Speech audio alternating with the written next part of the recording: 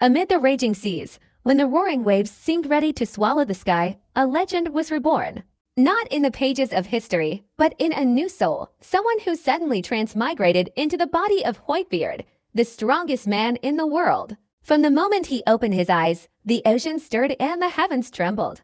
A single punch from him could split the seas in half, and one step was enough to make the entire new world tremble before the power of a Yonko. But that power was not meant for domination. It existed to protect his family, to protect those who called him father. And this is the journey that rewrites the entire legend of Whitebeard. A man standing in the vastness of the great sea declared, "If you wish to lay a hand on my family, defeat me first." Numb. Everyone gasped in alarm and took a deep breath of cold air. The enormous pit was filled with dust and countless, a shocking sight that sent shivers down everyone's spine. Whitebeard displayed a formidable force, and claiming to be the world's #1 was not an exaggeration at all. In a true showdown of ultimate power, unexpectedly, Whitebeard crushed Akainu in the fight. Gurgle. Akainu swallowed hard, glad he had run fast. Otherwise, given Whitebeard's display of power, he feared he would have been seriously injured by that single attack. Going down like this isn't a solution.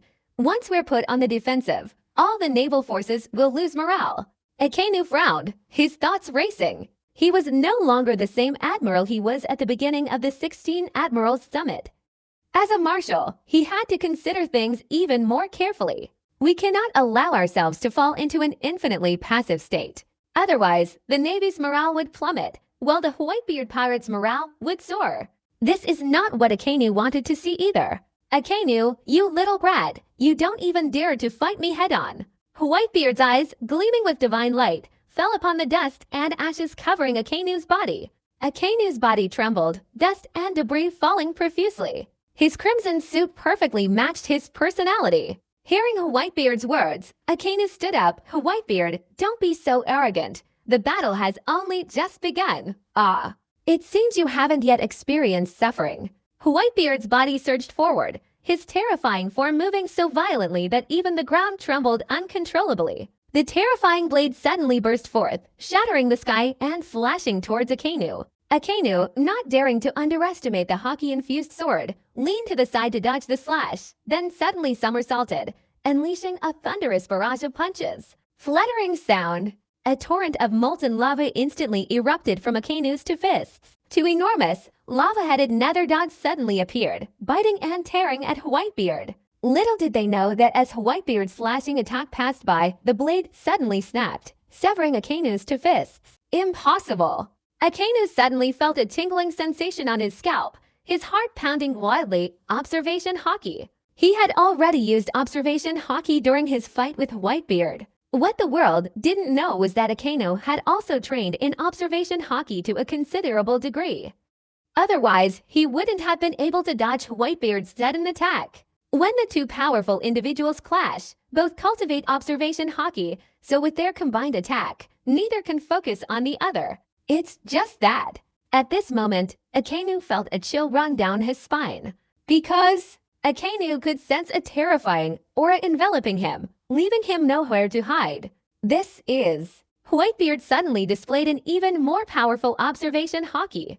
Only now did Akainu realize that their previous encounters were merely warm-ups. A bad feeling suddenly arose in Akainu's heart. Own. It's slow to say, but it happens very quickly. Without a single unexpected turn of events, Akainu continuously dodged the attacks, but in the end, he was still struck by Whitebeard's sword. This is a powerful, all-encompassing hockey-infused armament blade. Akainu, with his Logia-type lava fruit elemental transformation, had absolutely no advantage against Whitebeard. He could only rely on his physical body to withstand this attack. Whoosh! With each downward swing of his sword, Akainu's blood gushed out like a torrential rain. For a brief moment, a bloody mist filled the air. Creak! The sound of swords clashing against bone was like the screeching of fingernails on a blackboard, incredibly jarring. Whitebeard! With Akainu's sword striking his shoulder, he suddenly let out a loud roar, unleashing an unprecedented surge of power, desperately trying to withstand the onslaught of the sword. Despite the sword cutting into his flesh, despite the cuts and scrapes on his shoulder, Akainu's eyes widened, and suddenly he gripped the sword with both hands. All of this sounds very complicated, but in reality, it all happened in an incredibly short time. Akainu, gripping his sword with both hands, instantly unleashed a terrifyingly high-temperature, boiling lava that suddenly erupted from his hands and surged towards Whitebeard. Two surging streams of molten lava, with the force of a thunderous army, slammed towards Whitebeard. Undeterred by the imminent danger, Whitebeard instantly swung his sword, and with that single swing, he sent Akainu and his opponent flying away. The two streams of molten lava roaring towards 0.40 were also scattered, like smoke and fire erupting into chaos. East, Akainu, carrying the fallen sword, used his injured body as leverage to snatch the sword away. Whoosh, whoosh, whoosh. Heavy breathing, accompanied by Akainu's furious voice, rang out, "Whitebeard, your weapon is gone, ah?" This scene, without a doubt, was a great morale boost for the soldiers on the Shanghai battlefield. For a brief moment, cheers erupted. The shouts of kill on the battlefield were all suppressed. At times like these, a period of advantage is crucial to boost the morale of the entire naval headquarters, and Akainu managed to do it. Even if it means paying a heavy price, including physical injury, it's still worth it. Having his sword stolen from him, Whitebeard, with a completely unperturbed expression, his pair of sparkling, godlike eyes filled with a smile, looked at Akainu and said, "Mace boy, do you really think you can snatch the weapon from my hands? I only threw it at you on purpose." Really? Akainu remained unfazed. He was well prepared. As he retreated, gripping his sword, one of his men appeared and immediately used specially crafted sea prism stone chains to lock down his sword.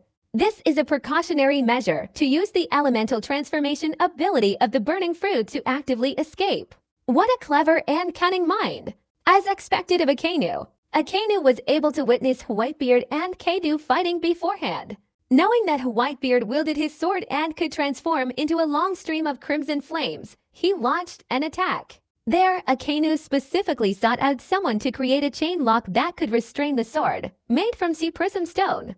Looking back now, it was indeed very effective. Whitebeard also didn't summon the sword, a divine weapon that was equally terrifying. Having stolen Whitebeard's weapon, Akainu finally relaxed a little. It wasn't that he was afraid of Whitebeard, but rather that he realized that having a Logia-type devil fruit weapon would definitely give Whitebeard wings. Seeing Akainu steal Whitebeard's most fearsome weapon, many Marines, in a flurry of activity, revealed smiles they hadn't seen in a long time. Lord Sakazuki truly lives up to his reputation as a Grand Marshal. He planned everything meticulously from the start. Even Whitebeard was tricked by the Grand Marshal. In the distance, the sailors were cheering joyfully. Naturally. Someone taking this suggestion said excitedly, "How can we possibly compare to the former Marine Headquarters Marshal? The Marine Headquarters is the strongest entity in this world. No pirate crew can compare to its immense power.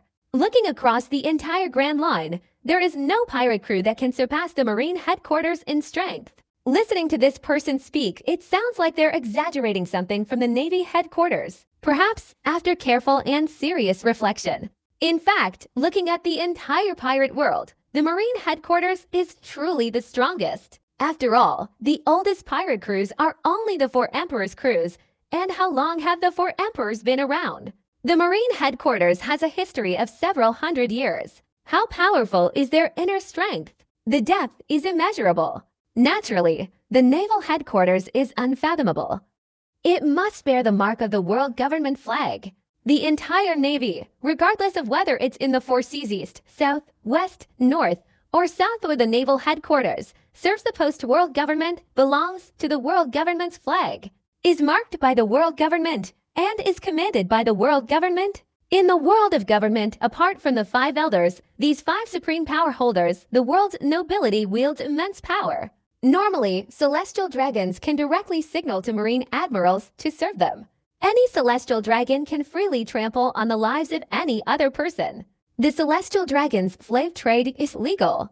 What kind of infuriating power does this heavenly authority possess? Therefore, the Naval Headquarters and the Marine Corps were often angrily rebuked by the pirates as celestial dragons' lackeys. Pirates often picture the Marine Headquarters as saying, "Fighting in the name of justice, serving the celestial dragons who commit heinous crimes in this world.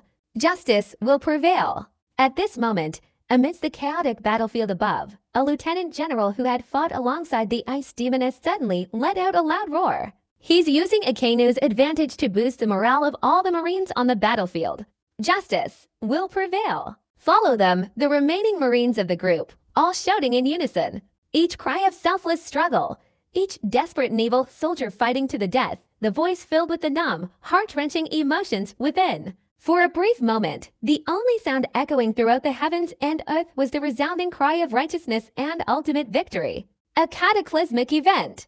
The prospect of acquiring naval power ignited a burning passion in an instant. Coming from all four corners of the world, along with the Naval Headquarters Naval Forces, everyone's spirits were high. Risking my life, I also want to uphold justice. Each Marine let out a long roar, and in that instant, an extremely terrifying force erupted, inflicting an unprecedented and devastating on the Whitebeard pirates. Even if it costs me my life, I want to destroy the Whitebeard pirates. It's for justice. Destroy the Whitebeard pirates. The naval group quickly fought selflessly, their eyes blazing with rage, disregarding any worries about their own lives, launching the most powerful attack. This is Akainu's true purpose. From the plan to seize Whitebeard's sword, to having the Vice Admiral lead the attack, using righteousness to inspire the Marines, making them all fight selflessly. Akainu had already planned all of this. Boost the morale of the entire naval headquarters. Akainu did it. He took a small advantage and instantly expanded it to its maximum, maximizing every exploitable advantage to its fullest potential. This is Akainu's true power. For a brief moment, the entire Whitebeard pirates were put on the defensive. The reckless naval group fought hard and killed. The scene appears almost entirely one-sided. Even those watching pirate gangs fighting battles around the world can't help but gasp in shock. Everyone couldn't help but secretly praise Akainu's powerful commander-in-chief abilities. At the same time, there was no shortage of pirates, and the Whitebeard pirates were worried. Whitebeard, without his sword, is he in danger? Many people think that way deep down. The sword, upon obtaining the burning fruit, shone with brilliant radiance. Especially after collaborating with Whitebeard to claim the title of the greatest swordsman in the underworld, people felt even more strongly that this sword, almost a mythical weapon, was of paramount importance to Whitebeard. The world's greatest swordsman has had his sword taken away, which undoubtedly weakens his strength. The battle between Whitebeard and Akainu was no longer a simple life-or-death duel between two men. The more powerful the battle's morale, the stronger the bilateral fighting spirit. Many people watching the battle, observing the battlefield situation, suddenly felt as if the entire Whitebeard pirates' morale had suffered an unprecedented weakening. Whitebeard, you Whitebeard pirate crew, you want to be finished. Akainu gasped for breath, his blood surging through his veins, making it difficult to breathe normally for a long time. The Whitebeard slash wasn't pleasant, but Akainu felt no regret whatsoever. In Akainu's eyes, this was perfectly calculated. Confidence is a good thing, but, Akainu, you're a little too confident. Whitebeard remained calm as ever, his expression unwavering even when Mount Tai crumbled. It was as if even a tsunami was insignificant in his presence. King Joe rumbling. As Whitebeard's voice faded, suddenly a series of heavy, thunderous sounds shook the entire island, and the heavens and earth rumbled incessantly. Everyone felt an earth-shattering, terrifying aura erupting from Whitebeard in an instant. At this moment, everyone's eyes simultaneously turned towards Whitebeard. At this moment, everyone was shocked, their eyes wide with astonishment, frozen in place. Oh my God! Kia, that is the demon. Anyone who obstructs my path forward will only have one outcome. Whitebeard's voice, like that of a god or demon, boomed in everyone's ears, making their eardrums ring. That is, being blown up by me. Justice. Don't joke around. A big fist is the only way to do justice. Noisy. Upon seeing Whitebeard's godlike, demonic body, everyone was instantly thrown into a commotion. This is Whitebeard. Standing above the crowd, they gazed into the distance at Whitebeard, their voices filled with admiration.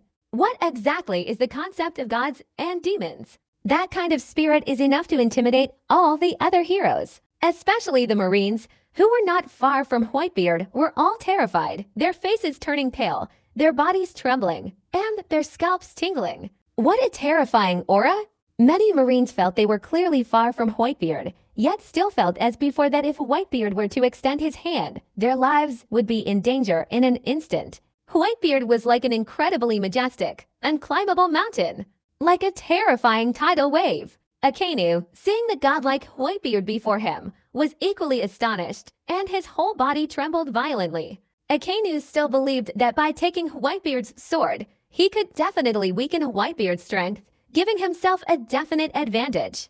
Maybe. Only now did Akainu realize that Whitebeard hadn't used his full power at all. Whitebeard was the first to be serious about fighting Akainu. Route 393. It's cheap. Nakedness is cheapened. Akainu felt incredibly suffocated at that moment. He, the esteemed admiral of the Marine headquarters, was being treated with such contempt by his opponent. They definitely don't take Akainu seriously. At this moment, Akainu was like a volcano ready to erupt at any time. His heart was burning with rage, and he was vaguely unable to suppress it. Boom, boom, boom. Whitebeard had no superfluous words. His body moved, and suddenly, from the center, he unleashed an unprecedented and terrifying speed. With the body of a demon god, wielding the power of 1,000 thunderbolts, Kia stomped unstoppably towards Akainu. Akainu's body instantly underwent an elemental transformation. Even the air seemed to boil with surging lava, which instantly erupted from Akainu's body, because Akainu felt a fear he had never experienced before. Akainu even felt he absolutely couldn't avoid this suicidal charge from Whitebeard. Before the hockey observation duel, Akainu was at a disadvantage. From that moment on, he knew that he wouldn't be able to easily dodge Whitebeard's subsequent attacks. But then, Whitebeard unleashed a terrifying aura, which sent a chill down Akainu's spine. Therefore, this one time, he could only resist head-on. Akainu's body was like a volcano, emitting terrifying, scorching streams of lava in an instant. The entire sky and earth were bathed in a blood-red light, like a hellish inferno of molten lava, incredibly terrifying. Boom, boom, boom. Whitebeard launched a surprise attack, the air behind him emitting a series of thunderous roars, a phenomenon created by his incredible speed. Wherever he passed, it was like a white silk ribbon, sweeping rapidly towards Akainu. Pop, pop, pop, pop. Streams of molten lava surged down from Whitebeard's body. Seeing Whitebeard facing his lava attack head-on, neither dodging nor evading, countless streams of lava rained down on Whitebeard in an instant. Akainu once again revealed a smile. Like suppressed resentment, after releasing the pent-up anger, a feeling of joy welled up inside Akainu. Even the naval group far away, upon witnessing such a scene, were filled with joy. In this world, until now, no one has ever been able to survive unharmed beneath Akainu's lava. Thinking about these things, all the naval personnel couldn't help but feel excited. Judging by his appearance, Whitebeard is going to die this time because of his pride and will live to suffer the consequences. Even Akainu himself was momentarily overjoyed, a smile instantly spreading across his usually stern face. That's right. Follow me in the next instant. Akainu's dark face, which hadn't yet fully broken into a smile, instantly froze, and that smile reversed in an instant, turning into a look of astonishment. From a distance, Akainu's face, already dark, became even darker. And the naval officers, even more terrified, their faces turning pale once again. All their devilish smiles, their damned confidence, vanished in an instant, leaving behind only deep fear and terror. The original scene would have depicted Whitebeard's body being instantly pierced through and sent flying by the lava, but the current situation is completely the opposite. The scorching lava, which had fallen onto Whitebeard's body in an instant, emitted a sound like it had been extinguished in the seawater. Along with the thick smoke that rose in an instant, those streams of lava that fell on Whitebeard were instantly split apart by him, transforming into countless densely packed fragments that scattered outwards. Even the deep red lava has been transformed into beauty. The high-temperature lava also dissipates. Whitebeard's body was that of a god or demon, yet give Akainu the lava. Off. Impossible. Seeing this scene, even Akainu, who usually managed to remain calm and composed, couldn't help but let out a cry. He simply couldn't believe it would turn out like this. A physical body resisting lava. You probably wouldn't believe this kind of story if I told you. It wasn't just Akainu who didn't believe it. Even everyone who witnessed that scene among the Marines couldn't believe it was real. This is the powerful flame rising from boiling lava. Have you ever met a human being who could survive unharmed in the lava of a volcano?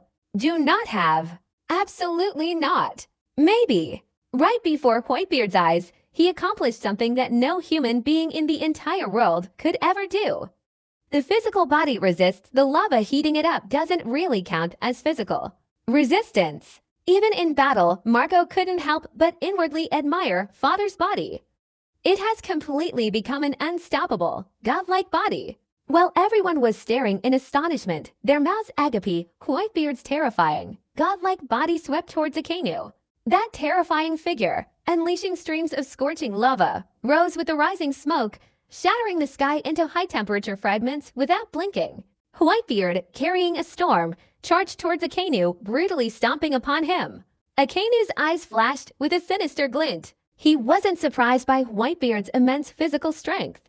His martial arts skills were anything but dull. It's slow to say, but it happens very quickly. Just as Whitebeard stomped down with a thunderous roar, landing beside Akainu in an instant, Akainu unleashed powerful streams of lava with both hands. The 2967 words instantly caused the temperature of the air to rise by countless degrees, and the molten lava struck Whitebeard's head in an instant. Your body can withstand lava. I don't believe your head can either. Akainu, filled with a frenzied rage, unleashed a flurry of punches, his body shifting rapidly. A powerful armament hockey instantly enveloped his legs. The Marine 6 Styles Geppe, pushed to its limit, was unleashed by Akainu almost instantaneously. In a single breath, Akainu's body flipped, and his legs kicked towards Whitebeard.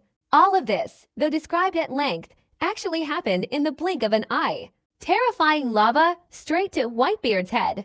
Akainu, having enhanced his legs with armament hockey, unleashed a terrifying, ferocious kick towards Whitebeard's head from behind.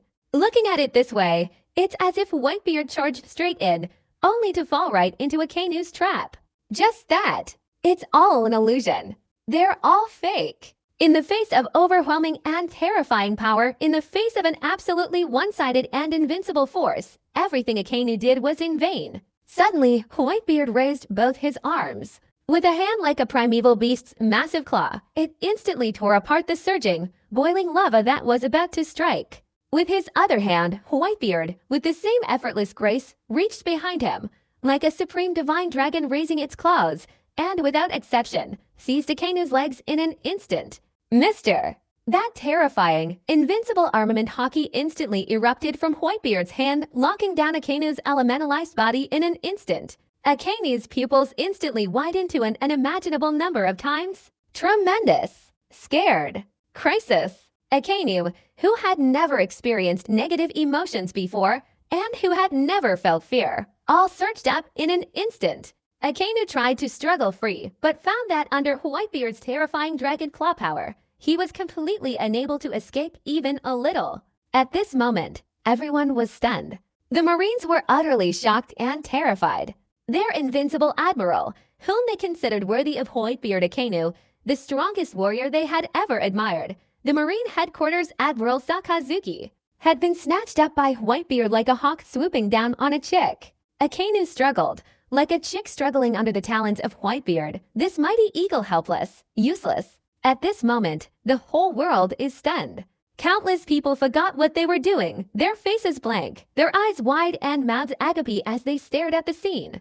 That's a terrifying scene. Stab! Whitebeard grabbed Akainu from behind, then suddenly fell forward. Waiting for Akainu to appear beside him in the blink of an eye, Whitebeard suddenly swung his other hand, unleashing a punch. Boom, boom, boom.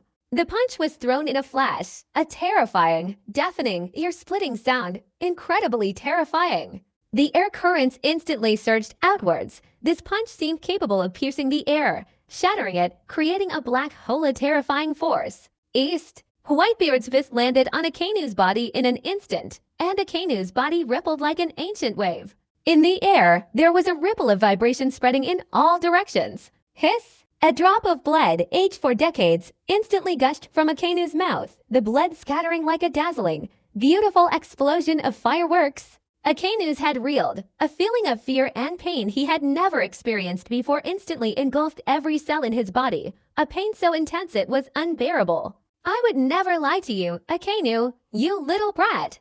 Whitebeard held Akainu, his face beaming with a gentle smile. Kia Akainu looked at that slightly curved, crescent-shaped white beard, which was incredibly dazzling and exuded an aura that instilled immense fear in people. Cough, cough, cough. Each drop of fresh blood, accompanied by Akainu's dry cough, suddenly gushed out from Akainu's mouth. Akainu felt like his body was about to explode. The blood in Akainu's body, which had been surging like a flood, was thrown into uncontrollable chaos by Whitebeard's punch, surging and rushing straight towards Akainu's forehead. Akainu would find it incredibly difficult to suppress this level of blood-pumping energy. A sweet, metallic taste in the throat, followed by fresh blood gushing out like a spurt. Akainu's 9-dog and 2-dog bodies were constantly surging with uncontrollable blood energy, unable to be restrained. His eyes widened, glaring fiercely at Whitebeard. Akainu's eyes seemed to be spitting fire, practically spewing molten rock. Lulelo. Whitebeard laughed heartily, his aura soaring to the heavens. His domineering, godlike body radiated an invincible, terrifying presence. In this world, everything seemed to freeze, leaving only Whitebeard's incredibly arrogant, vulgar, and unrestrained voice echoing incessantly, Akainu, you little brat, are you not convinced? All these events happened so quickly. That was too sudden. Akainu stole the sword strike, briefly regaining the advantage. Boost the morale of all naval personnel. Whitebeard's physical body swept across the lava, ignoring all of Akainu's attacks, revealing the terrifying power of his god-demon form. With the sky filled with molten lava and smoke, Whitebeard captured Akainu, landing a punch that sent Akainu's spitting blood and turning his black face purple. This caused a global sensation. What happened was truly unbelievable, the images suddenly changing so quickly that it was beyond comprehension. Right now, it was as if the whole world was in turmoil. Akainu originally live-streamed the battle to make the whole world take the Marines seriously, showcasing their immense power. Who knew that the result would be him being captured by Whitebeard, hung up, and beaten senseless, spitting blood and losing his composure, leaving the whole world witnessing this utterly pathetic and humiliating scene? This made Akainu feel like he was going to vomit blood just thinking about it. How hateful, how infuriating. Whitebeard landed one punch, then another, this punch crashing down on Akainu's body with a thunderous bang, like a drumbeat. Akainu's entire body and face were stirred up by a ripple of vibration. Akainu was struck so hard that blood gushed from all his orifices, fresh blood spewing from his mouth like a torrential rain, a horrifying and tragic sight. That terrifyingly powerful armament hockey swirled around his fist, leaving the Logia-type rock mix fruit user with nowhere to hide, and Akainu could only rely on his physical body to resist. One might be able to resist with their physical body, but how could they possibly withstand Whitebeard's unparalleled divine power? Everyone felt a surge of emotion. Every punch Whitebeard threw was enough to shatter mountains. What terrifying power was that? Akainu's body wasn't completely destroyed, which alone was enough to earn the admiration of countless people. As expected of the Marine Headquarters Marshal, Sakazuki, the strongest combatant in the Navy, he's quite resilient. If Akainu heard that, he'd be deliberately trying to provoke the favored black man. How could I, a dignified naval marshal, be hung upside down and beaten by pirates, and then have someone say, I'll still take the beating? Is there any justice in this world?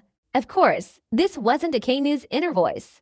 He was incapable of hearing the outside world's assessment of him. At this moment, Akainu inexplicably thought back to the year at another Marine headquarters, where Whitebeard's body was pierced through by a powerful blow. At that time, I myself had quite a few bloody holes inflicted on Whitebeard. Who could have imagined that, more than a year later, I would find myself in such a miserable situation? Over a year has passed, and today, Whitebeard's physique has not only recovered, but has also surpassed its peak, becoming an irreversible, god, and demon-slaying figure like Akainu. Everyone else is the butcher, and I am the fish. This is the true portrayal of Akainu right now. Fortunately, Akainu was truly willing to fight. He was able to rise to the rank of Marine Admiral, his strength surpassing Kizaru and Aokiji to become the strongest fleet admiral. Akainu not only relied on a Logia-type lava fruit, but also possessed superhuman taijutsu, immense physical strength, and hockey. It's just that. Akainu's hockey was no match for Whitebeard. Akainu's taijutsu is no match for Whitebeard's. Akainu, with his powerful physical body, could only passively endure the attacks. Kyo was eliminated right in front of the entire Navy, right in front of the whole world, a shameful and humiliating experience that left Akainu with nowhere to hide. Akainu's eyes narrowed, practically spitting fire. This is the greatest humiliation Akainu has ever experienced since becoming a Marine. Akainu, the dignified Marine Headquarters Admiral, has completely lost face. No, I must escape Whitebeard's clutches. I must repay Whitebeard for this humiliation tenfold. Akainu's inner self was constantly raging, almost to the point of exhaustion. At this moment, the Whitebeard pirates saw Whitebeard Sr. emerge victorious, almost overwhelming Akainu, practically hanging Akainu, the strongest Marine, upside down and smashing him in the face. The pirates cheered enthusiastically. Spirits are high. The Whitebeard pirates, their passion completely ignited, unleashed an unprecedented and terrifying surge of power. A father must fight, kill. A humiliating summit battle. We, the Whitebeard pirates, will repay this in full. I swear to die with my father. I will never let my father fight alone. The pirate group was almost insane, each of the 990 men risking their lives, fearlessly fighting without restraint. For a brief moment, the originally weak and retreating pirate group suddenly unleashed an irresistible force, forcing the Marines to retreat repeatedly. The saying goes, to capture an enemy, you must first capture their king. To kill an enemy, you must first kill their general. The moment Akainu was hung upside down and beaten by Whitebeard, the Marines were terrified. When Whitebeard displayed his godlike power, countless Marines were terrified, frightened to the point of fear, too scared to fight, and even fled in terror. Right now, not a single sailor dared to laugh. The smiles on their faces a second ago instantly transformed into profound fear. Laugh. Don't joke around. Even their marshals, the strongest and most respected figures, were brutally beaten and abused by Whitebeard. How can anyone laugh at such a scene? As soon as one naval vessel begins to retreat, it will create a butterfly effect on the battlefield, instantly shifting the battlefield to one side. The Whitebeard pirates have turned the tide and seized the dominant position on the battlefield. The Whitebeard pirates have once again gained the upper hand on the battlefield. Unbelievable! Whitebeard's abilities are terrifying. He single-handedly defeated a Marine admiral, instantly reversing the battlefield situation.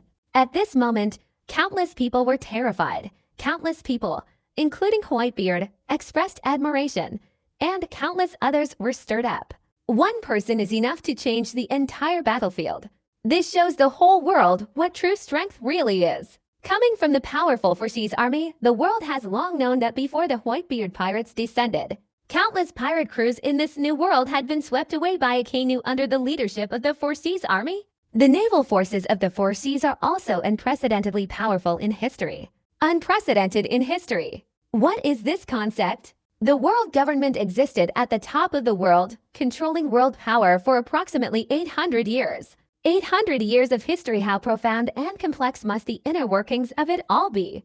How incredibly formidable are the Navy? But once, through Akainu's vigorous motivation and ruthless methods, they created the strongest naval force in 800 years of history, recognized by the world as an irreversible force. But thus, the naval forces, seemingly insignificant, were continuously forced to retreat under the relentless attacks of the Whitebeard pirates. The global mobilization across the Four Seas has both advantages and disadvantages. While the naval forces are powerful, their sense of justice and mission is far inferior to what it used to be. Once people's hearts are divided, it's very easy for large-scale defeats to occur.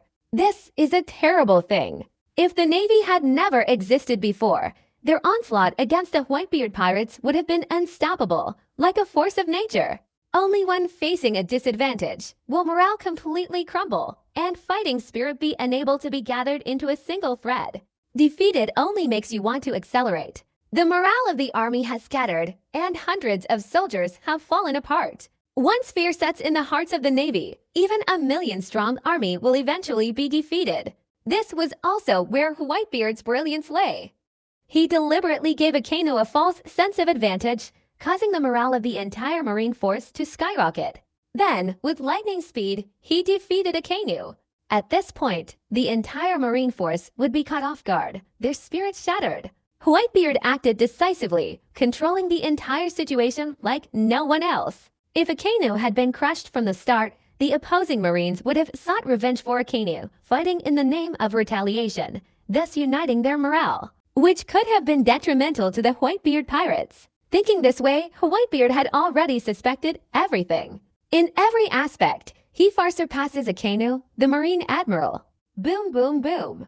The Navy began to falter, and the battle once again erupted in a wave of reversal, creating a terrifying battlefield. Deep, bottomless fissures appeared in the ground, and countless dense trenches formed, as if subjected to violent tremors. Even the geological strata were overturned in many places. Each section tilted inward, as if a massive mountain had been overturned, spanning across the battlefield. Bodies were piled up like mountains. Blood flowed like a river. This is a battle that will inevitably result in rivers of blood. The Marines poured all their resources into the battlefield, yet, as before, they were still unable to withstand the overwhelming onslaught of the Whitebeard pirates. Legendary pirate Shiki, the Golden Lion, the strongest Captain Marco, Diamond George, and Flower Sword Vista, once again rising from the sands. Crocodile, Moonlight Moria, and the fused shadow of Admiral Ryakugyu Kaido. The Whitebeard pirates were the strongest fighting force, even surpassing the Marines in strength. Even though Akainu was extraordinarily cunning, using the remnants of the Beast Pirates and the remaining members of the Whitebeard Pirates to launch a surprise attack on the Whitebeard Pirates, he was still no match for the overwhelming power of the Whitebeard Pirates. Gradually, large-scale dissolutions began to appear. Maybe, just then, one veteran naval officer, possessing exceptional charisma and the ability to rally support, joined the battlefield. Whitebeard, your era should have seen the curtain fall long ago. An unusually loud sound, like a resounding bell, echoed throughout the battlefield, the earth-shattering cry of kill, suppressing and concealing all other sounds. In this vast expanse of heaven and earth, only this one voice remained, reverberating. Edward Newgate, neither you nor I will belong to this era anymore. Suddenly, the former Admiral Kong, who had never participated in the naval battles, appeared, his feet clad in the 6 styles of the Navy's Geppu, smoothly and effortlessly entering the battlefield. His aura was undiminished from his earlier days, his spirit soaring, his righteous robes fluttering behind him. Your era, I, the old man, will personally bring it to an end. This sound appeared at the right time for the Navy. It was undoubtedly a timely shower. The gradual surrender of the original plan dispelled the discontent among the troops, ensuring stability and preventing further losses. When Akainu saw Ironbone Kong appear to join the battle, his eyes lit up even more. He had almost forgotten about this veteran's fighting prowess. Perhaps the veteran's fighting power shouldn't be underestimated. Even though Kong Gengyu is old and gray-haired, he was still a former marshal, just like the 5 elders. No matter how old he is, he's still an existence no one dares to underestimate. If we just join forces with the Supreme Commander, we can capture Whitebeard's head. In Akainu's eyes, a look of madness lurked, an overwhelming killing intent that was utterly terrifying. What kind of person could Whitebeard possibly be? 2 of the greatest pirates of their time, top-tier figures. How would you be scared by Kong's bone-shattering technique? Want to bring our era to an end? I'm afraid you'll be disappointed. Whitebeard, with one hand gripping the blood-soaked Akainu and the other pointing at Ironbone Kong, laughed heartily, his aura soaring. You are nothing more than an old soldier. If you want to bring an end to this era of old men, then just come on in. Loud and noisy, Kong, with his feet planted firmly on Geppu, moved at incredible speed, his entire body enveloped in a powerful and formidable layer of armament hockey. They came here because they were obsessed with Whitebeard. Whitebeard remained unmoved, a true strongman. He was calm and confident in the face of any adversity. Whitebeard threw a punch, one hand releasing Akainu, the other delivering a punch like a volleyball kick, sending Akainu flying.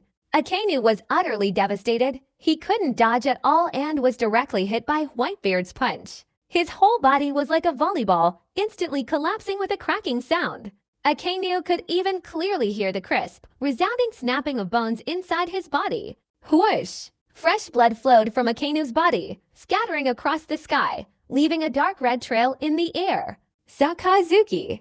Unexpectedly attacking, Ironbone Kong let out a loud roar. He didn't go to meet Akainu because he knew that even if he himself sent Akainu flying, it wouldn't change Akainu's injured fate.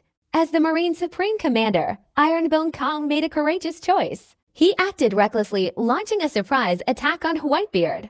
Approaching Whitebeard, he suddenly threw a punch. This one power can break through many obstacles and overcome all resistance. Like a great sun piercing the horizon, it roared towards Whitebeard. As expected of the naval commander-in-chief, the older the ginger, the spicier it gets. He's incredibly powerful and invincible, not inferior to anyone. Whitebeard unleashed a powerful, all-out attack, his godlike body suddenly surging with energy. In an instant, all the power within him concentrated in his right arm. On his right arm, veins and arteries twisted and contorted like pincers, overflowing with a terrifying, destructive force. Undeterred by the imminent danger, Whitebeard, wielding his powerful hockey, instantly unleashed a punch that struck directly at Ironbone Kong. East, the fists clashed in an instant, like two thunder gods' hammers battling, the air around their bodies instantly dissipating, following the ripples as they were pushed apart. The collision was terrifying, like a thunderclap. For a brief moment, the earth and sky buzzed with a loud sound. Everyone was terrified. Everyone here was amazed by the earth-shattering duel between the two legendary figures, a scene that unfolded that defied all imagination. All that could be seen was Whitebeard charging forward with the momentum of a rainbow, charging towards Ironbone Kong. After exchanging a few blows with Whitebeard, he suddenly spurted out a torrent of blood. Kong's entire body was like a kite with a broken string, flying and falling outwards. Boom, boom, boom. At that moment, Akainu, who had been sent flying by Whitebeard earlier, crashed with a loud bang into a distant marine building. With a loud cracking sound, the structure snapped in two. Amidst the deafening roar, dust flew everywhere, and ruins cascaded down, burying Akainu deep within.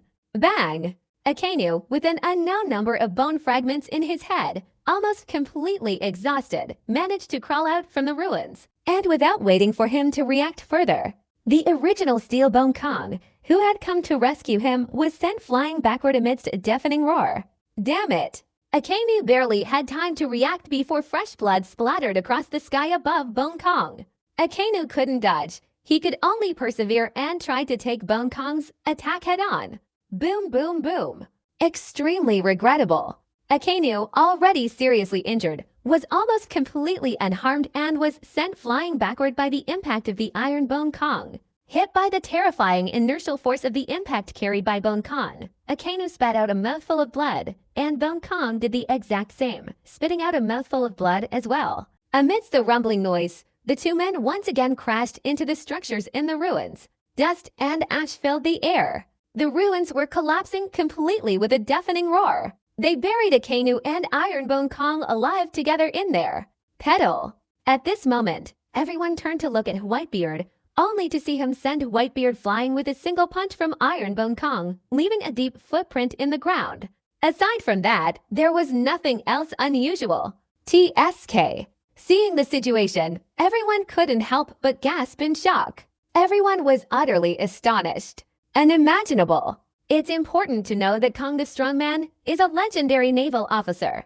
The older the ginger, the spicier it gets, just like people. Within the Navy, they held an even higher and more prestigious position, along with extremely high prestige. But unexpectedly, he proactively unleashed the Bone Kong technique, only to be sent flying by a single punch from Whitebeard. For the Navy, this is definitely a visual disaster. Let them lose all illusions. In the small town, many journalists and writers from around the world witnessed the battle, and each one was so terrified that their legs turned to jelly. The closer they got to the battlefield, the more clearly they could feel the horror and destructive power of this battle.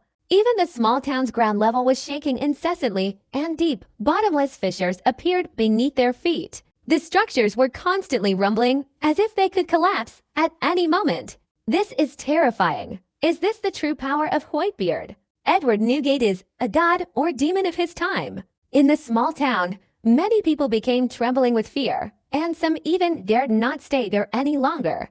They were terrified that Whitebeard would truly go berserk and sink the entire island. Because Whitebeard displayed such power, he was perfectly capable of sinking the entire Marine headquarters. Everyone was in a state of boiling crisis. Whitebeard, don't get too cocky too soon. Bang! Everyone here was terrified beyond compare. A sense of crisis was brewing, hidden beneath the ruins of the Bone King, along with the Akainu, who, amidst the rumbling, burst out from the devastation. Carrying a cloud of dust and ruins, Akainu and Ironbone Kong appeared in everyone's sight. Ken Ket Ket. Akainu, as expected of a top-tier marine fighter, had long since cultivated his taijutsu to an unfathomable level, and his body was tempered to an extremely resilient state. And yet, in such a short time, all the dislocated bones were reconnected. As for those other broken bones, there's naturally no way to put them back together. Akainu's face darkened, filled with intense hatred and hostility, as he glared at Whitebeard from afar. The murderous look in Kia's eyes was enough to prove just how terrifying the hatred and resentment deep within Akainu's heart was at that moment. Although Kong, despite being slightly more composed compared to Akainu, was still struggling and unable to cope. The robes of the two righteous Navy men were already tattered beyond recognition, almost reduced to shreds, their white fabric stained red with their fresh blood. Let's join forces and take down Whitebeard. Akainu practically spat out those words from between his teeth. Edward Newgate's head must be taken today. Let's put an end to this arrogant pirate era. Kong and Akainu's opinions aligned without any prior planning. The two were incredibly in sync, almost simultaneously launching their attack. This time, the two suffered utter humiliation, being repeatedly knocked flying by Whitebeard in front of everyone. It was an extremely humiliating experience, and Akainu and Ironbone Kong, filled with hatred, retaliated. Terrible. Unintentional. The wind was whistling loudly. The two men launched a surprise attack on Whitebeard, and in an instant, a series of sharp, violent sounds erupted. Like thunderclouds filling the sky, about to descend upon the earth, a thunderous force engulfing the heavens and earth, containing terrifying power, and facing this terrifying power. Only Whitebeard could do so. All alone. Berserk, canine-toothed Red Lotus. When Akainu attacks, it's his most powerful move. While its attack range isn't as wide as his ultimate technique, Meteor Volcano, its sheer destructive power in a single point makes it absolutely the most terrifying move among all of Akainu's ultimate techniques. Moreover, this is Akainu's enhanced canine tooth Red Lotus, which he has been exploring the depths of the lava fruit for over a year now. The power displayed was infinitely more terrifying than the summit battle mentioned above. A gigantic, dog-headed lava mass suddenly emerged, attacking fiercely. A swirling mass of crimson lava, radiating an incredibly terrifying and awe-inspiring heat, emanated from a colossal, swirling mass of lava. A monstrous, dog-like creature opened its enormous mouth, lava dripping from its fangs, accompanied by rising white mist, ferociously lunging towards Whitebeard. Terrifying, violent sounds are constantly echoing. In the air, an extremely pungent sulfurous gas permeated. The molten lava, gushing down in torrents, dissolved the entire geological strata. Kia unleashed its massive, dog-headed lava mouth, launching a surprise attack on Whitebeard. Whitebeard let out a deafening roar that shook the heavens and earth, the sound of wind and thunder echoing, powerfully masking all the sonic booms. Akainu, you little brat, you're not qualified to bring my ear to an end yet. Whitebeard aimed a surprise attack at the dog-headed lava creature, unleashing a powerful punch. In an instant, a sudden change occurred. A power from below shattered the very air, and all obstacles were instantly pierced through. Boom, boom, boom. Whitebeard, with one powerful punch, forced Akainu to charge forward with Berserk, Red Lotus of the dog's teeth. Kia, that monstrous, dog-headed creature, was instantly reduced to dust by a single punch from Whitebeard. Fresh Flower Bridge. In an instant, carrying a white mist and emitting a pungent, swirling stream of molten lava, it shattered into countless dense, intertwined clumps of molten rock, each droplet of lava exploding violently in all directions. Like a durian exploding violently, a sky full of molten lava shot out. Whitebeard was completely unharmed. That's right. Teaming up with Akainu to attack Ironbone Kong means they're almost as close to Whitebeard. The terrifying, steel-bodied Kong, with its thunderous roar, violently slammed into Whitebeard. At the same time, Akainu unleashed the canine fang Red Lotus, shattering the sky with molten lava and white mist, unexpectedly striking Whitebeard. Without exception, Akainu unleashed his strongest punch. He unleashed a terrifyingly high temperature, blood-red molten lava with a single punch, the molten rock swirling within his fist. Akainu, unlike others, only had one fist, swirling with an incredibly dark aura of armament hockey. Both fists underwent different levels of power enhancement. This is Akainu's ultimate close-quarters killing spree. The damage output far surpasses any other move. Thump thump. Almost instantly, Akainu and Ironbone Kong's attacks simultaneously landed on Whitebeard's tall, imposing, and majestic figure. It sounded like drums beating, and then a loud, explosive sound rang out. Seeing this, the large group of Marines finally felt a sense of pride. Their spirits were all uplifted. That's right. As Akainu and Ironbone Kong launched their attack, their eyebrows furrowed in joy. But before they could even react, their brows suddenly furrowed, their hearts pounded, their blood rushed, and their scalps tingled. Impossible! Akainu and Ironbone Kong almost shouted at each other. Both of their fists landed simultaneously on Whitebeard. To everyone's astonishment, it was discovered that the two individuals known as the strongest Marines, working together and unleashing their most powerful attack, landed on Whitebeard. Yet Whitebeard didn't even flinch. That's not all. Even with his godlike body, Whitebeard could only manage to emit a single, deafening drumbeat. Aside from that, Akainu and Ironbone Kong fought in close combat, leaving not even the slightest injury on Whitebeard's body. Akainu's surging lava fist, when it landed on Whitebeard, merely emitted a puff of white smoke. Basically, there's no clear countermeasure against the 007 beard that could inflict even half a point of damage. Right now, Akainu and Ironbone Kong's hearts pounded almost simultaneously. In an instant, they both fled, their figures scattering in all directions. Boom, boom, boom. Whitebeard's fist, following closely behind the two men, slammed down with a thunderous roar. Akainu and Ironbone Kong leapt up at lightning speed.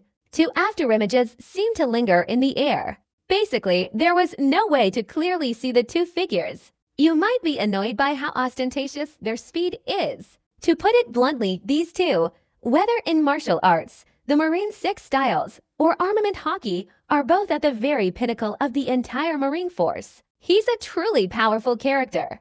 Kong the Great was the admiral who captured Pirate King Roger that year. Akainu is the current Marine admiral. The two leapt up and down, once again joining forces, simultaneously attacking Whitebeard. Akainu and Ironbone Kong couldn't believe it. If Whitebeard could stop their attack once, could he stop them a second time? Even if he could stop them a second time, at most they'd team up for a third attack. That's right. Just as the two men unleashed their powerful attacks for the second time, close to each other in the blink of an eye, Whitebeard suddenly foresees the future, and in an instant, to fist strike down upon Akainu and Ironbone Kong. As Whitebeard's immense power enveloped Akainu and Ironbone Kong in an instant, both felt an unprecedented sense of danger descending upon them. Yet neither of them chose to retreat, for there was no way for them to survive. All I can do is close my eyes. Thump thump. Before Akainu and Ironbone Kong's attacks could even land, Whitebeard's two fists, one after the other, struck first. Attacked directly at Akainu and Ironbone Kong, the two leading attackers. This terrifying, demonic body unleashed a horrific destructive force far beyond anyone's comprehension. It happened almost instantly. Akainu was simultaneously blown away by the Bone Kong. As if facing imminent danger, the two men desperately used armament hockey to defend themselves, but they couldn't withstand Whitebeard's terrifying destructive power. In the instant they were sent flying, both their heads caved in, their skulls nearly popping out, and blood gushed from their temples. Absolutely terrifying. As the two men were sent flying, they left two long, blood-red trails in the air. Follow me! The rumbling sound echoed once again, reverberating through the rows of buildings. The sky was instantly filled with swirling dust that shot up into the air. One by one, the buildings collapsed in an instant. Countless ruins crumbled with a deafening roar. Bury Akainu and Ironbone Kong together in there. These two people were buried alive for the second time. No one thought of it. The battle will change. It will happen suddenly. One moment, it was clearly Akainu and Ironbone Kong teaming up, simultaneously striking Whitebeard's body. The next moment, Whitebeard's two fists sent Akainu and Ironbone Kong flying again, their fresh blood staining the sky red. The two men attacked again, bumping into the architecture within the ruins. Right now, The entire world, those watching the battle, couldn't help but gasp in shock. What terrifying destructive power! I wonder how many people were amazed. Terrifying. Unbelievably terrifying. The initial surge in naval morale almost instantly collapsed. The entire army crumbled in a flash. Why is it that the Marshal and the Supreme Commander, working together, clearly hit Whitebeard, but failed to defeat him? This is a question, and countless Zillers have become suspicious of it. They simply couldn't understand why Akainu and Ironbone Kong, despite clearly hitting Whitebeard, had absolutely no effect. If they knew Whitebeard's body required approximately 1 million mental points to restore to its peak, and then another million mental points to elevate his ultimate physical state to that of a god or demon. What is this concept? Even Kadu, the king of beasts, hailed as the strongest creature of the beasts on land, sea, and sea. In the face of Whitebeard's godlike form, all they could do was show their true colors and surrender. Divine demon body. The real Whitebeard is the inside story. Could the true nature of how 4.9 will sweep across the world be real? No matter what attack you launch, don't even dream of leaving a single wound on Whitebeard's body. Because Whitebeard wouldn't repeat the same mistake again. That year, during the climactic battle, Whitebeard suffered 267 sword wounds, 152 bullet wounds, and 46 cannonball hits. His body was almost completely shattered. Now that Whitebeard has returned in full force, sweeping through the Grand Line and reclaiming his marine headquarters, how could he possibly allow the events of that year to repeat themselves? Akainu, you little brat, I told you, with your meager strength, you can only light candles at a birthday party. You want to show compassion to this old man. You're still far from capable of that. No way. This is impossible. Many of the sailors were almost completely terrified and couldn't believe what they were seeing. Their marshals, the combined forces of the Supreme Commander, the two strongest fighters in the Marine headquarters, were still sent flying by Whitebeards to punches. This is truly unbelievable. What they didn't know was that Whitebeard had not only used his godlike body to withstand the attacks of Akainu and Ironbone Kong, but had also strengthened his physical body with his incredibly powerful armament hockey. How incredibly powerful and terrifying was Whitebeard's armament hockey? With the body enveloped in divine and demonic energy, only Akainu and Ironbone Kong truly know just how astonishing their defensive power is. Moreover, Whitebeard had just used his observation hockey to predict Akainu and Ironbone Kong's evasive positions, feigning an attack to ambush them, making it difficult for Akainu and Ironbone Kong to defend themselves, which is why Whitebeard was able to instantly send them flying. What looks like a simple punch, in reality, not only contains the terrifying power of Whitebeard's invincible, godlike physique, but also utilizes the immense advantages of armament hockey and observation hockey. It's just that outsiders don't see it. That's why I felt so moved. Of course, even though Akainu and Ironbone Kong had fully experienced it, they were still deeply moved. Perhaps the fact that he possessed almost overwhelming hockey, making him stronger than Kong, the first-ranked Marine under the Five Elders, is enough to inspire admiration.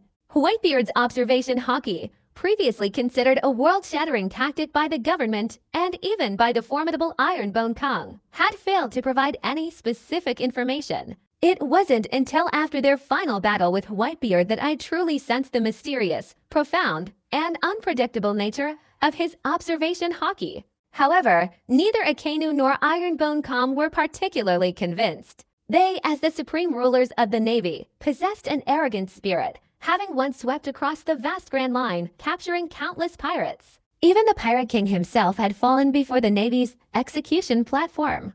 Never before had they experienced such humiliation. He was knocked out twice by Whitebeard's simultaneous attacks, and Akainu even started a worldwide live stream. This is a humiliating image, witnessed by countless people. This is absolutely something Akainu and Ironbone Kong cannot tolerate. Whoosh, whoosh, whoosh. Amidst the ruins, Akainu and Ironbone Kong charged forward once again. Both men were seriously injured, their bodies covered in fresh blood amidst the dusty ruins, looking unusually disheveled, like a pair of utterly destitute wanderers. For the Supreme Commander of the Navy, Akainu and Ironbone Kong's current state was undoubtedly a tremendous humiliation. A warrior may find it impossible to avoid killing in a humiliating way. Even though they knew Whitebeard was incredibly powerful, and even though they were clearly severely injured, they had no choice but to retreat. They have to fight. We will never back down. Akainu, in particular, was even more resentful. Deep down, he didn't believe it at all. He endured the combined attack of him and Ironbone Kong, yet outwardly appeared perfectly fine. According to Akainu, Whitebeard probably couldn't withstand it either. He just didn't show it. Acknowledging the immense humiliation inflicted upon Akainu and Ironbone Kong, the two exchanged glances before attacking again. The two figures separated to either side, moving with incredible speed, and from opposite directions, launched a coordinated attack on Whitebeard. Lulelo. That's great. I've had enough to fight. Whitebeard let out a hearty, unrestrained laugh that shook the heavens and earth, echoing for a long time without ceasing. Akainu, a streak of red light, attacked in a flash. After suffering such immense humiliation, Akainu showed no restraint whatsoever, almost pouring all his energy into the fight, risking his physical strength to the point of exhaustion. Like a dying man's last burst of energy, at this moment Akainu unleashed an unprecedented destructive force. As Akainu unleashed his two fists, a torrent of molten lava instantly erupted outwards in a frenzied torrent. Whitebeard raised his arm, delivering a punch that countered Akainu's attack. There was absolutely no lava visible. Like a bottomless abyss, the pitch-black hockey enveloped Whitebeard's fist. As they were battling the lava in the blink of an eye, plumes of white mist rose up.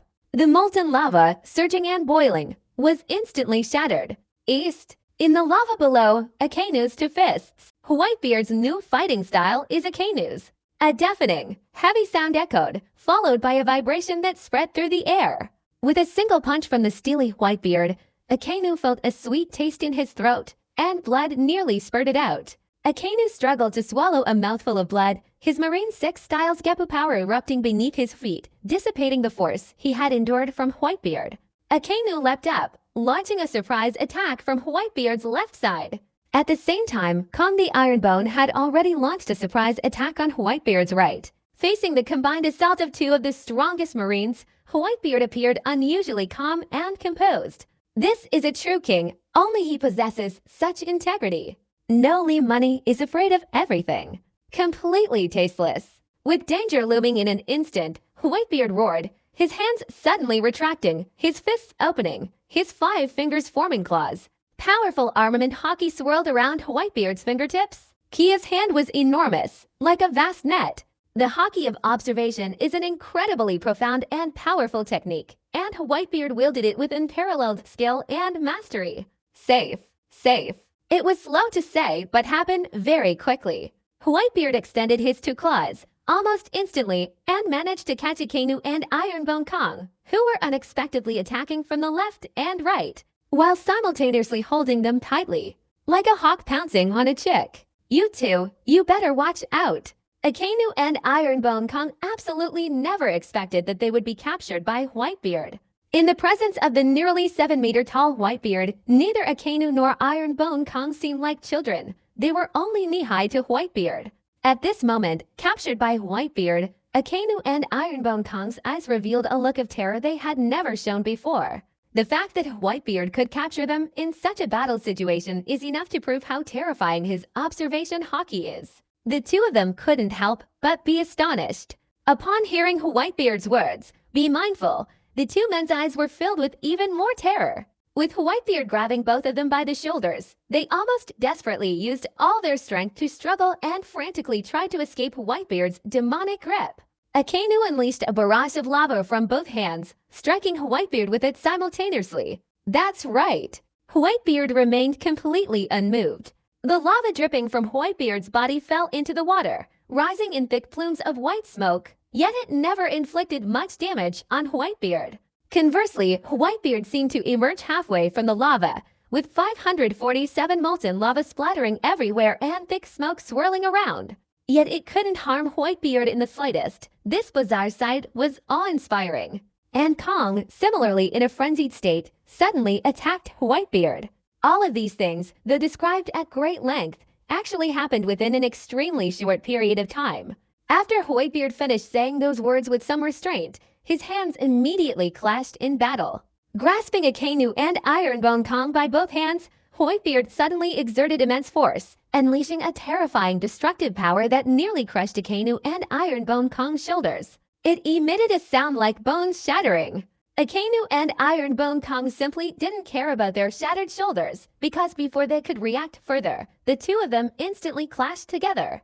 Let's have a chance for some intimate contact. Boom! Akainu and Ironbone Kong collided head-on, immediately causing a deafening explosion, and both Akainu and Ironbone Kong let out a pained cry. Heart-wrenching cries of anguish echoed throughout the entire naval headquarters on the island. It sent shivers down everyone's spines, and for a moment, everyone felt a sense of danger. This isn't finished yet. After Whitebeard brought Akainu and Ironbone Kong together, he grabbed Akainu with one hand and dragged him into the ground, sending countless rocks and earth flying in an instant. With his other hand, Whitebeard followed closely behind, grabbing Ironbone Kong and instantly, like a sledgehammer, slammed him down onto Akainu, who was trapped in the ground. Boom, boom, boom, boom. Whitebeard used Kong's steel bones as a hammer, trapping him in Akainu's underground chambers as a target, relentlessly pounding Akainu's body with hammer and mace. Each loud bang was accompanied by two mournful screams from Akainu and Ironbone Kong. Not only that, but it was also accompanied by a massive gush of fresh blood. Whitebeard's movements were like drumming, a kind of grip on Kong's steel bone, each punch landing heavily on Akainu's body. Several streams of fresh blood spurted from Akainu's body. The depression in the Earth's crust was soon stained red with the fresh blood of Akainu and Ironbone Kong. Countless rocks and debris, carried by Whitebeard, fell and crashed down, scattering high into the air. These blood-stained rocks and debris, as they flew, formed streaks of blood-red light in the sky, creating an extremely terrifying scene. Dong dong dong! Bipped with each crashing sound, the Earth's crust cracked, almost collapsing, with countless fissures spreading outwards in a manner that seemed to extend further and further into the distance. As Whitebeard slammed down with immense force, the entire island was engulfed in a violent tremor. It felt as if the entire incredibly vast naval headquarters island could be sunk into the ocean by Whitebeard at any moment. For a moment, everyone was terrified. Knocked to the ground by Akainu, who was still relentlessly enduring the devastating onslaught from Whitebeard, each punch landing on Akainu's body was accompanied by a gush of blood. At this moment, Akainu had long since lost his former confidence and composure, and not a trace of his former arrogance remained. Kong's physique is the same. It's not good at all. His whole body was covered in blood. The entire body, from head to toe, has 206 bones. Who knows how many of the skull bones are still perfectly intact and undamaged? The two most powerful figures in the Marine headquarters, the two highest-ranking combatants in the Marine headquarters, even with their combined strength, were today completely overwhelmed and brutally defeated by Whitebeard alone. Akainu was pinned to the ground by Whitebeard, who was furiously hammering away at him. Kong's skeletal frame was seized by Whitebeard and treated like a wooden club. The sky was filled with flying rocks and debris, shrouded in smoke and mist, accompanied by the horrifying splatter of fresh blood and the heart-wrenching, soul-shattering cries of despair. In the end, neither Akainu nor Ironbone Kong could even utter a single scream of agony. Seeing that scene sent shivers down everyone's spine. The whole world was terrified.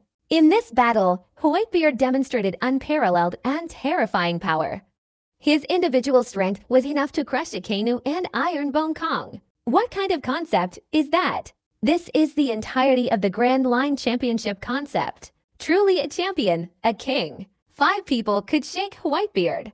Exhilarating. Whitebeard let out a loud roar, then exhaled a long, fell breath. To pin Akainu to the ground, to beat him to a pulp, that feeling was incredibly satisfying. Beating Whitebeard was incredibly joyful, a feeling of pure bliss, so incredibly comfortable, so incredibly relaxing. Whitebeard unleashed an unprecedented and terrifying force, unleashing a barrage of furious punches at Akainu. Each punch landed with bone-shattering force. With each blow, fresh flesh flew through the air, and blood splattered like a torrential rain.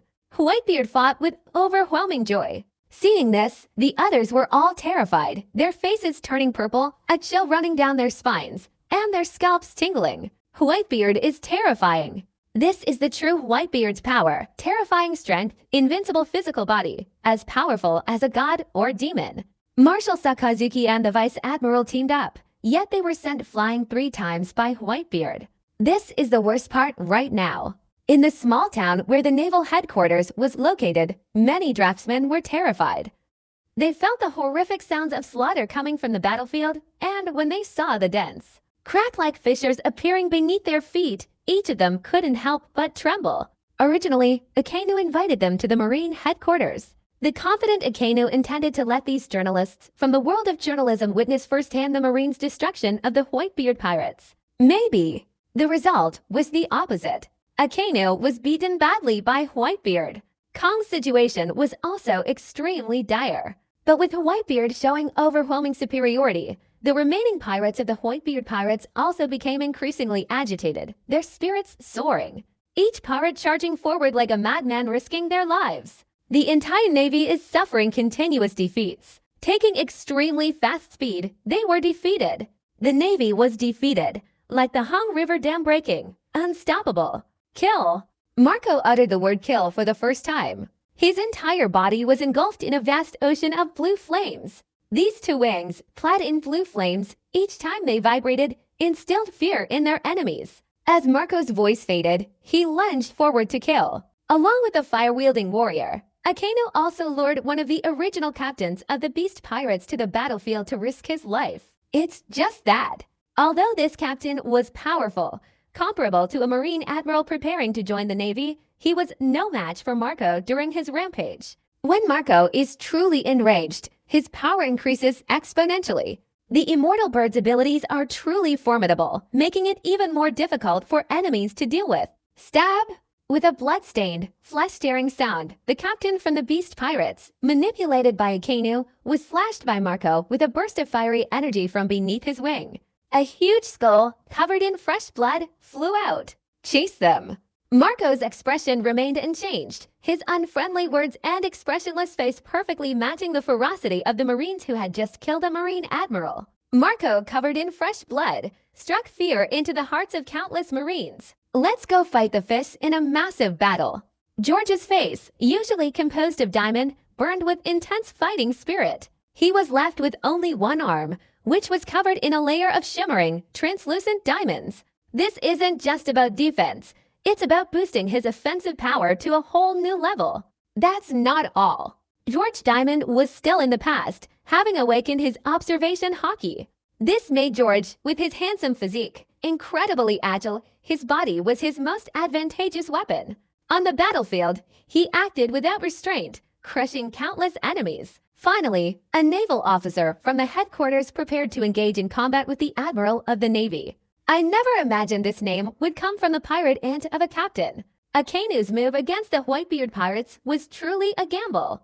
Of course, Akainu was uneasy about these people who were originally from the 4 Emperors pirate crews, and he planned to use them and then capture them directly. The intention was malicious, clearly. On the other side, Shiki, the Golden Lion, similarly hastily blew up each Pacifista.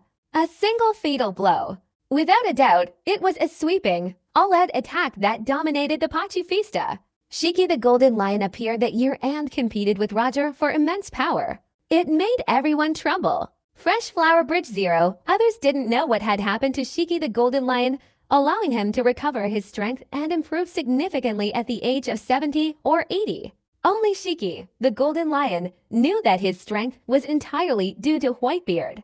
As for Whitebeard, he now holds Shiki, the Golden Lion, in complete reverence. His gratitude towards Whitebeard was perhaps no less than that of the squad leader.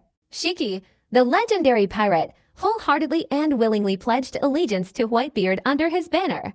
Not a single word of resentment.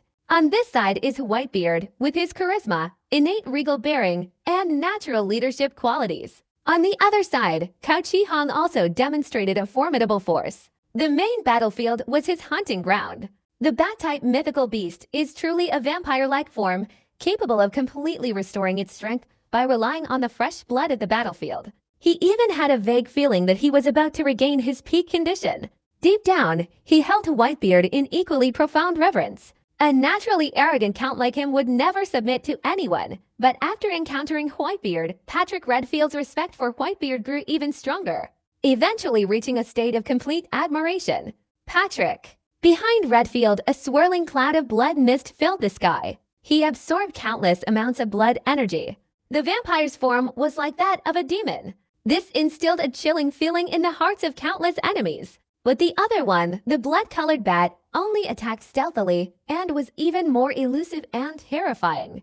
Patrick Redfield was almost overwhelmingly dominant, relentlessly killing every Marine who stood in his way. Even one of the Admiral's Marines died at Patrick Redfield's hands. As a father, I fight. Kill them with satisfaction. Kill until the heavens and earth tremble. Each resounding sound echoed throughout the entire naval headquarters on the island, striking fear into people's hearts. The damp air carried a pungent, fishy scent of the sea breeze, blowing through the New World Navy headquarters, bringing with it an even stronger, more acrid smell of blood. The naval headquarters structure, with the docks in front, is a super large plaza. This plaza is the central area of this war. On the other side of this huge plaza is a massive wall more than 10 meters high, with the most intense artillery positioned within it. These cannons, fired upon by the Whitebeard pirates upon their recent invasion of the Marine headquarters, unleashed incredibly terrifying firepower. However, after the actual war broke out, these intense firepower ceased. In any case, no harm can be done on the naval battlefield.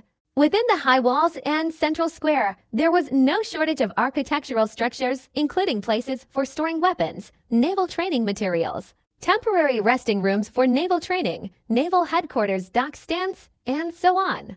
At this point, a building or structure had already been struck and burned. The ringleaders are Akainu and Ironbone Kong.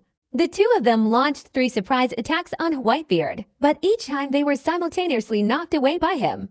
On the 3rd attempt, they were captured by Whitebeard and subjected to a furious beating. Within the walled enclosure was the small town where the naval headquarters was located.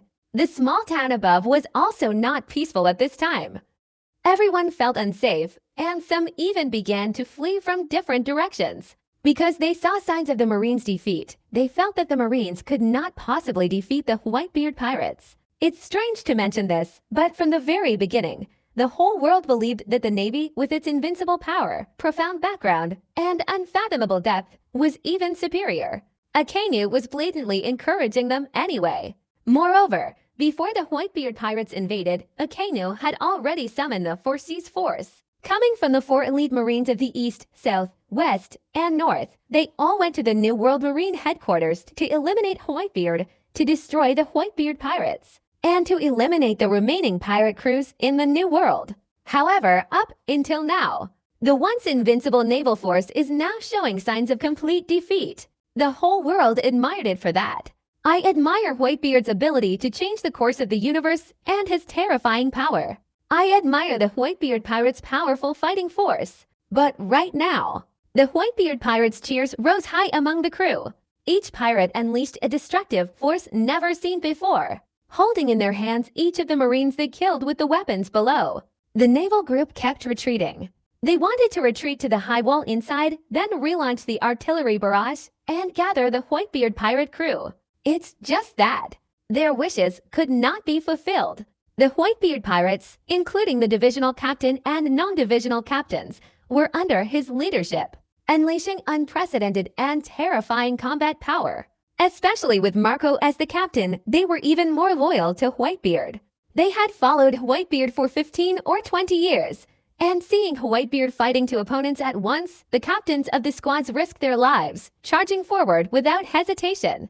One by one, the naval admirals, naval commanders, and naval headquarters officers, lieutenant generals, and rear admirals fell to the ground.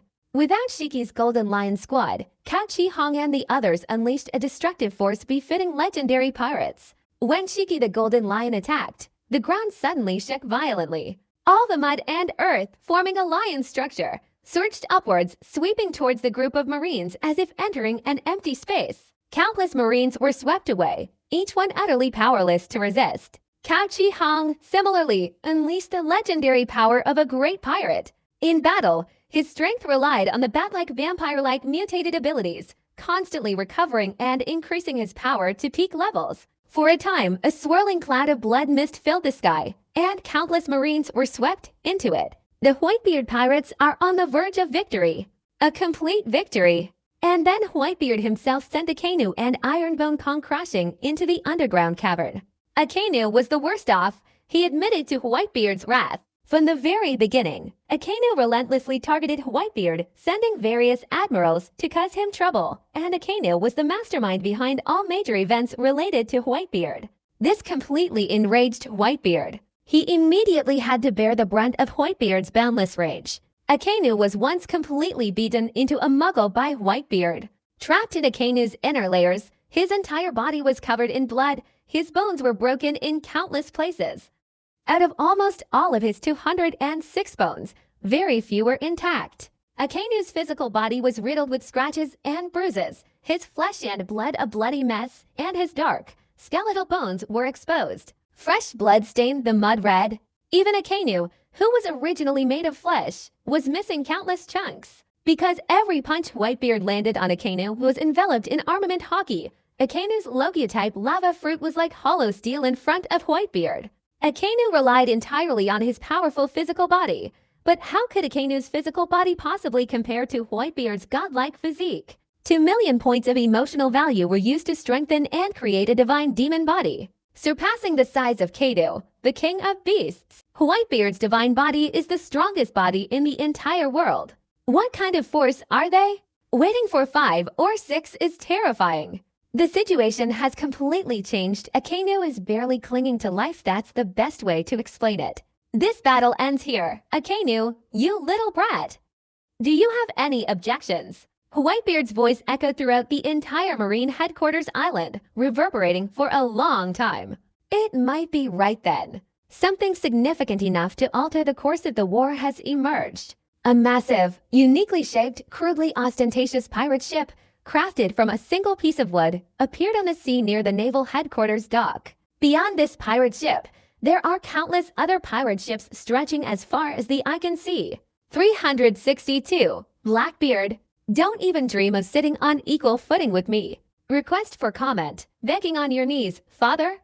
Your era should have seen the curtain fall completely. But at that moment, a rough, furious sound suddenly came from the surface of the sea. The sound echoed throughout the entire island. For a moment, everyone was slightly frightened, and they all involuntarily turned their heads, simultaneously looking toward the dock where the pirate ship was sailing on the sea.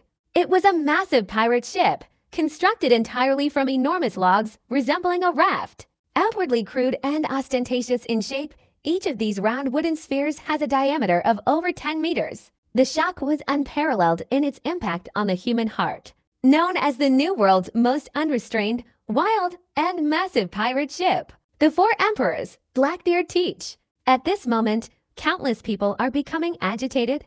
The person who arrived was none other than Blackbeard Teach, the captain of the Blackbeard Pirates, one of the 4 emperors. At Blackbeard's pirate ship, there were also numerous other strangely shaped pirate ships of varying sizes, all flying the same pirate flag. Blackbeard's 18 pirate crew.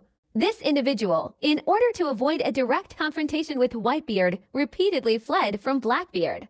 However, when Whitebeard invaded the Marine headquarters, he chose not to flee and instead opted for a direct confrontation. East. Blackbeard's pirate ship is blocking the Marine headquarters dock. Following suit, one by one, the Blackbeard pirates, under the pirate flag, arrived at the dock.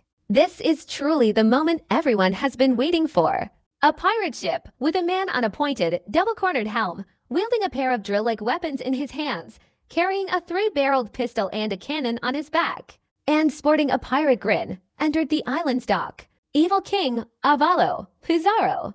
Quite a few people let out a low gasp. This person, with a pirate-like grin on their face, possesses an extraordinary background, a death row criminal from the 6th level of Impel Down.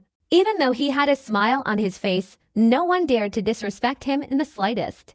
Whitebeard, we meet again. Avalo. Pizarro's face was filled with a nostalgic expression. Anyone unfamiliar with him might think he'd come to reminisce about old times. But anyone who knew him would know his immense power and ruthless methods. Black Ha Ha Ha. A monstrously large pirate, his entire body stained red with wine residue, slung a huge wine gourd over his shoulder, his long, enormous nose like a circus clown's, a black clown hat on his head, a drunken grin on his face as he spoke. Big barrel of Vasco whiskey, shot. Then someone whispered in surprise. Once again, a powerful figure, surveying the new world of the Grand Line, and also a top-tier combatant. Coming from Impel Down's 6th level prison, a criminal serving a life sentence. Their strength is not to be underestimated. Vasco Shot licked his lips, his drunken eyes fixed on Whitebeard, then suddenly burst out, "Whitebeard! We still have a drinking party from back then that we haven't finished yet. Don't forget. You still owe me a bottle of wine, you H, if you're still alive." Vasco Shot, with a drunken grin on his face, spoke wildly and recklessly without any restraint whatsoever. Upon hearing Vasco Shot's words, everyone gasped in shock. Originally, this person and Whitebeard were both great pirates from the same era. Moreover, the two of them seemed to have this minor conflict. At this moment, Whitebeard turned his head to look at Vasco Shot, his crescent-shaped white beard slightly moved. Whitebeard laughed and said, thinking of reclaiming that bottle of wine, "I'm afraid you'll never have the right to stand before me and drink from me in this lifetime. A mere silver medalist dares to cause trouble with me, Whitebeard." During Roger's era, the number of silver medal players was countless, like fish swimming across a river. Even if you've lived this long, you're not qualified to compete with me. Ha ha ha, a big barrel of wine. Whitebeard said you're not enough. At that moment, another pirate ship appeared, and a tall, imposing female pirate with a long nose, wide mouth, and imposing physique swooped down, laughing mockingly without restraint. Shot frowned, saying irritably, "Katarina Devon, stop butting in." TSK. Upon hearing the name Katarina Devon, many people gasped in shock. 760 Moon Hunter Katarina Devon, a notorious female pirate with an extremely bad reputation. To become a renowned female pirate in the New World might require more hardship than any man could ever imagine. Spaniel, especially Lin Na. Devon not only became a famous pirate, but also a woman on the high seas whose name struck fear into the hearts of all who heard it. She was an extremely cruel person.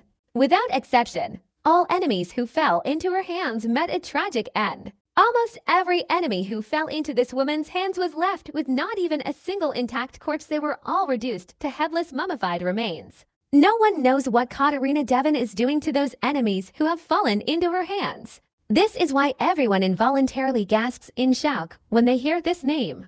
Teach, is this the kind of subordinate you painstakingly gathered? Whitebeard's eyes blazed like torches as he gazed at the large, wooden pirate ship, his voice echoing with domineering arrogance. "Do you really think that with these old, weak, and crippled soldiers, you can aspire to be on equal footing with me? It has become a new ruin of the naval headquarters and dockyard." Huge chunks of earth were flung upwards, the ground already shattered, and fresh blood stained the soil red. The air was filled with an overwhelming, pungent smell of blood. The air was thick with the terrifying atmosphere of the battlefield, causing everyone to tremble. This was a truly astonishing and awe-inspiring battle. Teach, oh no, that's not right. I thought you were the 4 emperors, Blackbeard. Edward Newgate buried the dying Akainu and Ironbone Kong deep underground, then slowly looked at Blackbeard. This fated enemy finally dared to come and gamble a battle. Edward Newgate grinned, laughing heartily. "Please, don't even dream of sitting on equal footing with me. You're not even worthy of being my son." "Captain," Whitebeard said, "you're not worthy to sit on equal footing with him." Avalo's face was filled with malevolent energy. Pizarro, completely disregarding Blackbeard's expression, laughed cruelly. "This man is known as the Evil King. Many years ago, countless bloody battles raged on this part of the Grand Line. After joining the Blackbeard pirates, he directly asked Blackbeard for the position of captain. Naturally, Blackbeard ultimately gave the Evil King Avalo Pizarro the position of captain under his banner. Blackbeard completely ignored Avalo. Pizarro scoffed, his face contorted with a frenzied expression, revealing the complete demeanor of a deranged gambler. Blackbeard, wearing his rings on both hands, held them open in front of him. He looked at Whitebeard, grinning and showing a set of large teeth. "Whitebeard, you've been resurrected from the dead. That's truly a great joy for me. Last time at the Summit War, you didn't see the real miracle I displayed, did you? Now I finally have the chance to show you my true strength in front of you, Father. Just thinking about it makes me excited and thrilled. During the climactic battle, Blackbeard stole Whitebeard's shocking power, revealing to the world a truly miraculous ability, a man possessing two types of demonic powers. What Blackbeard most wanted to show Whitebeard was the simultaneous appearance of these two abilities within him. "I never thought I'd be able to fulfill this wish." That's not all. Blackbeard believed that this time, he might finally achieve a great and extraordinary opportunity. No less shocking than a heaven-shattering, extraordinary encounter. Blackbeard's excitement grew even stronger. His reason for coming here wasn't simply to end Whitebeard's life, but to seek immortality and the secret of resurrection. He was, as always, obsessed with gambling. This one time, Blackbeard wanted to take a gamble. He might be able to extract the secret of resurrection from Whitebeard. It's like being on the same summit battle. He stole a kind of shockwave from Whitebeard. This once, Blackbeard was convinced he could extract the secret of resurrection from Whitebeard, using it to achieve immortality. In this world, everyone has only one heart. Everyone faces birth, aging, sickness, and death. That's right. In Whitebeard's eyes, this was a defying of the heavens, bringing the dead back to life. When Blackbeard learned of Whitebeard's resurrection, from beginning to end, all he felt was excitement or rage. He wants to obtain Whitebeard's greatest secret, bringing the dead back to life. The reason they fled and avoided Whitebeard wasn't out of fear, but because Blackbeard thought the time wasn't right. But now, this is the perfect time, a heaven-sent opportunity. Whitebeard, you, Akainu, and Ironbone Kong could probably fight for 5 hours straight. Blackbeard licked his lips, his eyes revealing a madness, the kind of expression only a gambler obsessed with gambling would have. The Blackbeard pirates had actually approached the Marine headquarters quite early. They just haven't officially entered the dock yet. Blackbeard, through a projected image from his phone's live broadcast, observed Whitebeard at the dock in the battle arena, witnessing Whitebeard and Akainu's battle in the midst of the battle. This battle lasted approximately 5 hours. Although Akainu and Ironbone Kong were relentlessly tormented by Whitebeard, maybe Blackbeard, as always, firmly believed that even being cruel to people required expending physical energy. Especially by tormenting Akainu and Ironbone Kong like that, the Marine headquarters has the strongest fighting force. Blackbeard licked his lips, his face a striking contrast to the jeweled ring on his hand. "Whitebeard, your physical strength, I'm afraid, has already reached its limit. Therefore, next, it will be up to me, Blackbeard, to take over this battle." Grandfather. Before Blackbeard's words had even fully faded, in an instant, to terrifying, boundless forces surged wildly from his hands. Kia unleashed a terrifying force that sent shivers down people's spines, filling them with a sense of unease and crisis, instantly enveloping the entire island. Blackbeard held one hand inside, and the air was constantly being shattered. Suddenly, a dazzling white light burst forth, similar to a Che energy wave, emanating a terrifying and unsettling aura, half of it originating from this place. In his other hand, a dark, ominous force, like the dark water overflowing from the abyss, manifested. For a moment, it seemed as if all the light in the heavens and earth was about to collapse, as if with just a thought from Blackbeard, all light, everything, would be sucked into the dark forces. He held that ball of dark power in his palm, like a black hole. Just a glance at it was enough to send chills down one's spine. Father, the lonely year. This is the real shockwave of power that will take effect to dominate this world. Blackbeard laughed loudly, the madness in his eyes deepening. He held two weapons in his hands, one with the power of shockwaves and the other with the power of darkness, both incredibly terrifying, emitting horrific vibrations that were enough to send chills down one's spine and cause cold sweat to pour down. When Blackbeard displayed his truly terrifying power, almost the entire battlefield fell into a deathly silence. The Whitebeard pirates, numbering in the thousands, even stopped their frantic pursuit of the Marines and simultaneously turned their heads, each one glaring with hatred at Blackbeard. This Whitebeard pirates crew is the biggest traitor. This is the person who, after the death of Whitebeard's father, mercilessly carried out extremely cruel acts of hunting and killing against the Whitebeard pirates. Blackbeard has brought about a human versus human ultimate battle. Murder the captain of the 4th squad. Catch Ace. This led to a summit battle. Finally, he stole the tremor fruit from Whitebeard's father. The first, and only one, did not follow the Whitebeard pirates' only rule to murder a fellow crewmate and betray them.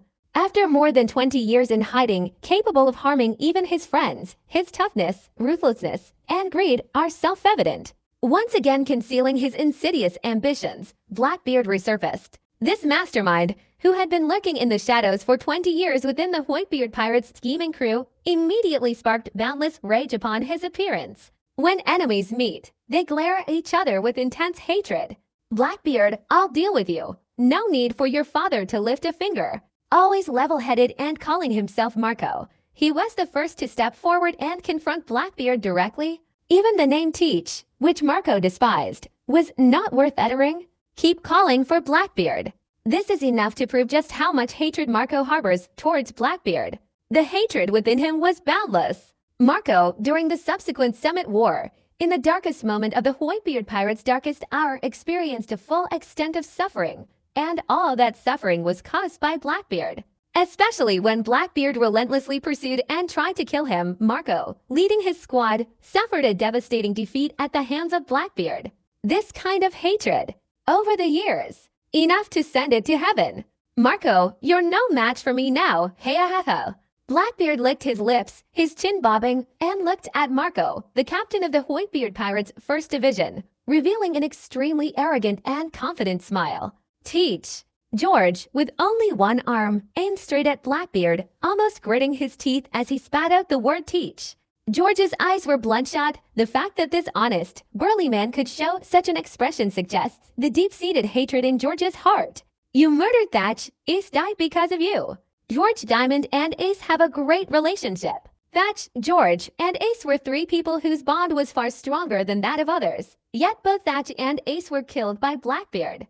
This made George's eyes well up. Not only that, Blackbeard was also disrespectful to his father. Whitebeard's attack devastated his body, stealing the tremor fruit. This is an act of utter wickedness. Absolutely no humanity. Almost all the members of the Whitebeard pirates' crew, their eyes wide with rage, stared intently at Blackbeard, wishing they could charge forward and fight him to the death. How could the son of a powerful family be the one to clean up the mess and get involved in such a matter? Whitebeard waved his hand, signaling George and Marco to step back, indicating that Blackbeard's pirate crew also had the Evil King and a large barrel of wine waiting to contain many powerful individuals to deal with. Blackbeard, I'll personally take care of him. Father, have you already run out of momentum? Black.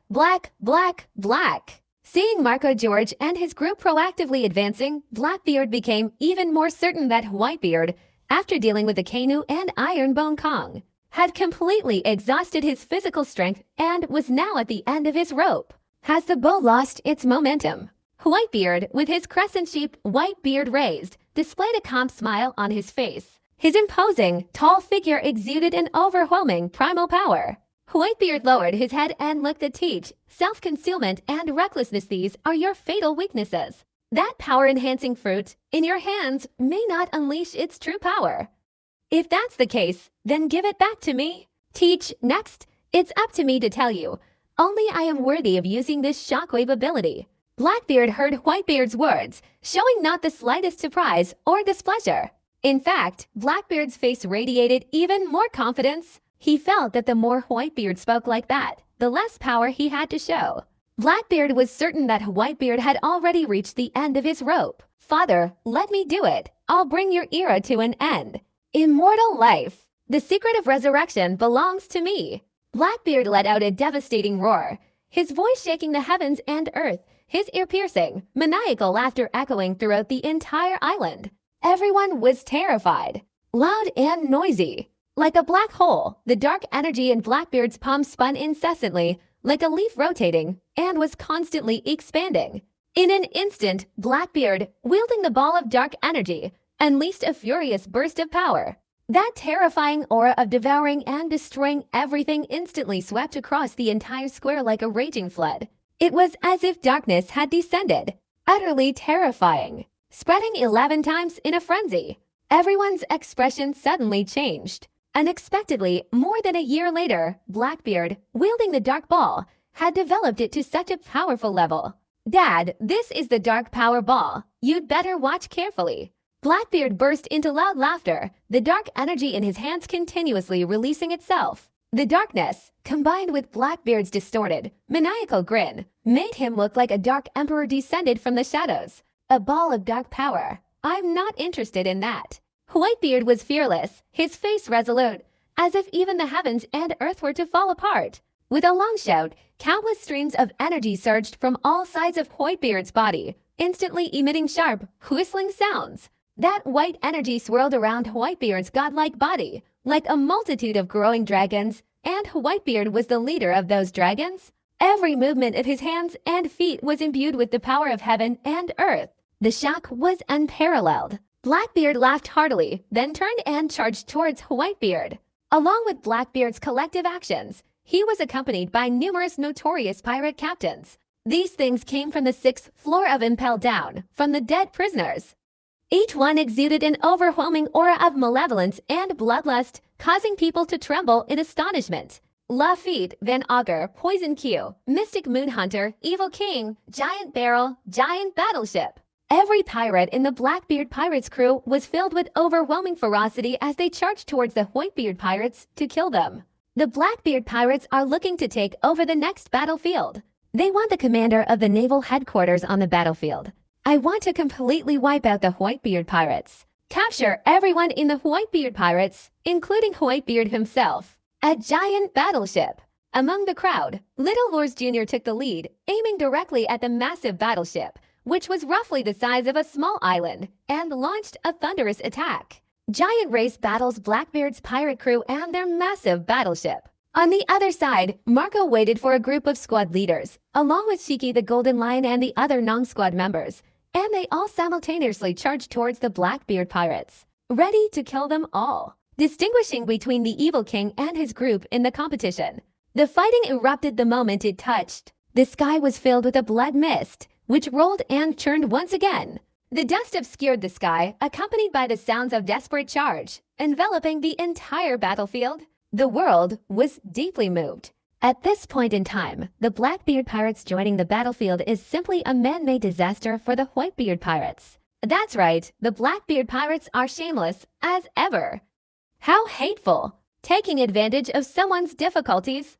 They deliberately waited until the Whitebeard Pirates and the Navy clashed head-on, waiting until many members of the Whitebeard Pirates were exhausted from fighting before they attacked, simply shameless. There was no shortage of people taking pictures with their phones, watching the pirate battle, and frantically reprimanding everyone in the Blackbeard Pirates. Almost the entire world has countless pirates who find the Blackbeard Pirates' actions shameless. Even as pirates, we must still follow pirate rules. Taking advantage of people's difficulties is a despicable act committed by many pirates. The Blackbeard Pirates have been particularly adept at taking advantage of deserted areas, and this isn't the first or second time they've done it. Of course, some people criticized it, some were shameless, and some expressed agreement. Pirates, they're the ones who commit every kind of evil deed imaginable. Ha ha ha. 207. Justice.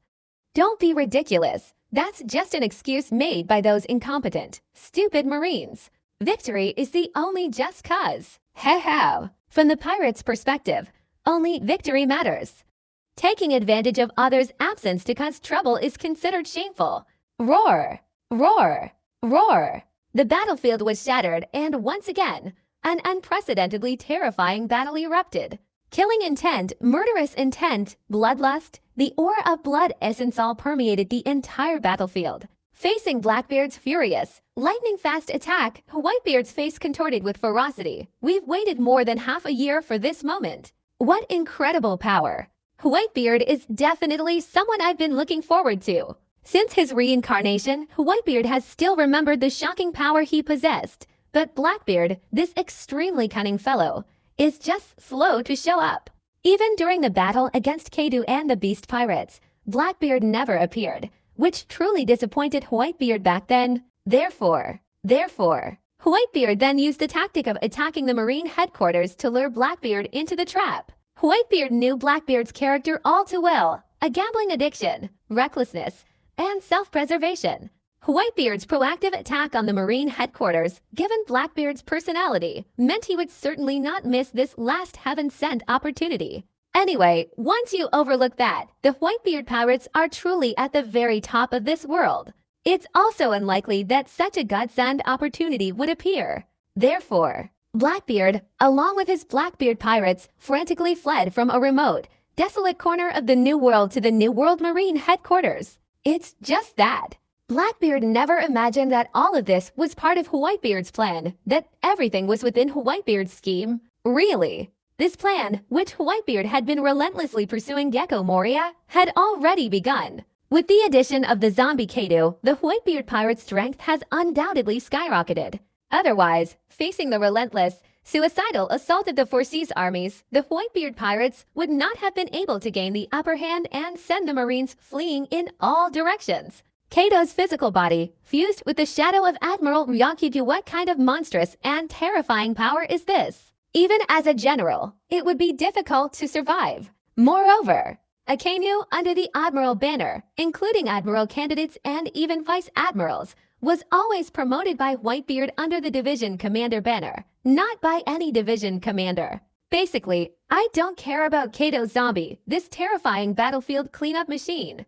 Previously, in battle, the zombie Kado was practically a bulldozer sweeping through the land, carving out a bloody path and crushing countless Marines. The tireless battlefield cleaning machine Kado, a zombie, was intentionally sent by Whitebeard to eliminate the elite Marines. In the initial stages of deploying the troops, they deliberately arranged for a zombie army along with specially manufactured ultra-long-range artillery, using this to deplete the naval forces. Ultimately, the goal was to achieve the objective of defeating the Navy with minimal cost. Moreover, the objective has been achieved. At this very moment, the Blackbeard pirates also made their appearance. Blackbeard admitted that Whitebeard's bow had run out of steam, and the Whitebeard pirates were also exhausted. Maybe. How could he have imagined that Whitebeard had foreseen everything, that all of this was arranged by Whitebeard for Blackbeard and the Blackbeard pirates? At this point, Whitebeard might be strong enough to put up a fight. Nor is he the Blackbeard from the imagined remnants of the army. Even ordinary people never imagine all of these things. Everything, absolutely everything, is in Whitebeard's hands. Because he is none other than Whitebeard, father. Just as Blackbeard was about to strike, a crisp sound suddenly rang out not far from Whitebeard. Whitebeard's eyes swept over, revealing a joyful smile. Hiss! A long, blazing sword, its trajectory as long as a comet, shot forward with a whistling sound. Whitebeard raised his hand, suddenly unleashing a blazing divine flame sword technique. Perfect timing. Ain, clad in a navy blue coat, looked up at Whitebeard in the distance, revealing a captivating smile. Her wavy, sky blue hair fluttered in the wind, radiating a joyful expression. Just now Ain, along with several Neo-Marines, took advantage of the battlefield getting out of control and seized the sword from the Marine who was guarding a canoe. And also unlocked the sea prism stone shackles. Give the sword to Whitebeard. All of these things, though described at great length, actually happened within an extremely short period of time. Ain tossed his sword to Whitebeard, then once again led several Neo-Marines into the battlefield. When Whitebeard took hold of the sword, he suddenly unleashed a powerful attack. In an instant, the burning divine flame sword swirled in the air like a windmill. Roar, roar, roar. Each swirling stream of air was stirred up in a spiral motion. The divine flame, accompanied by rapidly swirling, spiraling air, formed a raging, storm-like inferno, emitting sharp, whistling sounds. Meanwhile, Blackbeard had also launched a surprise attack, approaching them closely. In his hands, the dark power, like a spiraling prize, spun around, carrying a terrifying devouring force. The Burning Fruit's abilities, that couldn't be better. Blackbeard laughed loudly. Ace's original Blaze Fruit ability had been defeated by him, and Blackbeard was confident that the Dark Ball ability he now possessed could absolutely surpass Whitebeard's Blaze Fruit ability. Blackbeard struck with lightning speed, his body arching backward. Behind him, a dark void appeared, as if all light had been devoured by the dark energy in his hands. Following Blackbeard's lead, his entire body suddenly tilted forward, like throwing a basket, and a hand unleashed a surge of dark power, suddenly grabbing towards Whitebeard. The black good bearded hand reached out, spinning below, like a giant black hole. A dark energy roared and slammed towards Whitebeard. Like a dark, ominous force, a heaven-reversing seal, tilting and pressing towards Whitebeard. Blackbeard grinned widely and let out a long yell. Just wait and see. On the dark side, everything is white and blue. And Whitebeard, wielding a raging storm of flames, unleashed an incredibly dazzling light, illuminating the world behind him and dispelling all darkness. Though slow to say, it happened incredibly fast. Whitebeard's body shifted, illuminating the heavens and earth with a raging storm of flames, suddenly confronting the crashing darkness head-on. Boom, boom, boom. A terrifyingly loud explosion. It erupted in an instant. Just for a moment. The heavens and earth were split into two halves, both equally boundless in darkness. The sun and moon were reversed, losing their light. The sky seemed to devour everything. And one could not see their own hand in front of their face. The other half shone brilliantly, the sun and moon radiating brilliance, their light blossoming, flames burning fiercely like the great sun, illuminating the heavens and earth, dispelling all darkness. Hong, hong, hong. A violent explosion, erupting in an instant, sending turbulent air currents into the sky, creating an incredibly terrifying blast, like a thunderclap. The great sun and a black hole collide. The sky was filled with divine flames and boundless dark energy, constantly colliding, constantly pressing against each other, illuminating each other, and constantly exploding. Like a thunderclap. The divine flames and dark energy, during the explosion, continuously surged and compressed, finally pouring towards the sky, swirling, tearing through the air, and soaring upwards, reversing the course of the heavens. As the two opposing energies clashed, they sent countless layers of earth and rocks flying. Those things were tossed about by rocks and debris, constantly being destroyed amidst the darkness and raging flames. Finally, it was flung higher than nothing. A bizarre scene unfolded in the heavens and on earth. As the dark energy and the raging flames surged, the clouds began to crack, receding like a rapidly receding tide. The sky was torn apart. Two opposing forces are constantly clashing, with powerful explosions continuously erupting between them. The entire world was filled with what seemed like a destructive force. The entire world was in chaos and turmoil. Even the air was unstable. When Whitebeard and Blackbeard clashed, they immediately unleashed their strongest abilities. Both of them are the same. They show absolutely no mercy. The entire massive, continent-like island was constantly shaking. The seawater was also stirred up, swirling back out towards the distant islands. In the sea, all creatures, including the sea king species, fled in terror, not daring to stay near the island.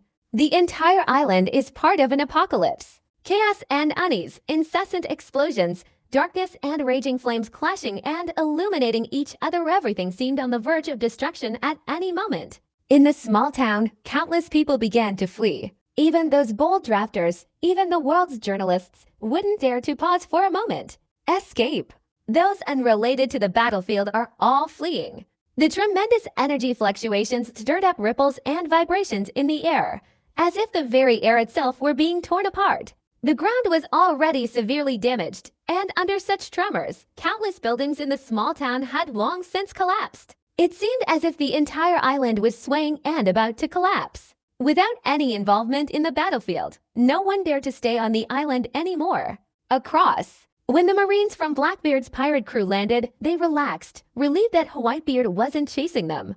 The Marines finally breathed a sigh of relief. They lost most of their commanding officers. The number of admirals, lieutenant generals, and even major generals who died was countless, slaughtered by the Whitebeard pirates' squad leaders. The remaining Marines, also caught up in the battle between Whitebeard and Blackbeard, were terrified of losing their lives. Therefore, while the Whitebeard pirates were diverting their attack to the Blackbeard pirates, these Marines, although not fleeing as frantically as before, also did not immediately turn around and attack the Whitebeard pirates. Nor did the Blackbeard pirates form a pincer attack to assault the Whitebeard pirates. Especially those coming from the naval forces of the Four Seas, none of them possessed the same high level of political awareness as the original naval forces of the naval headquarters. We need a leader. Without a leader, it's like a headless fly scattering aimlessly. Especially the terrifying battle scene with destructive energy fluctuations in the sky, the heavens and earth seemingly devoured by a fierce clash of flames, darkness, and light. And the terrifying explosions that echoed throughout were truly awe-inspiring, filling people with fear and astonishment. Run away, we don't stand a chance. The Grand Marshal was beaten to death by Whitebeard, and both the Supreme Commander and the Grand Marshal were sent deep underground by Whitebeard. Their fate is currently unknown. We must escape. Countless sailors were filled with fear, terrified of this horrific battle. I don't want to run away. It's just. There were also naval soldiers who believed in justice, thinking they must persevere in the fight and defend the naval headquarters to the death. However, when they looked up and saw those two terrifying forces capable of destroying everything and darkening the heavens and earth, they suddenly trembled all over.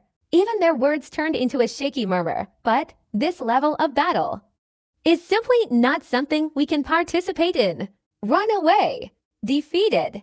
Akainu and Ironbone Kong were then brutally attacked by Whitebeard, slammed into the Earth's crust, their fate unknown, and the Marines were completely defeated. Like a receding tide, they lacked the courage to participate in the battle. Those who had once pursued Akainu, worshipped Akainu, and were loyal to the world government's Marine Corps had long since perished on the battlefield. The remaining naval forces were all brought here after the world-shattering Great Battle at the Golden City, following a massive mobilization of the world's naval forces. Before enlisting, they were all ordinary people, pirate hunters, bandits, or even violent elements. None of them would waste their lives for the world government. Moreover, the level of combat they're currently engaged in is far beyond their reach. The devastating, world-destroying wave of conflict was simply not something people of their caliber could participate in. Run away. The only option is to run. The remaining naval forces, completely defeated, fled. On the battlefield, there were only the Whitebeard pirates and the Blackbeard pirates. This is a battle of hatred that manipulates the fate of heaven and earth. Boom, boom, boom. A tremendous amount of energy raging within the heavens and earth, accompanied by unparalleled tremors and deafening explosions, resounded incessantly. The terrifying force of darkness, the Dark Emperor, carrying boundless dark power, descended upon the heavens and earth, devastating this world.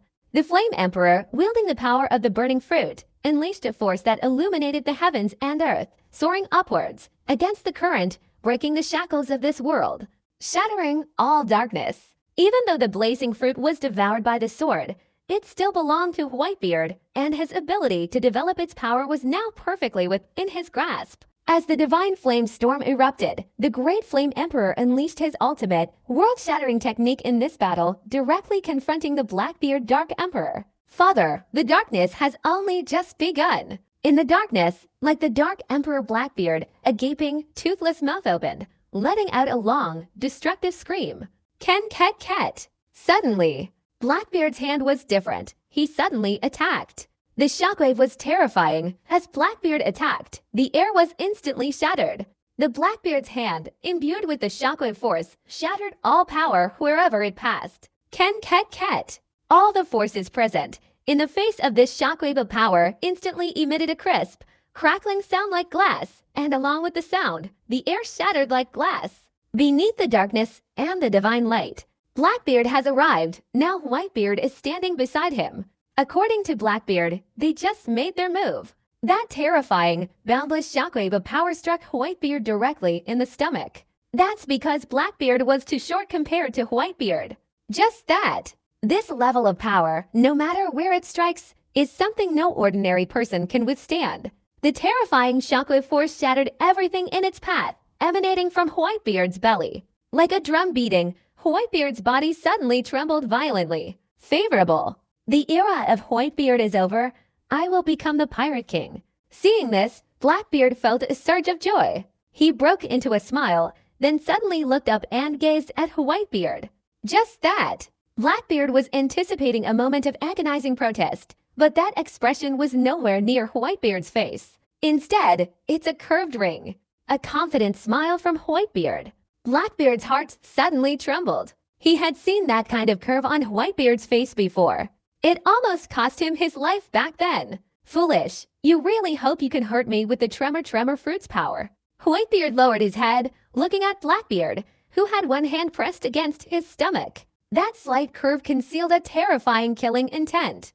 Clearly, Whitebeard intentionally let Blackbeard get close. Teach, don't forget, I am Whitebeard. Own. According to Whitebeard, the voice faded away. An extremely bizarre, irreversible, and unconventional force, not belonging to this world, suddenly erupted from Whitebeard.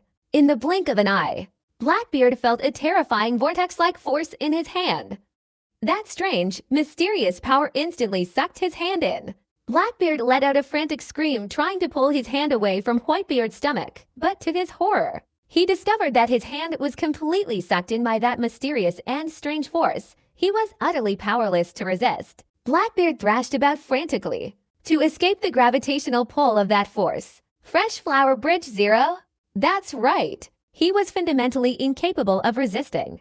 All of this happened so quickly, in the blink of an eye. Blackbeard, who had been full of confidence and self-assurance, instantly felt as if he had fallen into a deep abyss of ice. That bone-chilling shiver ran from his toes all the way to the top of his head. In an instant, Blackbeard felt a chill run down his spine, his scalp tingled, and cold sweat poured down his face. Tremendous! Crisis! Never before had he felt such fear. Blackbeard was completely panicked for a moment. I am Whitebeard. These words, like a kind of demonic curse, echoed incessantly in Blackbeard's mind, refusing to go away, lingering for a long time. Blackbeard was suffering unbearable pain. I am Whitebeard. Whitebeard. Ahar. Blackbeard's face contorted with fear, as if he'd seen a ghost. A shocking display of power. It could only be me. Whitebeard suddenly spread his arms, his muscles bulging with immense strength as he raised them, suddenly grabbing Blackbeard's body. His massive hands gripped Blackbeard tightly, his 10 fingers pressing directly against Blackbeard's heart. Because I am Whitebeard. Mister. A mysterious and extraordinary power, unlike anything seen before, suddenly erupted from between Whitebeard's hands. It's like attraction, yet not attraction. It's like soul possession, but it's not soul possession. Mysterious, bizarre, magical, irresistible, irreversible. The host has consumed 1 million mental points to activate the shockwave ability stealing ability. At this moment, the voice system sounded in Whitebeard's head. Mister. The terrifying, bizarre power has erupted once again. Terrifying. Unbelievable. Unbelievably terrifying. Overwhelmed with terror, Blackbeard absolutely never imagined that his plan to use the dark ball to restrain Whitebeard and then use the tremor fruit to severely injure Whitebeard not only failed but instead put him in extreme danger. What exactly is going on with this terrifying, predatory power? Blackbeard's mind was filled with 10 million and clear thoughts. Why did the shockwave ability have no effect on Whitebeard? Deep within Blackbeard's heart, a terrifying storm of fear erupted. A fear beyond compare. Blackbeard, initially filled with a sense of dread, rapidly transformed from 923 into sheer terror and horror in an incredibly short time. Blackbeard's face became increasingly distorted, even his body twisted and contorted, beads of cold sweat breaking out on his forehead from the agony. Thump, thump, thump, thump, bang, bang, bang. Blackbeard's heart was racing wildly. It felt as if my own heart was being grasped by a powerful hand, and that irresistible force was relentlessly pressing down on me. What a tragedy. Nausea. My heart felt as if it had been seized by a demon, twisted and torn apart in a frenzied agony. My heart feels like it's out of control. A wave of nausea erupted from Blackbeard's heart chambers. Compared to eating a demon, this nauseating ordeal is even more unbearable. Blackbeard was in unbearable agony. His heart felt as if it were drying up. A torment like someone grabbing his heart and twisting it to pieces. What kind of force is this? That's how terrible it was. Blackbeard's heart trembled. At this moment, his whole body was shaking with fear. His heart began to constrict, as if its strength had been ripped out, the pain making Blackbeard's face turn pale. At this moment, he couldn't even manage a smile anymore. Laugh. Don't joke around. Before Blackbeard's eyes, there was only suffering, endless suffering. The pain made Blackbeard question the meaning of life. Whitebeard expended hundreds of thousands of mental points, directly activating the power of the stealing fruit ability from the system. Long ago, the system made it clear that as long as Whitebeard strengthened his body and restored it to its peak condition, he could withstand the shockwave that stole his power. From the very beginning until now, Edward Newgate has been restoring people to their peak condition, consuming approximately 1 million points of mental energy in total. After that, he spent hundreds of thousands of mental value points to strengthen his body into a divine demon body. That was during a previous fight with Kado. While fighting Kado, Whitebeard acquired over 300,000 points of emotional value from the world of the islands, and then fought Gecko Moria.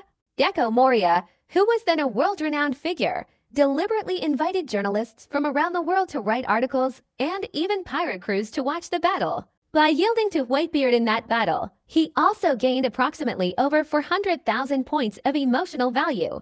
Among them was no shortage of valuable sentiments from Akainu, who was waiting for the Marines to arrive. Maybe, in total, it's just over 700,000 sentimental value points. It's still short of 200 and something thousand in emotional value.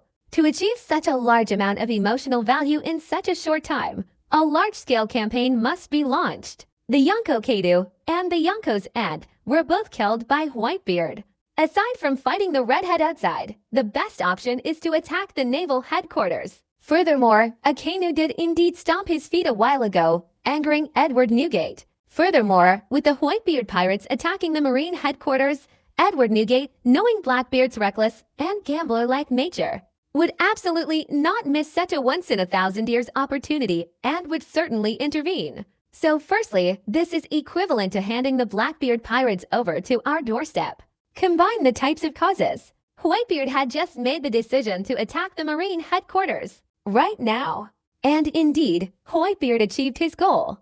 The Whitebeard pirates launched an offensive, attacking the Marine headquarters. Previously, Whitebeard had single-handedly fought Akainu and Ironbone Kong, brutally defeating Akainu no two of them together and accumulating enough emotional value. Blackbeard just happened to appear. So firstly, this perfectly suits Whitebeard's intentions. Teach, that's a shocking power, not something you can even dream of.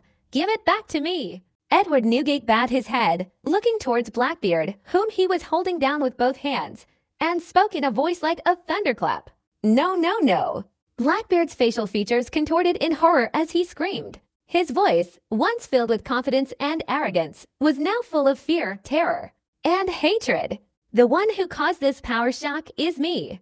Black Chaos 4.5, the desperate struggle of the dying man, stemming from the torment in his heart, caused him excruciating pain that made his whole body convulse. Maybe he was unwilling to accept it. The power of this shockwave was something he had poured countless hours and effort into creating.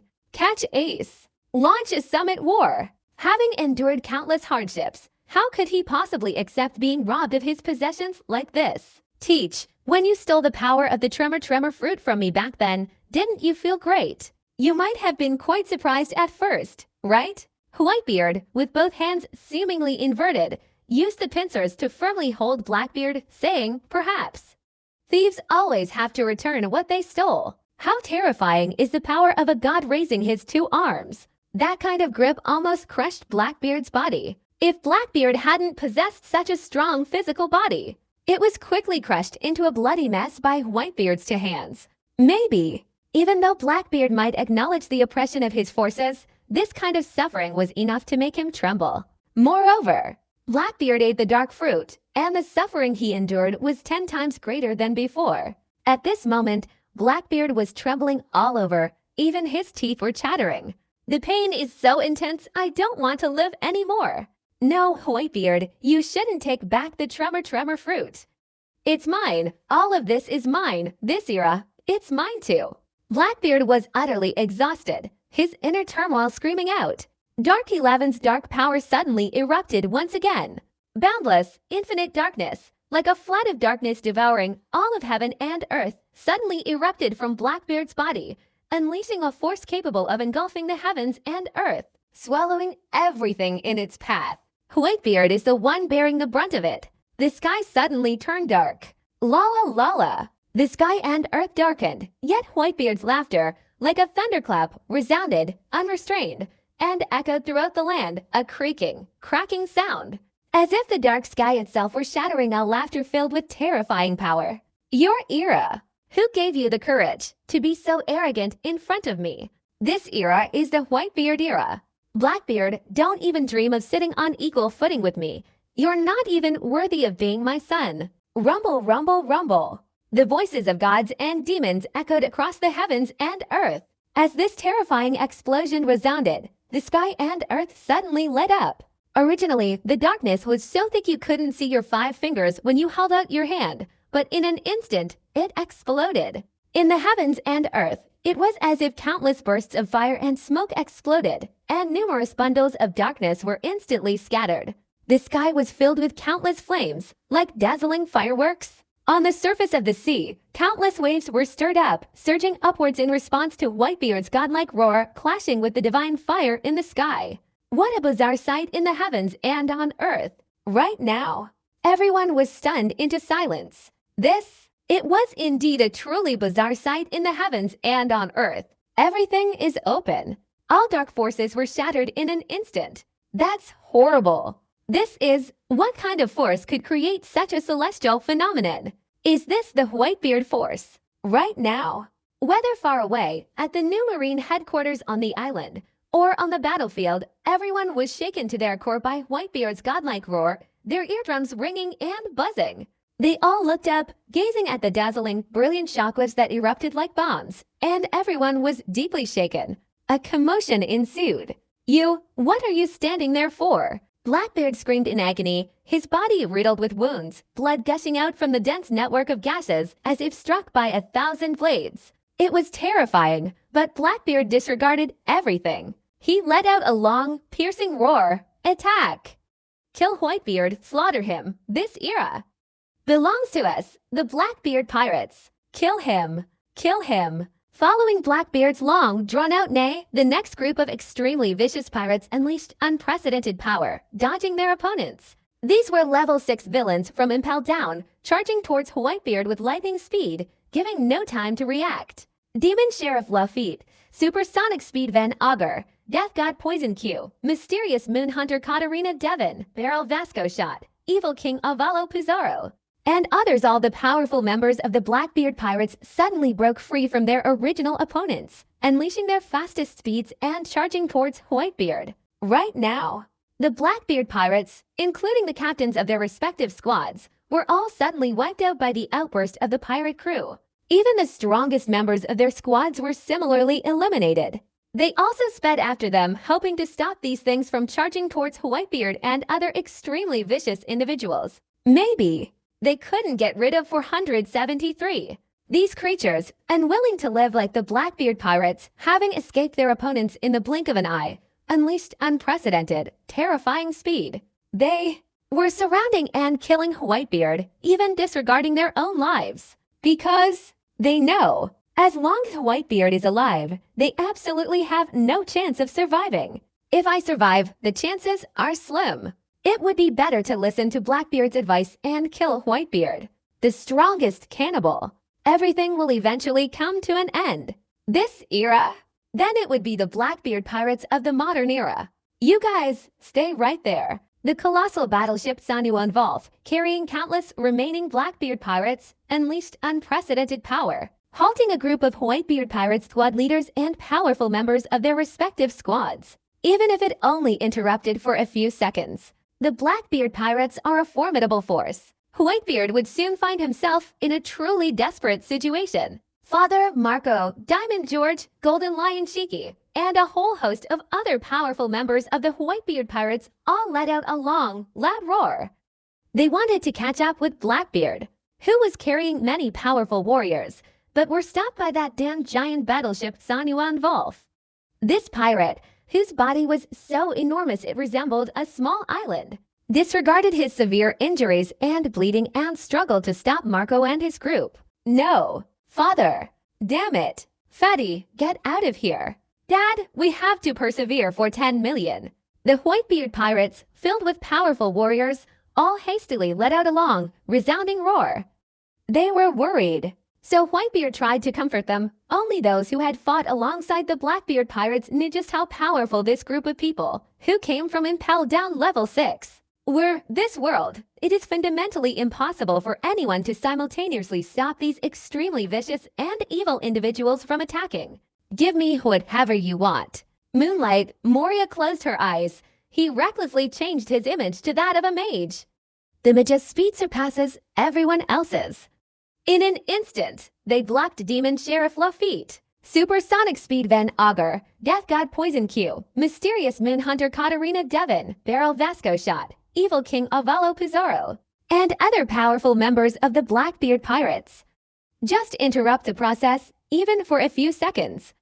It's possible to wait until the Whitebeard pirates, who are full of powerful warriors, arrive. Get out of here! A swift, surprise attack was launched against Katarina, the mystic moon hunter. Devon snorted coldly, suddenly grabbing a long white spear, and thrust it through the air. This attack pierced through the air, surpassing everything.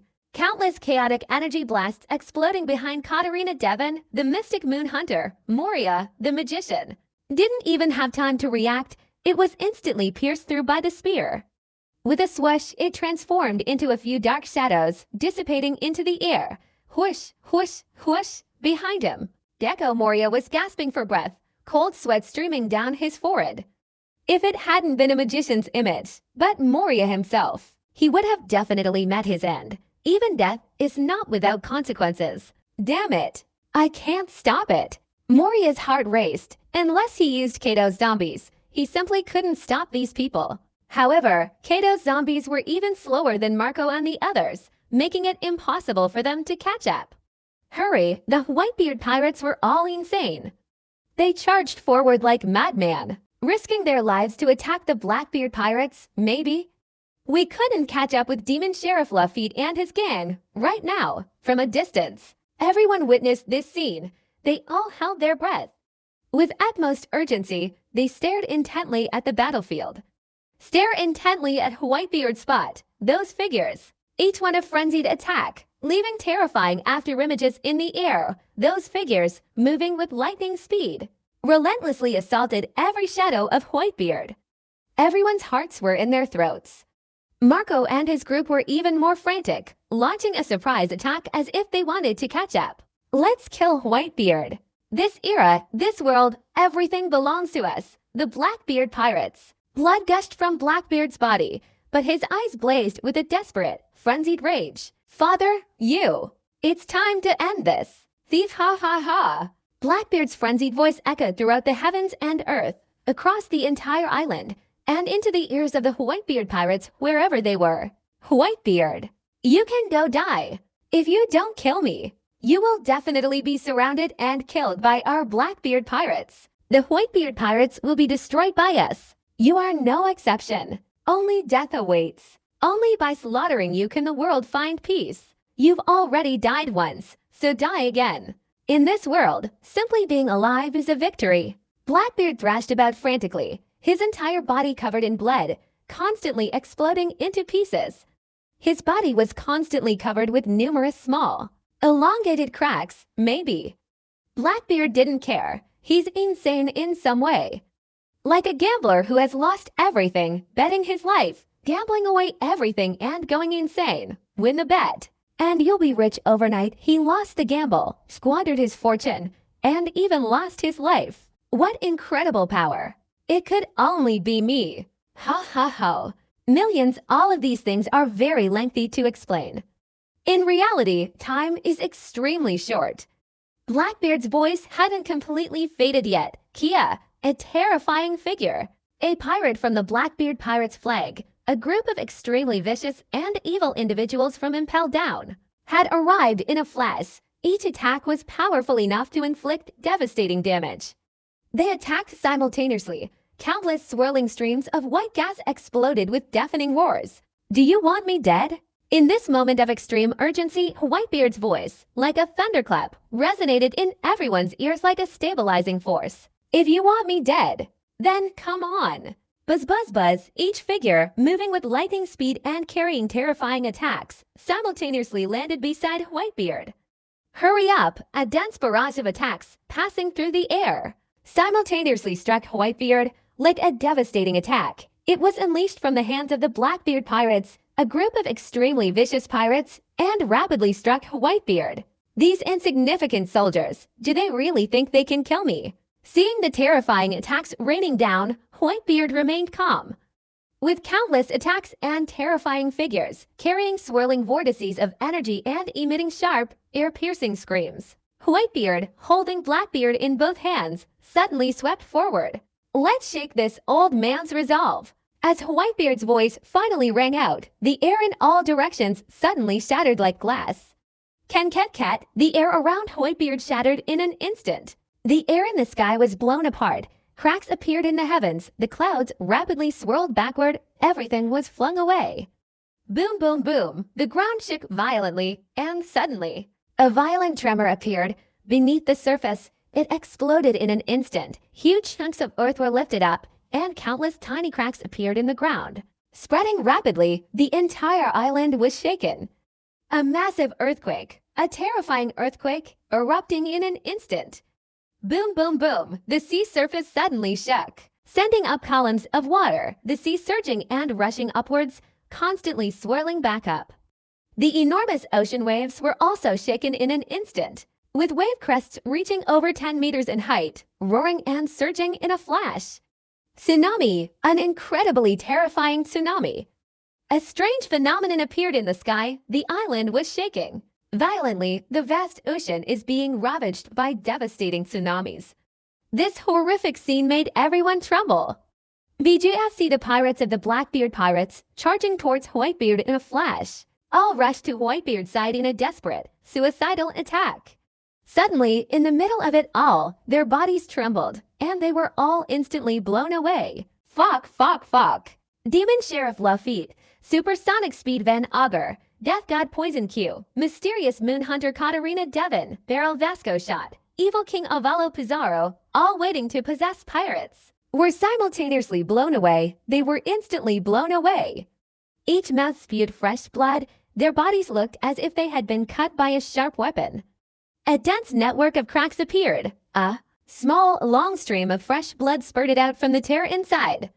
These were the infamous pirates of the New World, the tyrannical rulers who once dominated their respective territories, the prisoners who died in Level 6 of Impel Down, and the pirates who dominated the new century alongside Blackbeard without exception. They were all instantly blown away, their bodies exploding into countless streams of blood.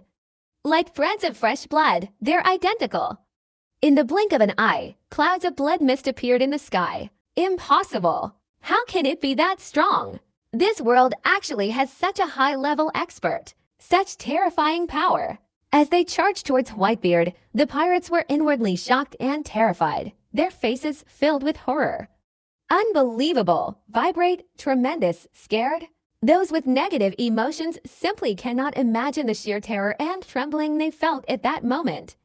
You should know, the Blackbeard pirates possess top-tier powerhouses, and when they all simultaneously attack one person, looking across the entire pirate world, no one could possibly withstand their combined assault. Even the most powerful characters would be instantly crushed and surrounded to death by them. That's right, in an instant. Before even a second had passed, Whitebeard had sent all of Blackbeard's pirate crew's top-tier powerhouses flying. Not only that, he had blown them all apart, sending countless streams of blood gushing out, a truly terrifying sight. Right now, everyone was utterly astonished. Everyone was scared of ruining it. Is this the real Whitebeard force? With a tremor running through the sea, the terrified pirate sighed and said. The tsunami continued to shake the area, with countless waves surging and crashing. This is truly unbelievable. How did human resources become so powerful? Boom, boom, boom. On the small island town where the naval headquarters was located, countless buildings on the land of Genzi were cracked and collapsed, becoming a pile of ruins. This is a shockwave of power. Those sailors who had miraculously survived after escaping the square were all stunned at this moment. They all stared wide-eyed and open-mouthed at everything before them. The sky cracked open, the island, earthquake, the ocean, tsunami. All of these things are absolutely terrifying. Unbelievable, fundamentally. It's not something that can be achieved through human resources. There's no way to imagine this kind of destructive power. This is the tremor fruit in Whitebeard's hands. At this moment, flying backward within the Blackbeard pirates' crew, their hearts were filled with surging waves of shock and terror. Edward Newgate's gaze swept over the Blackbeard pirates. Are you prepared to face death?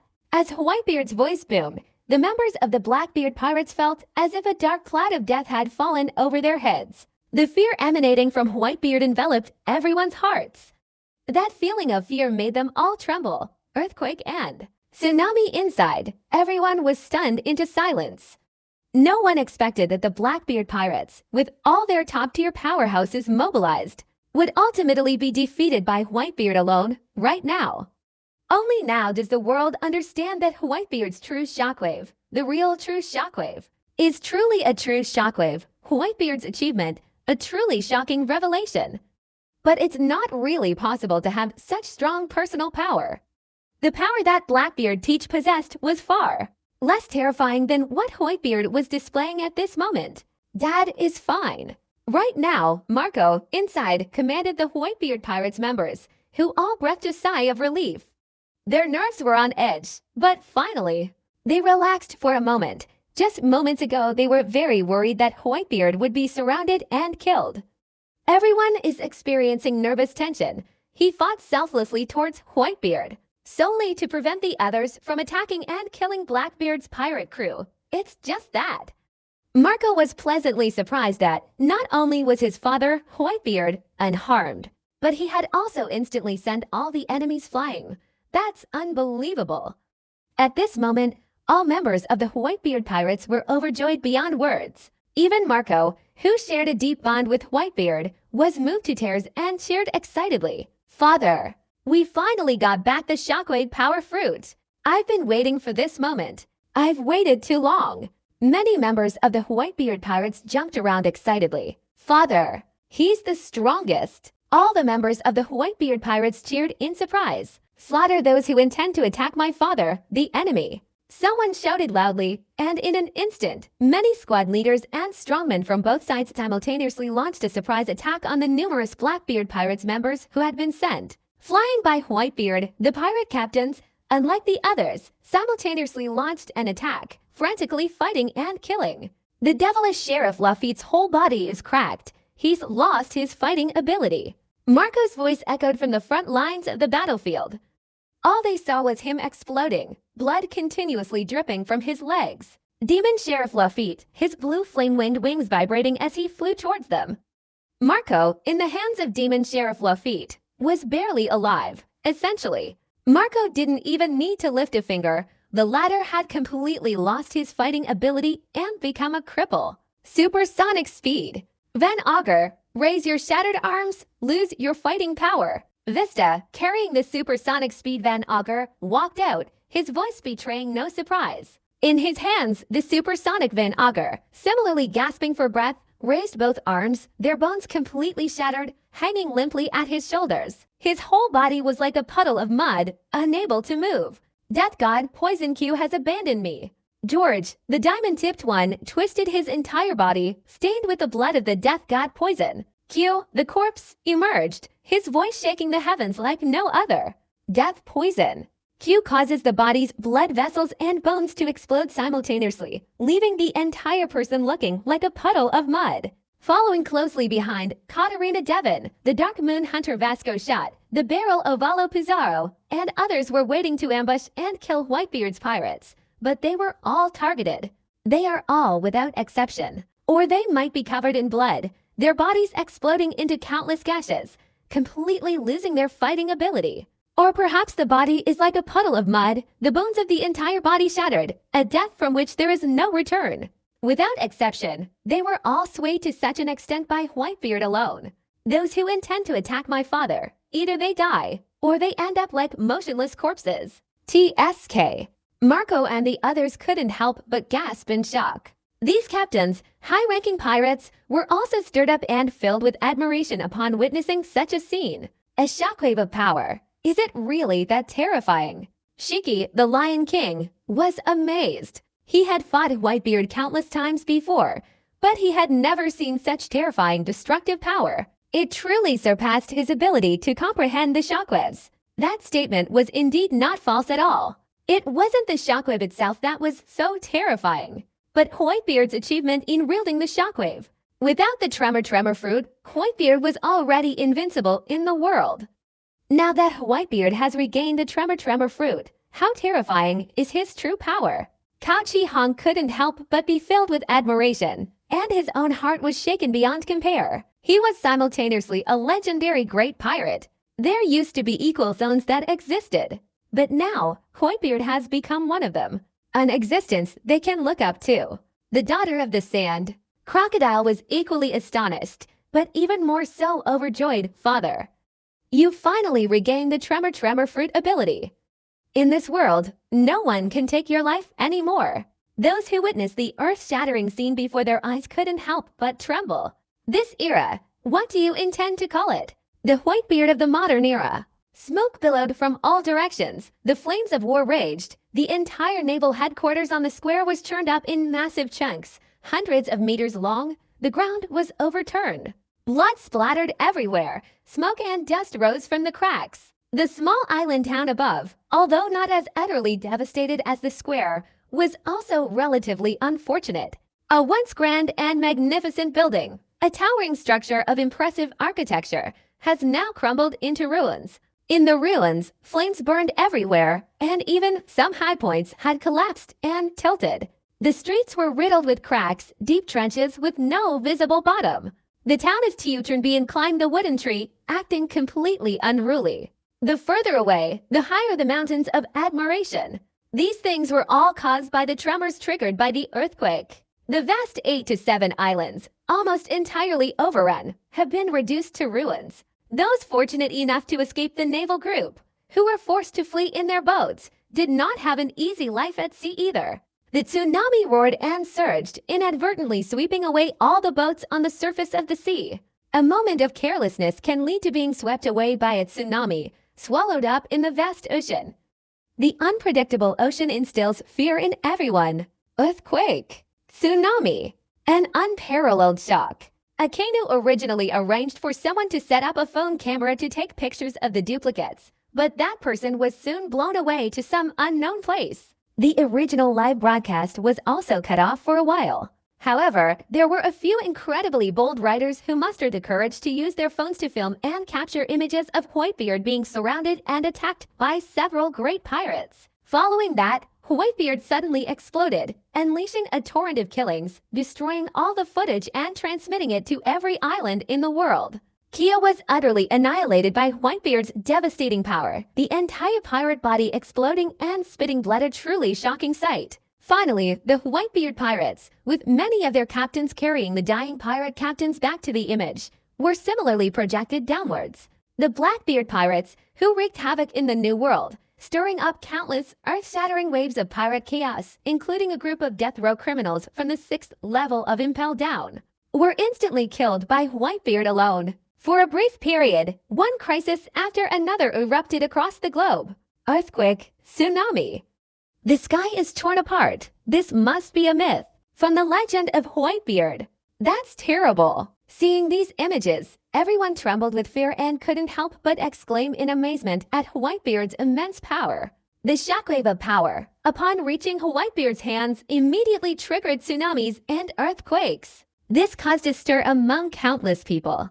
The whole world is watching this battle. This battle marked a massive and unprecedented war in which the Whitebeard pirates launched a powerful attack on the Marine headquarters. Through turbulent times, various events, ups and downs, and unexpected twists and turns, it ultimately transformed into the personal triumph of Whitebeard. The entire world's gaze converged on this battle. Whitebeard's team reclaimed the shocking reality show combat performance. This caused a global uproar, and utter terror. Whitebeard was domineering, powerful, and possessed terrifying destructive power. At this moment, he completely shook and terrified the entire world. The moment that power-enhancing fruit returned, it immediately caused a global uproar. Whitebeard in my hands, the strongest power, indeed. They truly are a perfect match in terms of power. With Whitebeard surpassing his peak form, this world will tremble. Whitebeard returns with immense power, soon to become the Emperor of the world. I don't know how many people became agitated and their expressions changed. Even those pirates who usually acted so brazenly and recklessly were trembling at the sight of such a situation. Whitebeard displayed abilities far beyond anyone's comprehension. It shook the whole world. The earthen embankment rises to reveal the naval headquarters on the square. The Blackbeard pirates were the strongest in terms of combat power, yet they single-handedly killed all of Whitebeard's men. With the captain of the newly joined crew taking action and entering the battlefield as usual, the Blackbeard pirates were completely defeated. Like the Navy, The entire true strategic force was wiped out by Whitebeard alone. The remaining people were essentially powerless to stop the devastating force unleashed by the squad leader and the non-squad leader. It was almost entirely a one-sided defeatist stance. The Navy was defeated. The Blackbeard pirates were defeated in a similar manner. "Father, are you all right?" As the battle was drawing to a close, Marco, leading the way, approached Whitebeard and asked him solicitously. What the squad leader cared about most wasn't whether they won the battle or not, but that their father was safe and sound. That was the most important thing. They probably don't want to see that kind of heartbreaking tragedy from the Summit War again. Ha ha ha.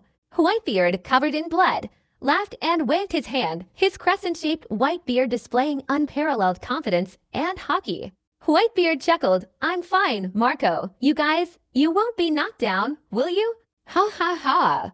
The group of squad leaders exchanged glances and smiled. 3.1 We're perfectly fine, of course. Shiki the Golden Lion also laughed, his feet planted firmly on his twin swords, his long golden hair fluttering in the wind, displaying powerful confidence. "It's been a long time since I've had such a satisfying fight. It's truly exhilarating." With ill-intentioned words, Miss Cao Chi Hong laughed and said, "How refreshing, how refreshing. Follow your father and have an exhilarating battle." A group of people looked at each other and burst into laughter. Although some were injured, the injuries were minor. This exhilarating, earth-shattering battle was now nearing its end. Father Teach's body has not been found.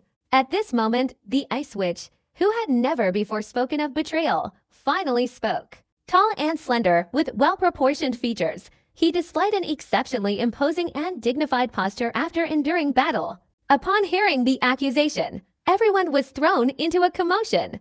Whitebeard eventually stole the tremor fruit, taking it from Blackbeard and wiping out many of Blackbeard's powerful pirate crew members. Blackbeard was also blown away in the same way. Logically speaking, Blackbeard originally suffered a terrible injury from Whitebeard.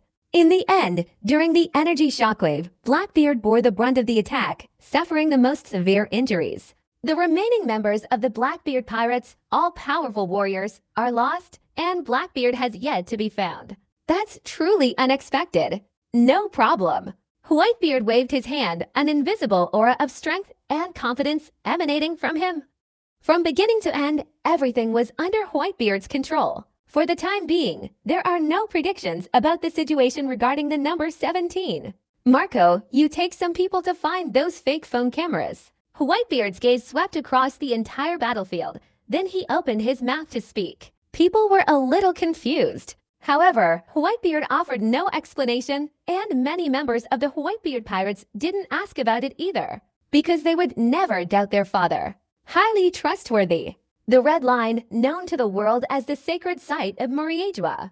This is a city inhabited by the celestial dragons, a place of unparalleled luxury, devoid of any extravagance. Even the decorations along the streets are made of precious agate, dazzling and expensive, utterly opulent. Controlling the entire world, possessing over 80% of the world's wealth, the aristocracy enjoys unparalleled luxury and can do whatever they please. And all of this comes from the other world, from countries that plunder their people's wealth to offer as sacrifices heavenly gold. Compared to the impoverished and destitute conditions of the rest of the world, this city, known as the Sanctuary of Muriedwa, is considered the epitome of luxury. In the city, the world of the celestial dragon nobility, everyone rode human slaves as mounts. Those who were once powerful pirate captains on the high seas were ultimately reduced to slaves riding celestial dragons, slow-moving, hunched over, and subjected to endless humiliation. The celestial dragons had a need, so they created a con artist and a special organization to capture and enslave powerful human warriors. But even so, thinking about capturing a Grand Line pirate captain of that rank isn't entirely impossible. It's possible that the sacred land of Muriedwa is actually home to the celestial dragons, enslaved by an incredibly powerful pirate captain. It's not hard to imagine where these people, captured and enslaved by pirates, came from. The capture of a large number of pirates, a large pirate gang with a powerful structure, easily leads people to believe it was the Navy headquarters. Even a legendary pirate like Shiki, the Golden Lion, once fell into the hands of the Marine headquarters. Thinking about it carefully, did these people, who became slaves to powerful pirates, have some of their activities taken from the Navy headquarters. Taking any random celestial dragon and summoning a Marine headquarters admiral to oversee the operation is not impossible. Aiding the enemy. I heard that the New World Navy headquarters was attacked by a pirate crew. Among the celestial dragons, some were discussing this matter indifferently. It seemed that the attack on the naval headquarters had almost become the same topic of conversation for them in their free time. Slavemen fighting amongst themselves, HMPH, despicable humans, born slaves. A celestial dragon with a head covered in bubbles lifted his chin and nose pointed skyward as he spoke, just missing out on a spectacular wrestling match. That voice sounded as if it were regretting missing out on a gladiatorial arena fight. According to the celestial dragons, those who risk their lives to protect their naval headquarters are nothing more than slightly higher ranking, slightly more obedient, and more loyal slaves. Navy? In the presence of a celestial dragon of such noble status, even a Marine headquarters admiral might not be able to show them any respect. Compared to the arrogant and ignorant man, the 5 members of the 5 Elder Stars all frowned in unison. The Muriagua Sanctuary is the most luxurious building in the castle complex. Everywhere within the castle grounds, precious stones and pearls glisten, their chaotic fountains, after falling to the ground, form winding streams, gurgling and flowing, creating a naturally pleasant sound. This is also the world of the supreme government of 5 Elders' Palace and Castle. I really didn't expect it. Sakazuki actually lost to Edward Newgate's subordinate. The Great Demon, having severed the 5 Elder Stars, wore a profound and enigmatic expression that made it impossible for anyone to guess his inner thoughts at that moment. No useless trash. A bunch of useless trash. In contrast to this calm and composed 5 Elder Star, the other bald-headed 5 Elder Star was seething with anger. Holding the highest authority in the world, he seemed to radiate intense hostility and overwhelming killing intent. With just a word from him, the world could bleed to the point of a sea. In the eyes of the 5 elders, the most terrifying thing in this world is not supreme power, but the wielder of authority. Even the strongest person will one day grow old and weak. Someone as powerful as Roger, the Pirate King, eventually fell into the hands of the Marines and was beheaded in Logtown. Even a weak celestial dragon like Charles, with just one sentence, could command Admiral Kizaru to take action. This is what powerful authority is all about. And the 5 Elder Stars are the ones who control this world, wielding the ultimate power, the highest echelons of the world government, the Whitebeard Pirates. They're challenging our authority. Let's wipe them out. Another of the 5 Elder Stars had eyes filled with overwhelming murderous intent. Evidently, this old monster, who had been doing this for countless years, was utterly furious. Excellent at eliminating enemies? We should let Vegapunk operate a little bit. Fine, they're just a bunch of trash anyway. Let them all die together. New World, the new naval headquarters island. Ruins, smoke, fire, and the stench of blood filled the entire island. The atmosphere of war and crisis enveloped the whole place. The crisscrossing geological strata, riddled with cracks, suggest the island was left intact after intense upheaval, with countless structures collapsing into ruins. Dad, 10 phone cameras are identical. Marco and his group sought out each of these enormous photographic cell phone bugs. The only difference between these giant cell phone bugs and ordinary cell phone bugs was that they could capture images and transmit them via special shortwave signals, creating an effect similar to a live broadcast from an Earth television receiver. Without needing Whitebeard's instructions, Marco and the others understood their father's meaning and immediately aimed all the projected images from their phones at him. Very fast. The entire pirate world, the large islands, whether in the 4 seas east, south, west, north, or south, or the New World, or the first half of the Grand Line. Every large island frequented by pirates was once again connected, and live broadcasts reappeared. 753. Above the Sabaudi archipelago, the colossal Whitebeard, with his majestic physique, appeared as a projected image on the phone screen. Kia, with his moon-shaped white beard, invisibly displayed an unparalleled and unique aura, domineering and awe-inspiring, striking fear into people's hearts. Across the world of the Great Islands, the awe-inspiring figure of Whitebeard appeared everywhere. Just as the world's great islands were reeling from the shock, Whitebeard uttered a single sentence that once again stirred up the entire world. Starting today, this island is my territory. TSK. Upon hearing Whitebeard's incredibly arrogant statement, the entire world couldn't help but let out a collective gasp of disbelief. Right now, the whole world is once again in an uproar. Oh my god, Whitebeard declared the Marine headquarters to be his island. Whitebeard's hockey. This is the Marine headquarters. Throughout history, the Grand Line has seen countless powerful pirates. But perhaps no one has ever dared to do what Whitebeard did to seize the Marine headquarters for themselves. There is only one in the world, one of a kind. In this world, I'm afraid you won't find a second person who can stand shoulder to shoulder with Whitebeard. At this very moment, the whole world is in turmoil. I don't know how many pirates were stirred up. Those naval personnel who were fortunate enough to survive were now also in a state of shock and disbelief. The whole world is engulfed in an unparalleled tremor from within. Pirates have seized control of the island where the Navy's headquarters are located. There was no one before, and there will be no one after. This is Whitebeard.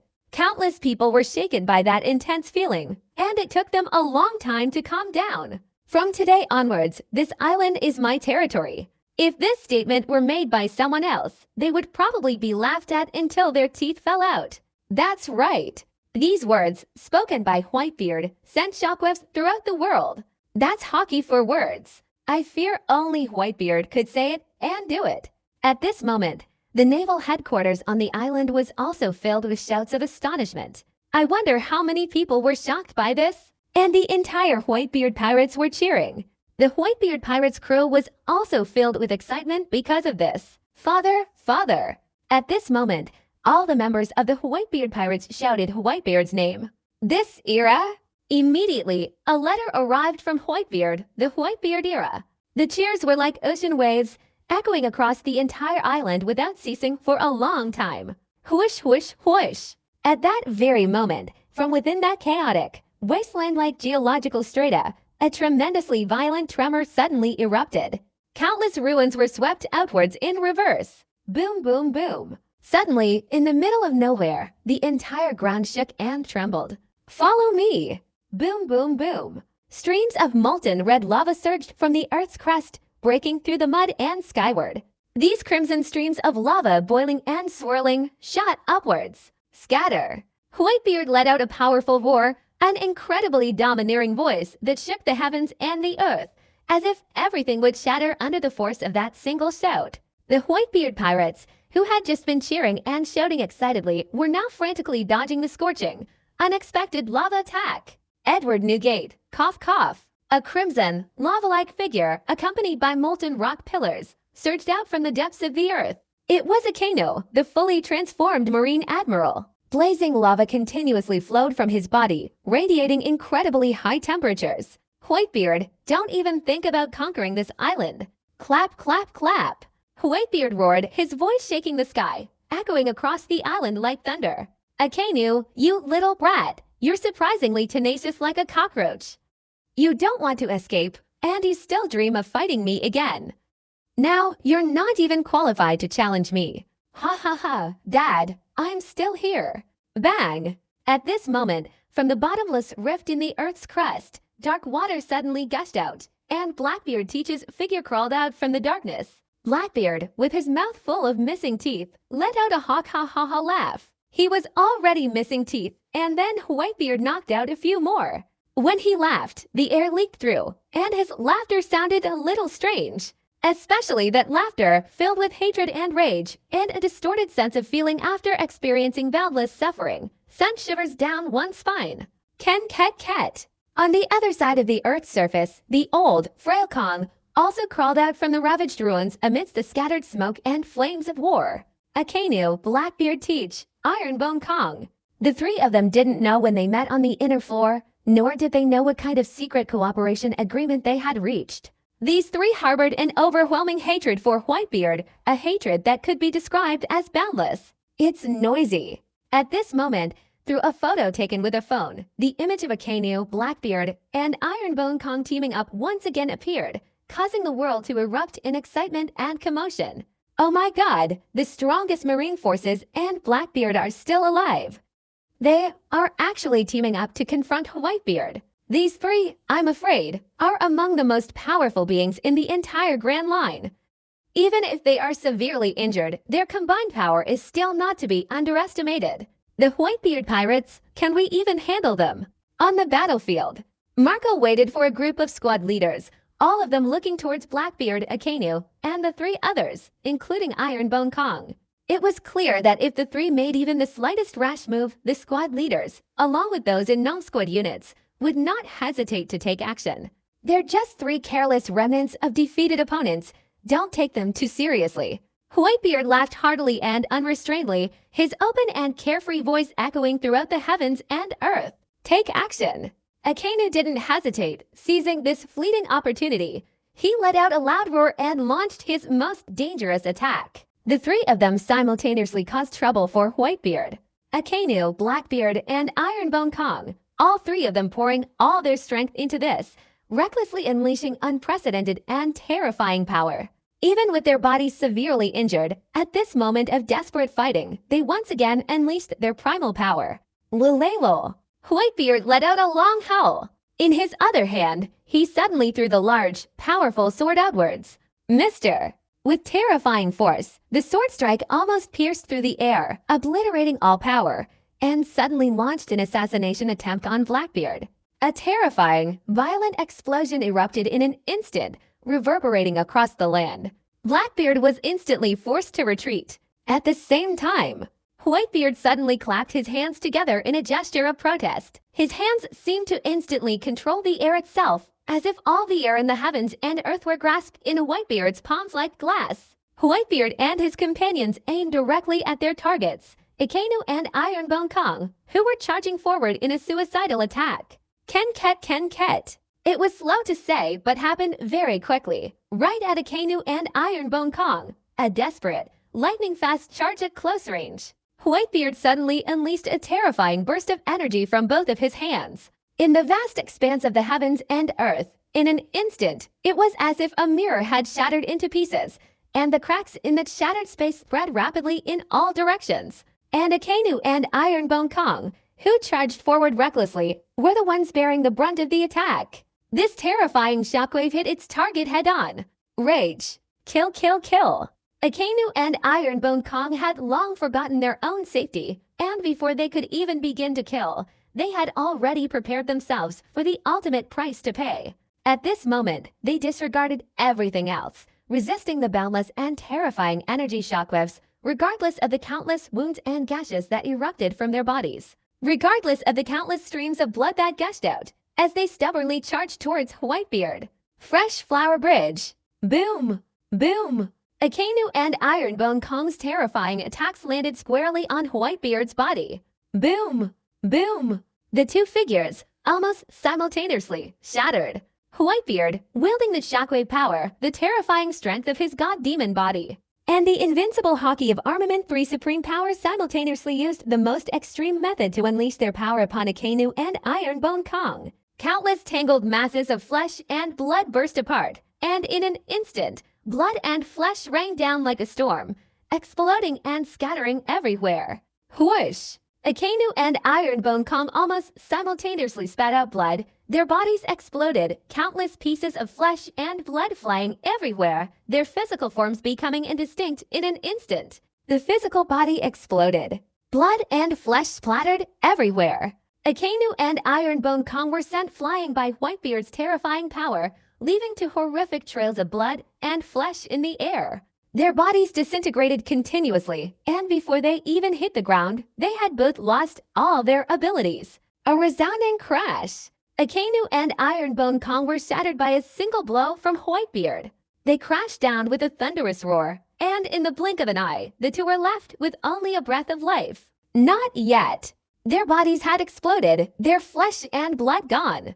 It's noisy. This battle erupted in an instant, causing a global uproar. Witnessing this terrifying spectacle, countless people felt their scalps tingle and their hearts race. Blackbeard Teach, Marine Admiral Akainu, and Marine Admiral Kong, the three of them ganged up on Whitebeard. Results in an instant. Blackbeard Teach was forced to retreat by a single blow from Whitebeard. Akainu and Ironbone Kong, both of them, were instantly shattered by Whitebeard's use of his god-demon body and the full power of his shockwave fire ability. Akainu and Ironbone Kong flew out, their bodies shattered into pieces, revealing their white bones. Seeing that, a crisis ensued. Everyone was moved. The whole world was terrified because of it. Just moments before, Whitebeard had declared to the world that the New World Marine Headquarters Island had become an island under his banner. In response, Akainu and Ironbone Kong, the two highest-ranking Marines in existence, were defeated by Whitebeard in a one-on-one fight. The scene of blood and gore splattered everywhere was undeniably shocking, deeply moving, and deeply unsettling. At this moment, countless people are trembling. This is the real Whitebeard's cunning. Peak of 15 states. Divine Demon Body. A shockwave of power. The world's #1, supreme swordsmanship. Looking across the world, looking through all of history, you absolutely cannot find a second person who can stand alongside Whitebeard as a character. Kong's condition worsened. He was old, his physique far inferior to Akainu's. Under the terrifying shockwave, his flesh, bones, tendons, and blood vessels were all shattered and scattered, leaving him less than a complete person. There was only one breath left, not swallowed. I'm not reconciled. Falling into the ruins, Akainu, completely covered in blood and gore, looked up to the sky and let out a long, piercing scream. He was seething with anger. He was filled with resentment. There's no way the bullets are moving at all. Akainu, you little brat, you provoked me repeatedly, but did you ever consider the consequences? Edward Newgate didn't even bother to look at Blackbeard, who was recklessly charging forward again. With a nonchalant glance, he spoke to Akainu, who was barely alive in the distance. Oh! Akainu was about to say something more, but as his mouth moved, a mouthful of fresh blood suddenly spurted out. At this moment, not a single sound could be made. During the O'Hara incident, Sakazuki used the possibility of sheltering archaeologists as a pretext to order his subordinates to blow up the boats full of O'Hara refugees. That extremely tragic O'Hara incident, because of Akainu's decision, resulted in countless deaths. During the climactic battle, Sakazuki called for the Whitebeard pirates to surrender under the banner of Captain Great Spider's squad, causing a sword to pierce Whitebeard's body. Later, during the climactic battle, taking advantage of Ace and Luffy's relationship, he deliberately launched a full-force attack on the exhausted Luffy, causing Ace's death. It was a place of hatred for countless pirates. That's not all. After Whitebeard was reborn, he repeatedly targeted Whitebeard, meticulously planning major events to kill him and wipe out the entire Whitebeard pirates, deliberately provoking Whitebeard's anger. He even summoned the Four Seas Force, solely for the purpose of eliminating the Whitebeard pirates. Maybe. Akainu never imagined, even in death, that the final outcome would be like this. Whitebeard's power was immense, far exceeding Akainu's understanding. At this very moment, without exception, Akainu, Ironbone Kong, they're all doomed. All of these things, though very lengthy to describe, actually happened in an extremely short period of time. Blackbeard Teach, risking his life, volunteered to go to Whitebeard's side. Whitebeard, I can't possibly lose. Blackbeard Teach let out a frantic, prolonged scream. One of his arms had exploded, tendons, blood vessels, and flesh had all burst apart. His entire arm hung limply over his shoulder. It had blown apart while he was trying to steal the tremor fruit. As Blackbeard let out a long, piercing scream, the object that was now only in his palm suddenly emitted an extremely dark, ominous beam of light. Countless luminous spheres bloomed in Blackbeard's palm. Like the terrifying dark spring passage, it devoured everything within itself. Terrifyingly dark, so dark that people dare not look directly at it. It felt as if a mere glance would plunge one into eternal darkness. Blackbeard's hand suddenly swept across towards Whitebeard's heart. No use, Blackbeard. You can go die now. Despite Blackbeard's close proximity, Whitebeard remained calm, though the murderous intent on Whitebeard's face was completely unconcealed. Whitebeard unleashed a punch in the blink of an eye. This one punch, in an instant, struck down at the same spot as Blackbeard's hand. Boom, boom, boom. In the blink of an eye, the gloomy sky and earth faded away. The deafening roar of the assembly, the deafening explosion that sent shivers down one's spine, was an unbearable terror. In the blink of an eye, each beam of dark light, erupting from the point of combat between the two, resembled a long, gloomy stream, suddenly bursting forth and wreaking havoc across the sky. It's just that. These luminous objects, appearing in the blink of an eye, were all shattered by an incredibly powerful shockwave. Things changed unexpectedly in the blink of an eye. They were all shattered. No, no, no. Blackbeard's face contorted with madness as he launched a frenzied attack on Whitebeard. Whitebeard responded calmly, his two fists shattering the air in an instant. Whitebeard unleashed this punch, and without exception, it landed squarely on Blackbeard's body. Thump. Bang. Countless streams of fresh blood exploded in an instant. Blackbeard's agonizing scream echoed throughout the heavens and earth, sending chills down people's spines and filling them with terror. Blackbeard, your life ends here. Boom. No sooner had Whitebeard finished speaking than a terrifying punch, carrying unparalleled force, slammed into Blackbeard's heart, just for a moment. Blackbeard's entire body exploded in an instant. Just for a moment, it felt as if heaven and earth had come to a standstill. Only Blackbeard remained, his body exploding into a bloody mess, like a brilliant fire blooming in the night sky. Blackbeard explode, Akainu, Ironbone Kong. Blackbeard, they all perished. All of these things happened in an extremely short period of time. It was so brief that no one had time to react. 3 world-class powerhouses were completely annihilated by Whitebeard just like that. At this moment, countless people are trembling. In this world, is there anyone who can stop Whitebeard's advance? Countless pirates trembled, and countless sailors were struck with fear. Only now did they see Whitebeard's true power, an immeasurable and terrifying force that struck fear into their hearts. The heavens and the earth trembled. If it were an ancient weapon, if an ancient weapon were to appear, could Whitebeard stop it? Many of the pirates who have lived on this vast ocean for countless years are now thinking of ancient weapons as the ultimate weapon of mass destruction. Ancient weapons. Many people were surprised that this type of legendary weapon existed. It was said that once it appeared, it could destroy heaven and earth, obliterating any island. Even the largest islands could not withstand this ancient weapon. Some people thought of ancient weapons.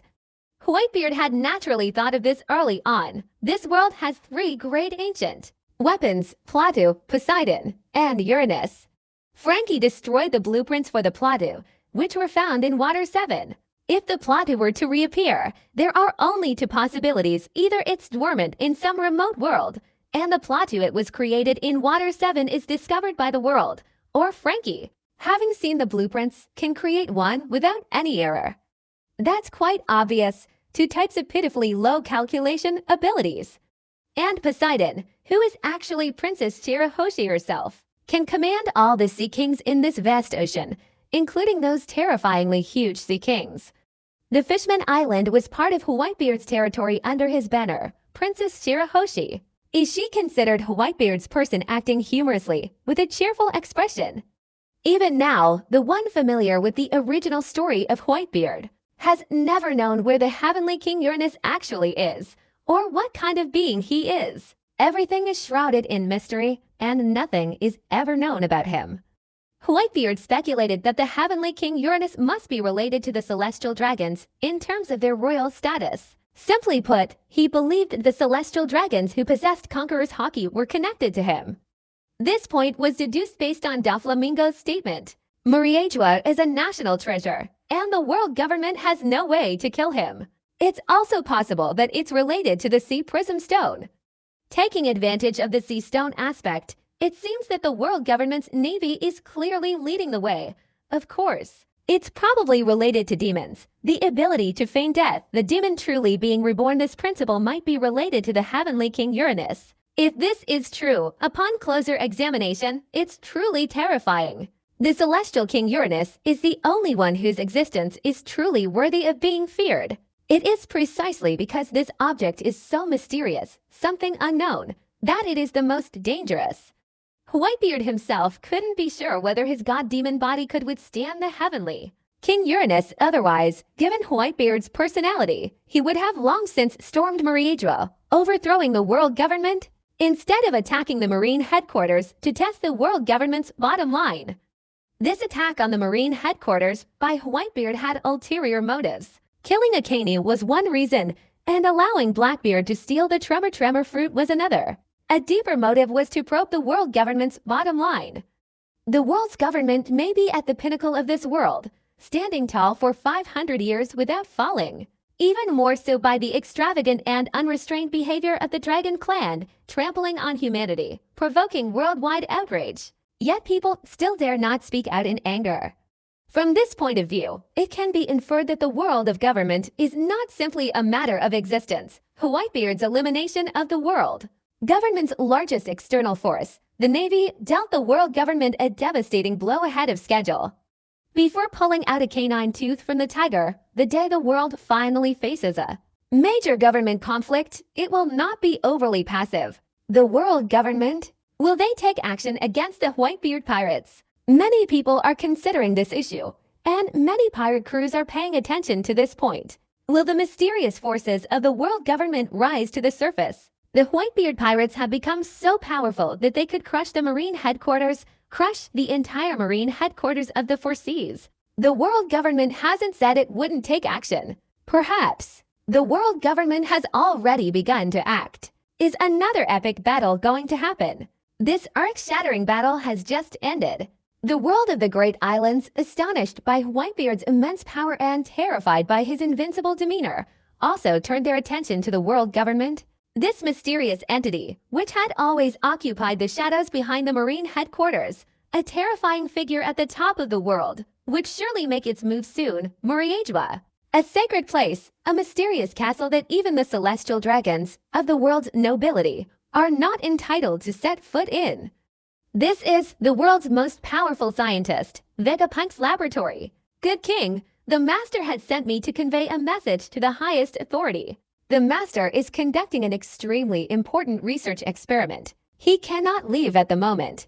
A general with a perpetually cheerful demeanor and a graceful figure, dressed in a beautiful white maid's dress, said to the messenger sent by the 5 elders to recruit Vegapunk. The master will then grant the highest level of power, a earth-shattering gift. After saying that, the beautiful woman turned and left. This man, sent as an envoy by the 5 elders, watched the woman turn and leave, and couldn't help but smack his lips. As expected of Vegapunk, the great scientist who led the world 500 years ago, even his robot maid looks so real. She's practically identical to a real person. Unbelievable. A momentous ceremony. What will it be? This is a major chapter, a must-read. The key chapters are also very exciting. This epic battle, a clash of epic proportions, officially brings the story to a close.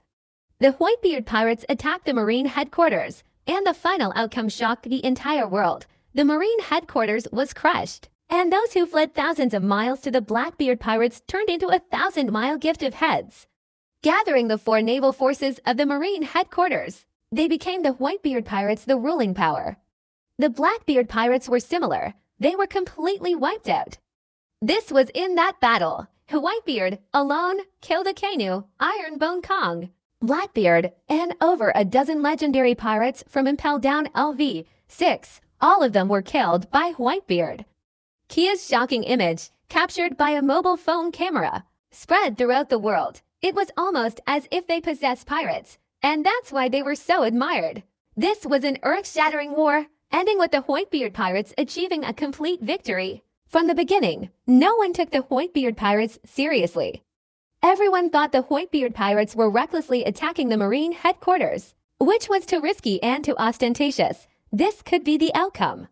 It is about making the concessions to the world completely transparent. In this era, no one is capable of stopping Whitebeard's advance. This era, you're going to call it the Whitebeard era.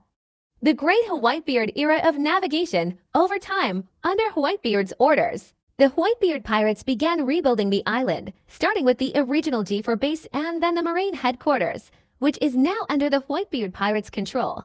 This massive island, although it suffered considerable destruction in this epic battle, is nevertheless an exceptionally fertile island. The greatest advantage of such a huge island is that even in a world-shattering war, it will not be destroyed. Like Punk Hazard Island, which was still considered a really big island. It was completely sunk during the great battle between Whitebeard and Kizaru and others. And the island chosen to house the naval headquarters was able to withstand a world-shattering battle. Yet it remained completely undamaged. Having taken control of this island, the Whitebeard pirates naturally wouldn't waste its resources.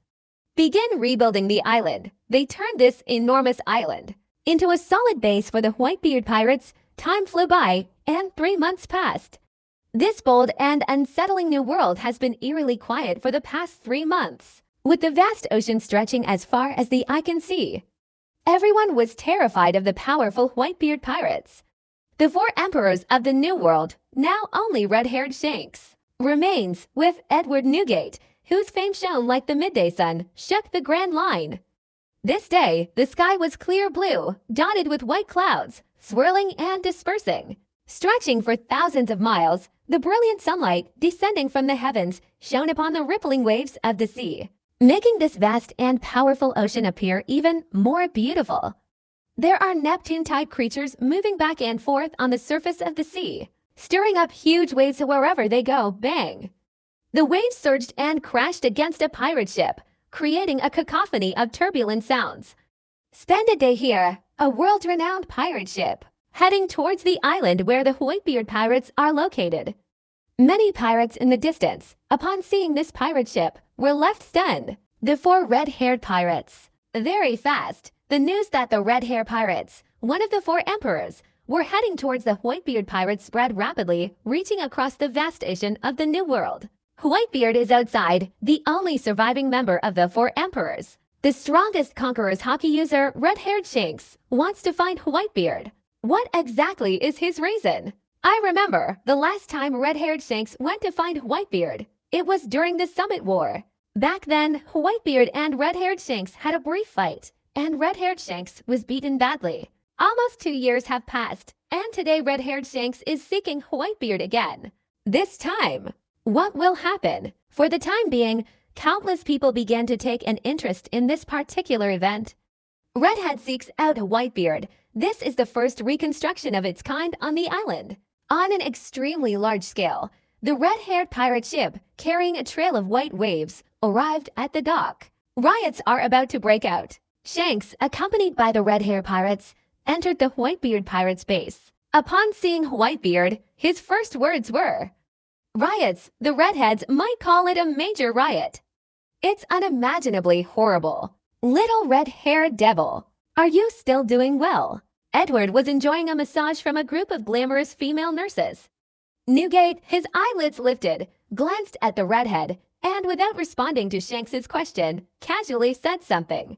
Then waved his hand at the many beautiful nurses in white uniforms and short skirts beside him. "You all can leave now." Shanks didn't sneak in, so naturally he didn't go up to the 3 treasures hall without any incident. 3 months ago, you trampled on the Marine headquarters. For these 3 months, this vast ocean of the Grand Line, while seemingly calm and peaceful, has been seething with unrest, with countless terrifying disturbances brewing beneath the surface. Shanks, as if accustomed to raising a glass of wine, took a gulp, wiped the corner of his mouth, and continued. The underworld is not peaceful. These 3 months have been calm, truly giving one the feeling of tranquility before a storm. Fresh Flower Bridge, the naval headquarters was flattened, and moreover, the assembly of the 4 naval forces was a prerequisite. Logically speaking, under these circumstances, this world would have long since descended into unbearable chaos, and all sorts of riots would have inevitably broken out. Perhaps the entire Grand Line is eerily quiet. A terrifying storm with strong winds and heavy rain is brewing. So what then? Whitebeard grinned, his crescent-shaped face seemingly containing a smile. That kind of nonchalant, carefree air, perhaps only a figure as powerful as Whitebeard, invincible throughout the Grand Line, could possess. The redhead narrowed his eyes. Obviously, he hadn't expected Whitebeard to respond like that. Ha ha ha. Suddenly, our conversation is still the same as before, isn't it? The red-haired man laughed opally, looking up at Whitebeard. Would you mind if we joined forces to bring complete peace to this vast ocean? Ah. Even Marco, along with many other squad leaders, frowned in confusion, their hearts filled with surprise. What exactly did red-haired Shanks mean by those words? Should we join forces with the Whitebeard pirates? Go do a good job. Suppress this impending world riot, feeling bored and idle. Is this still a righteous and violent expression of justice? You snot-nosed little brat. You can actually talk. The wealthy Whitebeard cast a meaningful glance at Shanks. Others couldn't see through Shanks' intentions, but Whitebeard could see through them completely. That's exactly what I didn't say. Shanks, holding a cup, poured another full glass of wine, neatly finishing off a bowl of wine. He suddenly stood up and spoke. Boom, boom, boom. Suddenly, in the middle of the night, a loud clap of thunder boomed. The layers of clouds in the sky instantly cracked open, the swirling clouds turning violently, as if the entire sky had been split in two. Conqueror's hockey class, Ken Ket Ket. The upper strata of the island were torn apart by the terrifying force generated by the clash of Conqueror's hockey, with cracks suddenly spreading outwards. His strength has increased again. Edward Newgate, with ulterior motives, glanced at Shanks, then suddenly laughed and said, "It's just. This little bit of strength isn't enough to show off in front of me." Boom, boom, boom. Before Whitebeard's words had completely faded, suddenly, in the midst of it all, an even more terrifying series of thunderclaps erupted. Thump. Bang. The two figures, facing in all directions, suddenly experienced a series of violent explosions, sending rocks and debris flying everywhere in an instant. The sky was filled with dust, which rose up from beside the two of them. Red-haired man and Whitebeard clashed in battle. For a brief moment, the whole world was in turmoil. The four emperors fighting each other is a rare and hard-to-find sight, something you don't easily witness. Suddenly, countless pirates, in a frenzy, swarmed towards that island. When countless pirates gathered on the island not far out at sea, a scene that caused a stir among everyone unfolded. I only see it. Red-haired Shanks, along with all the members of the red-haired pirates, simultaneously launched an attack from Whitebeard's island, sending them flying outwards. Each member of the red-hair pirate crew, with Red Hair as their leader, was sent flying through the air. Finally, a resounding crash echoed as the red-haired pirate ship advanced. Don't try any tricks on me, red-haired guy. Be careful, or I'll butcher you. Clearly, the chaotic 940 sound was like a rolling thunderclap, shaking the heavens and earth, spreading across the sea in all directions. The moment they touched Shanks on the ship, he looked in terror towards Whitebeard. On his face, there was a circle of fear that had never been seen before. No one knows what ultimately happened in this extremely brief skirmish. People only see the final outcome. As for red-haired Shanks and his subordinates, they were all blown off the island. What an infuriating and awe-inspiring event this is. For the time being, everyone was in an uproar. Red-haired Shanks is no match for Whitebeard. He was blown away in such a short time. This shows just how incredibly powerful Whitebeard is. I never imagined this battle ended so quickly. What exactly happened? Why did the entire red-hair pirates get blown away by Whitebeard's attack? Countless people were stirred up, countless others were filled with admiration, and countless others were simultaneously curious. What exactly was this battle like? What did it all mean? Captain, Whitebeard is still as ungrateful as ever. Lucky Roo, somehow having found a chicken leg somewhere, gnawed on it while angrily muttering to himself. Our intentions have been seen through by Whitebeard. Ben Beckman touched the small spear that had once threatened Kizaru, preventing him from acting rashly, and said, with only one arm remaining, the red-haired man shrugged reluctantly. Obviously, the red-haired man's comments to Lucky Roo and Ben Beckman were not at all unexpected. You two are still underestimating Whitebeard.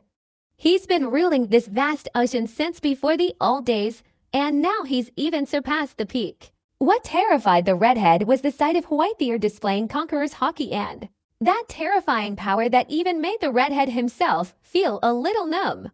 This trip wasn't entirely wasted. At least the captain knows Whitebeard's strength. With his blonde ponytail, Yassip bared his teeth and glared, saying that he could still feel the fear he had felt the moment he faced Whitebeard. Kia felt an unprecedentedly terrifying sensation, instantly spreading to every cell in her body.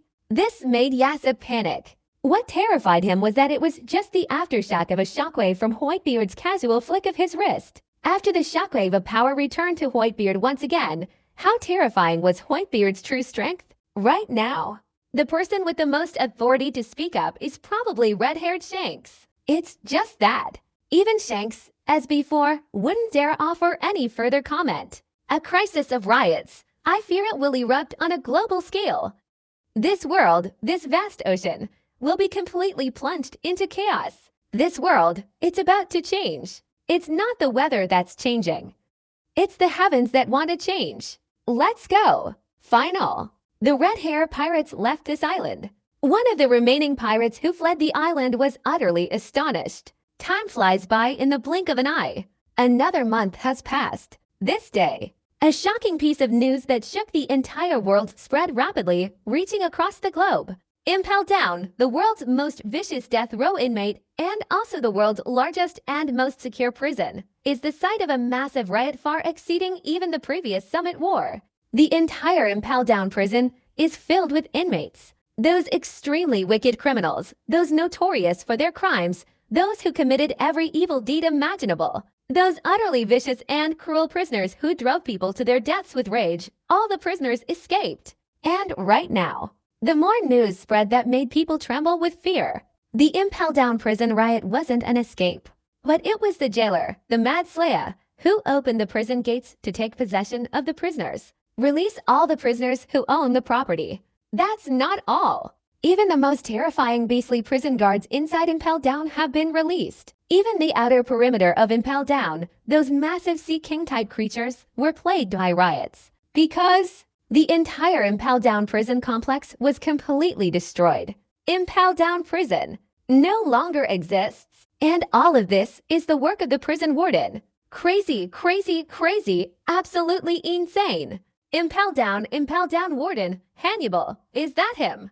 I heard that it's not the newly promoted warden Hannibal, but the former warden, the poison fruit user, Magellan. Oh my god, is Magellan insane? Countless extremely vicious and evil individuals were released. Countless monstrous prison guards were unleashed. And those large Sea King creatures that originally guarded the outer perimeter of Impelled Down also revolted. For the time being, the whole world was shocked. The whole world is shaken and uneasy. People are becoming panicked. Let this damned world descend into utter chaos and unrest. Magellan, transformed into a venomous creature, unleashed a barrage of poisonous dragons, relentlessly destroying Impelled Down, causing all the prison's structures to collapse and everything to be annihilated. The Marine headquarters is gone, so let this world descend into utter chaos. Whitebeard, get ready to welcome the final, frenzied group of Marines. Impelled Down prison erupted in a massive riot, shocking the entire world. Even in this new world, where powerful figures are as numerous as clouds, there is still a surge of fear and awe. And when Magellan's words spread across this vast ocean, the world was even more terrified. Almost everyone in the world felt their hair stand on end. All of this happened because the remaining Marines were acting out of revenge against Whitebeard, launching a frenzied attack. This world is in complete chaos. At the same time, the underworld, which had been perpetually silent, suddenly spoke up once again. I want to throw this world into complete chaos. Initially, during the earth-shattering battle at Golden City, the Golden Emperor's remaining subordinates united the entire underworld to begin their revenge against Whitebeard. Possibly. 16. The whole world is transparent. This is not revenge. The more the better. Because they were afraid of Whitebeard. Whitebeard was too powerful, the Whitebeard pirates were too powerful, causing those ambitious and ruthless pirate crews to tremble, become terrified, and be afraid. Therefore, if they dare to instigate world chaos at this crucial moment, some even speculate that the Impelled Down prison riot involved the criminal underworld. For the time being, the whole world was plunged into chaos. Those extremely vicious and evil individuals who escaped from Impelled Down prison, upon entering the Grand Line, unleashed a frenzied massacre. Even Whitebeard, under the island's banner, suffered similarly devastating losses. No matter who they are, anyone who commits evil deeds on my island, I, Whitebeard, will definitely kill them. First, Whitebeard made a sound. The world is shaken. Don't joke around. You, Whitebeard, are just one person. How could you possibly control us? There was no shortage of extremely vicious and evil people. IMPRISONED in Impelled Down for countless years. They had long since become indifferent to life and death, completely unconcerned about Whitebeard's threats, and continued their evil deeds, exterminating people on island after island. Boom, boom, boom. Just then, each earth-shattering piece of news spread throughout the world, and in an instant, the entire globe trembled. In some new world, on an island, a wicked prisoner was killed by Whitebeard himself, rumor has it. With just one blow, Whitebeard's punch shattered that level 6 warrior who was once imprisoned in Impel Down. Not a single bone remained. It is said that someone plotted evil on an island far from the Whitebeard pirate's base, but was incinerated to death by an unknown divine fire that descended from the heavens. Rumors say that the being who unleashed this divine fire, with an almost invincible aura, swept across countless islands, burning even their bones to ashes. After the fire died down, only a pile of ashes remained. For the time being, the whole world is shaken and uneasy, and those who were preparing to commit violence, evil deeds, and heinous acts were immediately intimidated. Whitebeard wasn't just saying it casually, but it was a real fight. The new world is quite close to Whitebeard's. If you want to attack him, you'll have to go halfway through the Grand Line first. Just then, someone quietly made that sound. For a brief period, those who were originally intimidated by Whitebeard's power and were extremely vicious were fighting continuously on the battlefields of the first half of the Grand Line. I heard someone on Fishman Island is committing evil deeds. I heard that guy wants to conquer the entire Fishman Island and enslave all the fishmen. When this news spread, the eyes of the whole world were instantly focused on Fishman Island. It's not just people, but those dead prisoners have formed a super large pirate crew, I heard. Even the weakest member of that pirate crew is a level 5 expert from Impel Down, and even the level 6 dead prisoners number no less than 10. The entire pirate crew has hundreds of powerful individuals. Oh my god, a pirate crew that's absolutely on par with Blackbeard's exists. Someone said that with a sigh. For a moment, people were stunned. A pirate crew had suddenly appeared, and moreover, each member was an extremely vicious and ruthless individual. Once they entered the Grand Line, they would undoubtedly stir up a storm of bloodshed. How many more people would die at their hands? I heard this pirate crew wants to claim the title of 4 emperors in the New World. You want to challenge Whitebeard? There are still people who dare to challenge Whitebeard. The whole world was plunged into complete chaos. Those powerful individuals who emerged from Impel Down had never witnessed Whitebeard's terrifying fighting power firsthand. However, after leaving Impel Down and hearing news of Whitebeard's resurrection, countless ruthless and vicious individuals plotted to challenge Whitebeard, seeking to establish their own reputation. Thinking of challenging Whitebeard and reaching the pinnacle of the New World's 4 emperors. Anyone who trespasses on Fishman Island will be immediately expelled from Fishman Island. Otherwise, there is only one path left, death. Just then, the powerful Whitebeard pirates spoke up. If you don't leave Fishman Island immediately, all the pirates you possess will be defeated. Whitebeard's powerful statement shook the world. The fear that the world felt was unparalleled. Obviously, these guys were ruthlessly killing prisoners without any restraint, provoking Whitebeard, and Whitebeard wanted to unleash a massacre. This world will be drenched in blood, staining the Grand Line's oceans with blood. Oh ha ha ha! Whitebeard, the whole world fears you, but we, the executioners of pirate crews, don't fear you. The throne of the New World should be given to us to sit on. Fishman Island, whether it's the Mermaid Tribe or the Fishman Tribe, they're all our executed pirate slaves. Wah ha ha ha! At the same time, the self-proclaimed executioner pirate crew, completely disregarding Whitebeard's warnings, even brazenly declared their intention to enslave the entire Fishman Island. This is provoking Whitebeard. Indeed, these people are utterly vicious and cruel. They have absolutely no idea what it means to be afraid. Boom, boom, boom. One day, an enormous pirate ship, sailing from the New World at sea, streaked across the sky at the speed of a falling star. The terrifying ship left a long trail in the sky, like a white dragon. This colossal object, resembling a pirate ship, soared across the sky, emitting thunderous roars that were deafening to the sound waves reaching the surface of the sea. This day, the pirate crews of the New World on the Sea all simultaneously raised their heads and looked up at the sky. When they finally saw what kind of divine being the colossal object in the sky actually was, everyone was stunned. Oh my god, that's Whitebeard's pirate ship. All things harmonious and magnificent. Wherever he passes, all things tremble.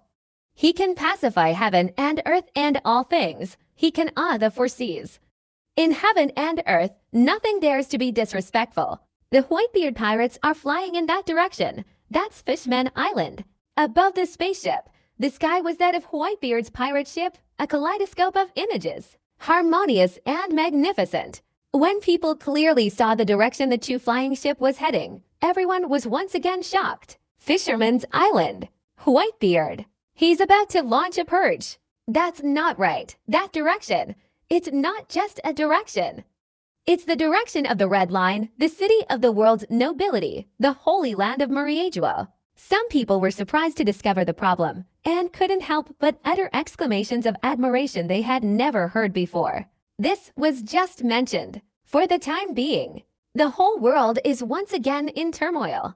The whole world was abuzz because of it. Where exactly are the Whitebeard pirates heading? Fishman Island, or perhaps the sacred land of Mariagua? The whole world was shocked by this. No way, the Whitebeard pirates, do they really want to wage war against the world government at this time? Some people think the same way. Humph, it would be best to raise the holy land of Mariagua to the ground. The world is in chaos right now. The whole world is plunged into darkness and turmoil. Yet we don't see any action from the world government, which is supposed to be the banner of justice. What kind of bullshit justice is that? That's right, those damned world nobles, those damned celestial dragons. They are the ones who committed heinous crimes. Slavery, disregard for human rights, treating human lives like dirt. These are all crimes committed by the celestial dragons. And all of this is condoned by the world government? Gradually, the world began to voice countless condemnations against the world's governments. This world has descended into complete chaos. The world of governments is one of ignoring and disregarding. At the same time, rumors spread from the bloodstained red line of the celestial dragon city within the sacred land of Mariagua in the castle of the world government's highest-ranking 5 elders. The 5 elder stars were all frowning intensely at this moment. They received the news in the same way. The Whitebeard pirates, moving at an incredibly terrifying speed, were soaring through the skies towards the holy land of Mariagua. What exactly is Whitebeard's purpose? Fisherman Island, do we still have to come to the sacred land to cause trouble? At this moment, even those who were considered unfathomable, those who had occupied the highest echelons of government for many years, couldn't help but feel a little intimidated. The reason the 5 elders were so terrified was simply because Whitebeard's spaceship, whose name was unknown, had taken action once before. The entire city has entered a state of alert. Dressed in a suit, the 5 elder stars spoke, and a flicker of annoyance flashed across his aged, wrinkled face. Apparent. The Whitebeard pirates' actions were unpredictable, and at the same time, they were quite angry. Whitebeard had completely outmaneuvered them and was no longer under their control. Every move Whitebeard made attracted worldwide attention, causing a global shock. Even the 5 elders were no exception. Even a single, arbitrary action from Whitebeard would be enough to send the 5 elders into a state of readiness to face the enemy. Raise your guard to the highest level. Another of the 5 elders, similarly filled with anger, spoke with a look of shock on his face. Whitebeard's past experiences were far beyond their comprehension, making the 5 elders extremely uneasy. They were accustomed to controlling the entire world, wielding power to dominate it. But now, Whitebeard was giving them the illusion of losing the world they once held in their hands. Vegapunk hasn't finished that research yet. The great demon, holding the 5 elder stars, frowned and said, "That's quite obvious. Vegapunk is also one of their top fighting forces. It seems like we've reached the final stage." Beard, clearly one of the 5 elders, said, "Right now, we should still pay close attention to Whitebeard's actions. Fishman Island, the sacred site of Mariagua. What exactly does the Whitebeard pirates want? Right now?" Even the 5 elder stars couldn't help but feel a little intimidated. Using the Golden Lion Shiki's flying fruit ability to give iWarrior Momo fruit ability, which provides 10 times the acceleration, the speed of the harmonious phenomena is truly unbelievable. Very quickly, they arrived at the entrance to the new world of Fishman Island. Bang! A colossal, harmonious, and incredibly domineering force descended from the sky, stirring up countless waves on the sea's surface. The ripples, centered on the point where the ship landed, spread outwards in all directions. In an instant, even the sea creatures within the ocean were terrified and scattered. Fisherman's Island. The Whitebeard pirates' objective was Fishman Island. Upon receiving this news, the 5 elders immediately began to sigh in dismay. They weren't afraid of Whitebeard, but rather his immense power caused them to frown in concern, especially after the shockwave that returned Whitebeard. Whitebeard, who was already nearly invincible, was like a tiger with wings, possessing super large-scale and super long-range attack methods. 1 man against 1,000 soldiers? If Whitebeard were to invade the sacred land of Meriadra, the 5 elders would find it hard not to be terrified. But in the year 603, the old, long-bearded pirate captain took a deep breath, and the originally arrogant and self-satisfied pirate crew all became nervous. Fisherman's Island. Having just arrived at Fishman Island to execute the pirate crew, and before they even had time to cause trouble or poison the Fishman tribe, they received the shocking news that the Whitebeard pirates had already reached the other side of Fishman Island. Why are the Whitebeard pirates so fast? The deafening execution struck terror into the hearts of the pirates. The Whitebeard pirates are incredibly fast, aren't they? Unbelievably fast. They originally thought that, on the distant New World, far away on the pirate island of Whitebeard, even if they wanted to deal with them, it would take a very long time. After executing the pirate crew and enslaving the Fishman tribe, causing chaos, they could quickly leave Fishman Island to avoid a direct conflict with the Whitebeard pirates. It's just that. They greatly underestimated Momo's abilities. The floating fruit and the Momo fruit were both legendary pirates who achieved great things before their time. If the Whitebeard pirates have arrived, then there's no need to be afraid. Fight with all your might, ha ha ha. That's right. They're just the 4 emperors of the New World back then. I fought against Whitebeard before, haven't I? Slaughter them all with all your might, la la la. Kill all the fishmen, inflict heavy losses on Whitebeard. No, no, no. We should capture the fishmen, kill all the men, enslave all the women, take them as love slaves, and even use them as hostages to threaten Whitebeard. Black ha ha ha. Let's see if Whitebeard still dares to come and fight us. This group of extremely vicious and evil people laughed maniacally, each with a ferocious face, distorted features, and an expression of extreme cruelty. Their bloodthirsty eyes terrifying to the extreme. The entire Fishman Island is likely to be in danger. Enjoy this feast of annihilation to the fullest. Kill all the Fishman men. Enslave all the Fishman women. Heh. What Whitebeard? What new world for emperors? Why would we care about a so-called Whitebeard? If you want to fight, then be prepared to die. A group of extremely reckless and deadly prisoners who had long since ceased to care about life and death. They were in prison, and they were probably starving by now. There are some death row inmates imprisoned for who knows how many years. Bloodthirsty, cruel, heartless, these are all their inherent emotions. Kill, kill, kill. Ha ha ha. Boom, boom, boom. A group of executed prisoners, having just arrived on Fishman Island, immediately began a bloody massacre. You guys, show some restraint. Jinbai had already brought along powerful Fishman warriors, waiting at the entrance for the pirate crew's execution. They vowed to protect Fishman Island. Mogusa ha ha ha, the king of the underworld, once defeated Jinbai, one of the 7 warlords of the sea. I wonder if Tiger of the Sun Pirates is still alive. The figure, with a crazed expression and a grimace resembling that of a dying prisoner, stared at Jinbai with eyes filled with an uncertain, sinister look. This condemned man was once defeated by Tiger. I want to go to Fishman Island to take revenge. The problem is, he was imprisoned and impaled down for many years and didn't know that Tiger had died. Why are you talking so much nonsense? Kill them all.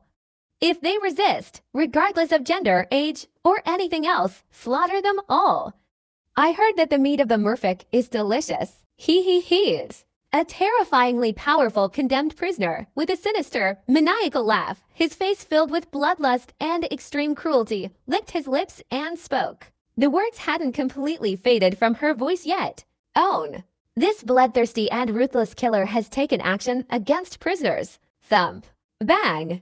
One after another, Jinbai's Fishman subordinates were instantly shattered by this condemned prisoner, their crimson blood staining the seawater in an instant. The scene was extremely brutal, merciless, and terrifying. The Fishman warriors let out a long, resounding roar, and under Jinbai's leadership, they fought a decisive battle against the Death Squad pirates. Protect the Fishman Island. The king's army arrived and joined the battlefield. That's right, the Fishman Island warriors are basically no match for these level 5, even level 6, dead prisoners from Impel Down. Blood and flesh splattered everywhere. In just a short time, countless Fishman Island warriors perished, fresh blood washed over the oars. The battlefield was almost entirely one-sided. The pirate gang was too powerful, and they were certain to annihilate the Fishman Island warriors. You bunch of villains! You truly don't know your place. Just then, an unyielding, majestic voice, like a divine decree, echoed in everyone's ears, and then Whitebeard's imposing figure appeared in everyone's sight. Whitebeard is coming! Many pirate gangs were executed, their screams echoing loudly. Whitebeard! Perfect! Our feud and hatred will be settled today. A prisoner from the 6th level of Impel Down, a former legendary pirate who had once risen to prominence across the vast ocean of the Grand Line, let out a furious roar, unleashing years of accumulated hatred, and charged towards Whitebeard. That's quite obvious. This man was a prisoner who died in prison and had a long-standing feud with Whitebeard.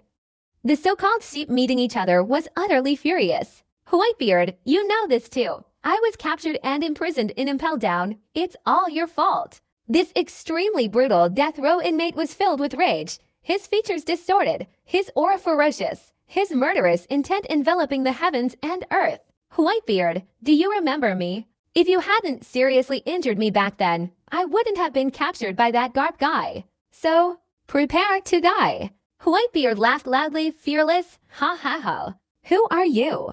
I don't have time to remember a nobody like you. Besides, you are not qualified to be my opponent. Get out of here. Boom, boom, boom. According to Whitebeard, the voice faded away. In just a fleeting moment, the thunder roared, retirement. Marco takes decisive action. Let's deal with this opponent in place of my father. Thump. Bang. In the blink of an eye, Marco and this guy had sparred dozens of times. You are not qualified to be my rival, father. Boom. Finally, Marco used his overwhelming strength to brutally smash this prisoner from the 6th level of Impel Down to pieces on the spot, his flesh and blood splattering and staining the sea red. Let all the violence shatter for me. Just then, Whitebeard suddenly let out a long cry, and suddenly a ripple of energy centered around Whitebeard instantly spread outwards in all directions. Buzz, buzz, buzz. An overwhelming pressure, like a bolt of lightning descending. Pressed down with his powerful conqueror's hockey and incredibly precise targeting, he completely intimidated all the pirates in the Death Squad. During the battle with the Marine headquarters, Whitebeard didn't use Conqueror's hockey because he wanted to conserve energy and wait for Blackbeard to arrive.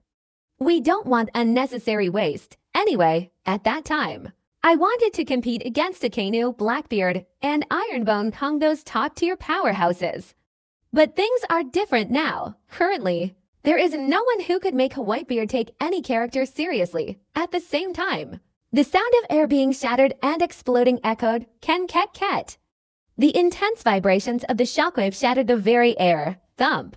Bang. The prisoners, who had just been overwhelmed and knocked unconscious by the powerful Conqueror's hockey, suddenly all exploded and died. Fresh blood, flesh, bones, everything exploded. Only about 10 of the dead prisoners from the 6th level of Impel Down remained outside. The rest were all dead prisoners who died violently. It no longer exists. And not a single one of the Merfolk warriors was harmed. The difference lies in the transformative attack. When Conqueror's hockey reaches an extremely high level, it can unleash a variety of powerful and transformative attacks. That's right, the shockwave of power, moreover, can also create different and transformative attacks, right now. Even Marco and the others who were still alive inside were stunned. Jembai was utterly astonished, his eyes wide with disbelief as he stared at everything before him. His hands were stained with the fresh blood of his enemies, but at this moment, he had forgotten everything else, completely stunned and speechless, and the merman warriors were all utterly stunned, standing motionless like statues. Each one was stunned and speechless. They fought selflessly, giving their all, yet were still unable to resist the pirates. Then Whitebeard alone, with a single attack, instantly caused them all to explode and die, Whitebeard, a single man, instantly annihilated these extremely vicious and evil people. Whitebeard alone was far superior to countless fishman warriors. Is this the true power of Whitebeard? Right now, the merman warriors were utterly astonished and dumbfounded. A different kind of hockey attack. What a terrifying level this is. Jinbai, being a warlord of the Seven Seas, had spent a considerable amount of time adventuring in the New World, and therefore knew a great deal about Conqueror's hockey. When Whitebeard just unleashed his Conqueror's hockey, Jinbai was violently shocked by the resulting earthquake. This isn't just unfathomable Conqueror's hockey. Even the shockwave ability can deliver such a varied and powerful blow. The so-called variable attack is, in the midst of a chaotic battle, a targeted attack aimed solely at the enemy. Without harming friendly troops, this left Jinbai completely astonished and speechless. Really, Whitebeard not only used Conqueror's hockey, but also employed observation hockey, using the profound and unfathomable observation hockey as a conduit to unleash the shockwave force, precisely targeting each and every enemy. Cough, cough, cough. Coming from the 6th floor of Impel Down, these prisoners, despite their immense strength and sturdy bodies, were similarly overwhelmed and knocked unconscious by the Conqueror's hockey in an instant, continuously coughing up blood from the shockwaves of the shockwave force. It just wasn't an exaggerated death by physical violence. Right now, about 10 of the dead prisoners, all regaining consciousness, saw before them countless shattered pieces of flesh and blood, almost instantly. Their scalps tingled with fear, because they knew that the remaining members of the execution crew, who were slightly weaker than them, had all exploded and died, leaving no trace of their remains, and they themselves, their bodies were all cracked, with fine fissures appearing, blood seeping out from within, and they were constantly coughing up blood. Their internal organs damaged, these things killed the prisoners. In an instant, a chill ran down their spines, and they trembled with fear. Die, all of you. As for these extremely vicious and evil people, Whitebeard didn't even glance at them, and simply spoke. The words had just faded from his lips. Marco, as the squad leader, along with Shiki, the Golden Lion, as the squad leader, all joined forces. In the blink of an eye, they completely annihilated about 10 prisoners from the 6th level of Impel Down. The 563 group, come here. So powerful that it made the world tremble, and the Death Execution pirate crew was utterly annihilated. Just one brief exchange, this notorious and extremely vicious pirate crew was completely wiped out by the Whitebeard pirates. Very fast, this news spread, just for a moment. The whole world was therefore shocked. The whole world erupted in excitement, terrified. Everyone was utterly terrified. The Whitebeard pirates used an overwhelming, crushing style to sweep away all the suddenly appearing executioner pirate crews. A powerful sweep right now. It's public knowledge all over the world. Anyone who attempts to challenge Whitebeard or provoke the Whitebeard pirates will be swept away and annihilated by the Whitebeard pirates with overwhelming force in this world. No one dares to challenge the majestic Whitebeard anymore. Right now, Whitebeard's fame shook the four seas. A global sensation, a sensation throughout the Grand Line. Rumors... Whitebeard used only the simplest trick, without even lifting a finger, to wipe out the entire death squad. TSK. Upon hearing this news, people couldn't help but gasp in shock. So powerful. How did they do that? The entire execution crew could be prisoners from Impel Down. Those guys, radiating murderous intent, were once legendary figures on this vast ocean. Every single one of them was a powerful, influential figure who could shake the very foundations of their own territory. How could that be? I heard that Whitebeard simply stood there, using his unique Conqueror's hockey to unleash a devastating attack, wiping out the entire death squad. You're wrong. I heard that Whitebeard instantly used Conqueror's hockey to subdue all the members of the death squad, rendering them unconscious. Then, using the shockwave force, he blasted all the pirates to death. The scene was horrific. Blood and flesh splattered everywhere, and bones flew through the air. It was incredibly terrifying. How can the shockwave force create such a different and transformative attack without harming the merfolk? Whitebeard's mere wave of his hand, which shook the world, once again became the focus of global discussion. The entire world was debating that brief battle. Whitebeard's display of power and authority left everyone in the world gasping in awe.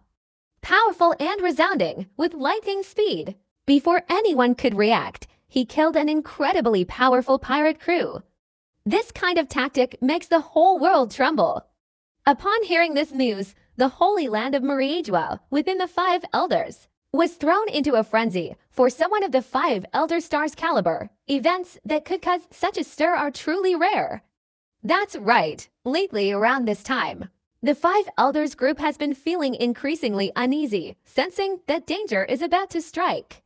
All of these things, it's all because of one person. Edward Newgate Whitebeard. Damn Whitebeard. Is he trying to challenge our authority? One of the Five Elder Stars said so.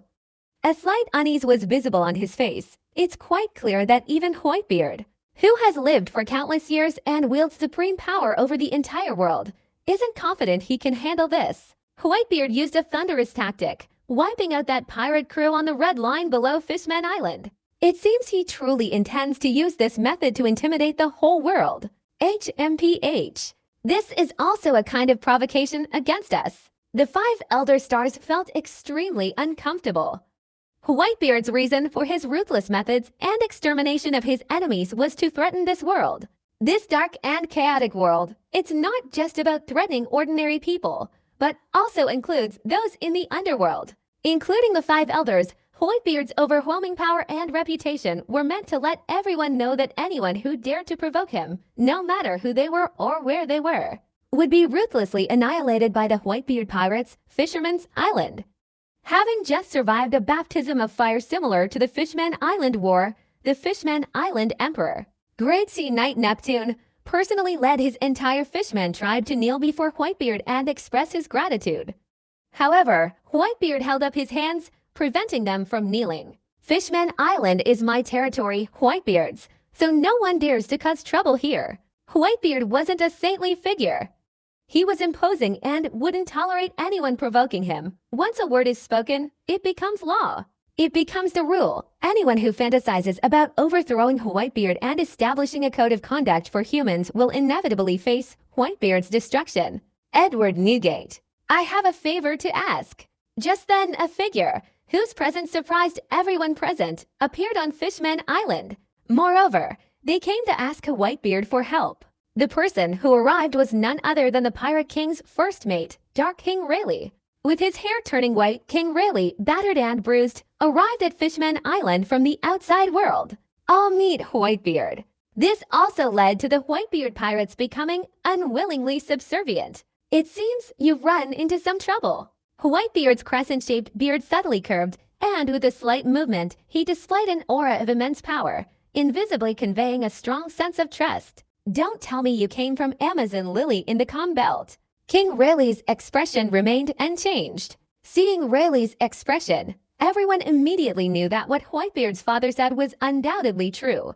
At the same time, everyone was astonished. What could possibly cause a figure like Rayleigh, the King of Darkness, to come seeking help in such a troublesome situation? Com Belt Amazon Lily, fighting for the Nine Serpent Clan. Looking through the original Whitebeard manga, it's clear that King Rayleigh arranged for Luffy to train on Amazon Lily. Now Rayleigh has come to Fishman Island seeking help, which likely involves some kind of trouble. Amazon Lily has encountered an unprecedented threat.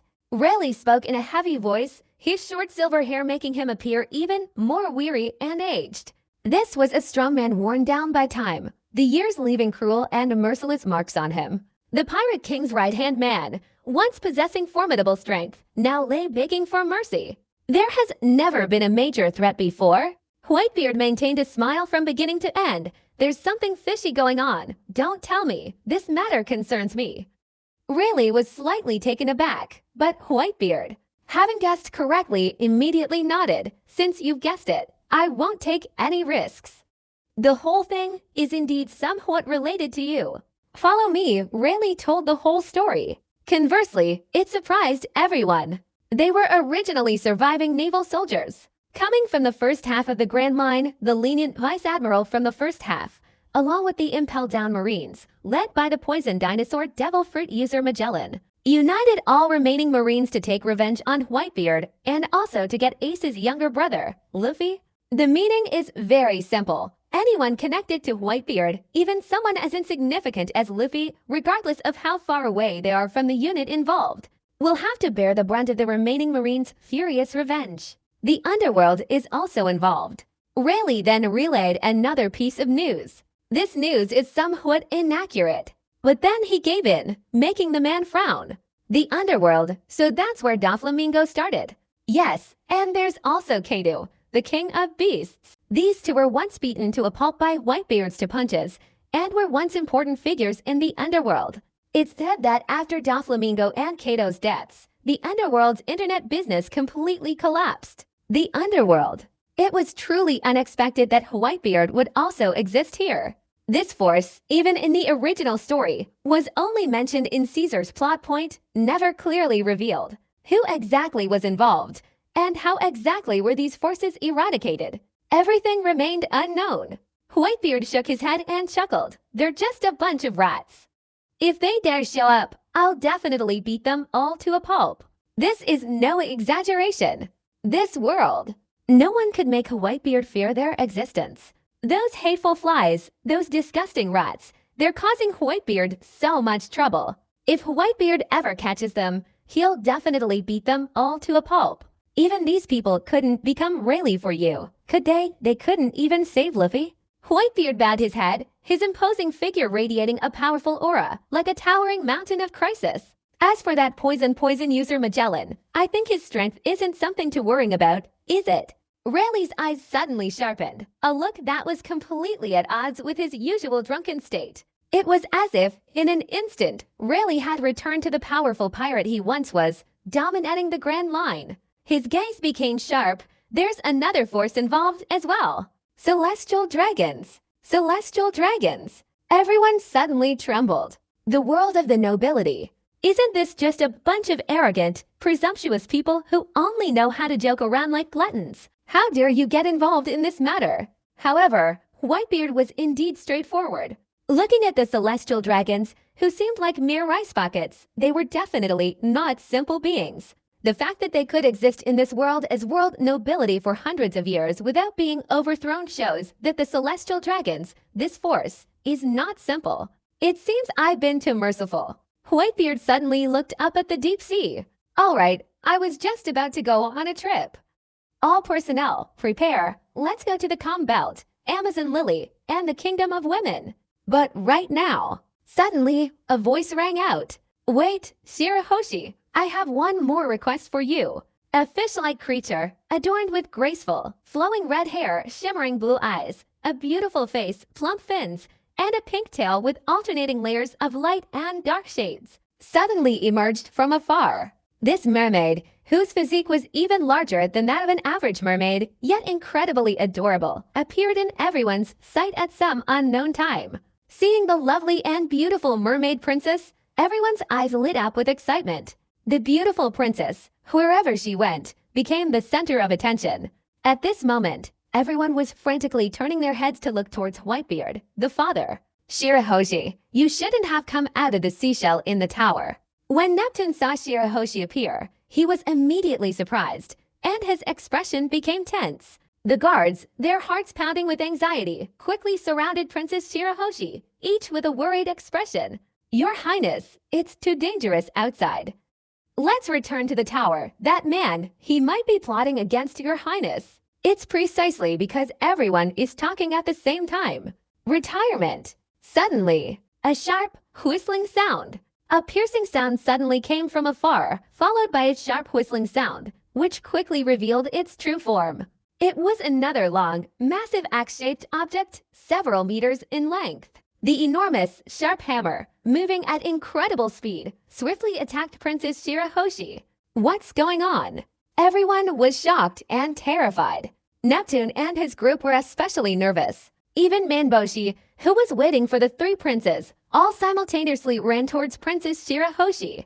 Your Highness, please be careful. The guards, completely disregarding all attempts to block Princess Shirahoshi, shielded her from the incoming axe. You guys, you don't want to. Princess Shirahoshi was also momentarily flustered. Facing danger, she showed extreme fear BGC, but seeing so many relatives disregarding their lives to block the attack, her heart instantly burned with anxiety. She didn't want to see her loved ones sacrifice themselves because of her. How could the kind and lovely Shirahoshi allow someone else to sacrifice themselves to protect her?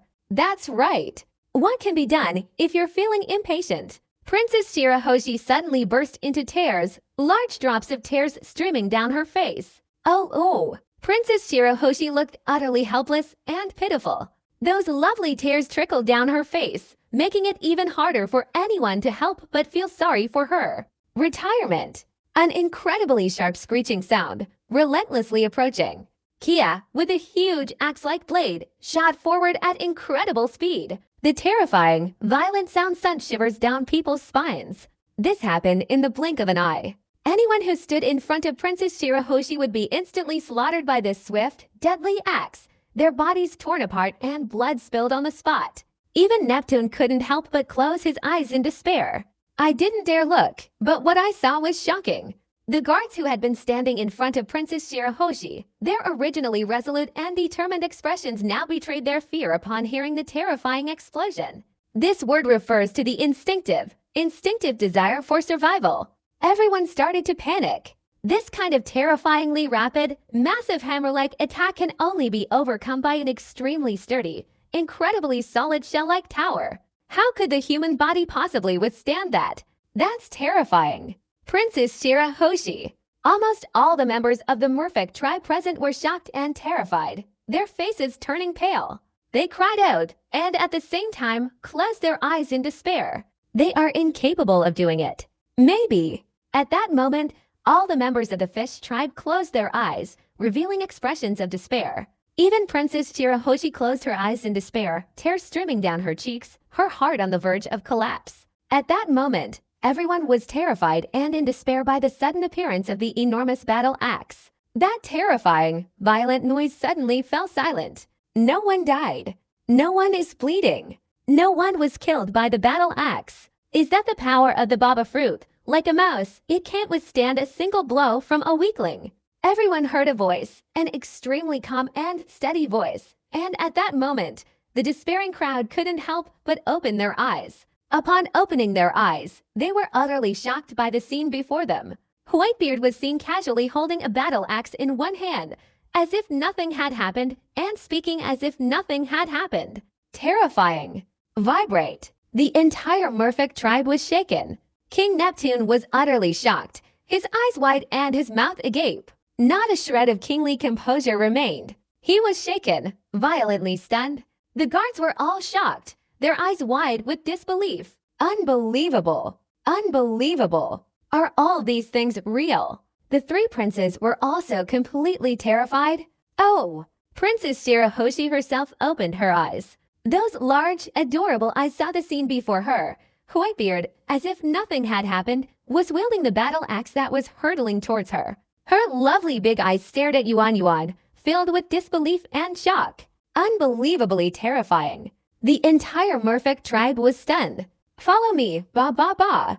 Neptune, leading the way, knelt down in gratitude before Whitebeard. Following behind were the three princes, who knelt and bowed in reverence. Following suit, the entire Fishman tribe knelt down in a frenzy, all of them grateful to Whitebeard for saving Princess Shirahoshi. Fisherman Island is not far from the deep sea.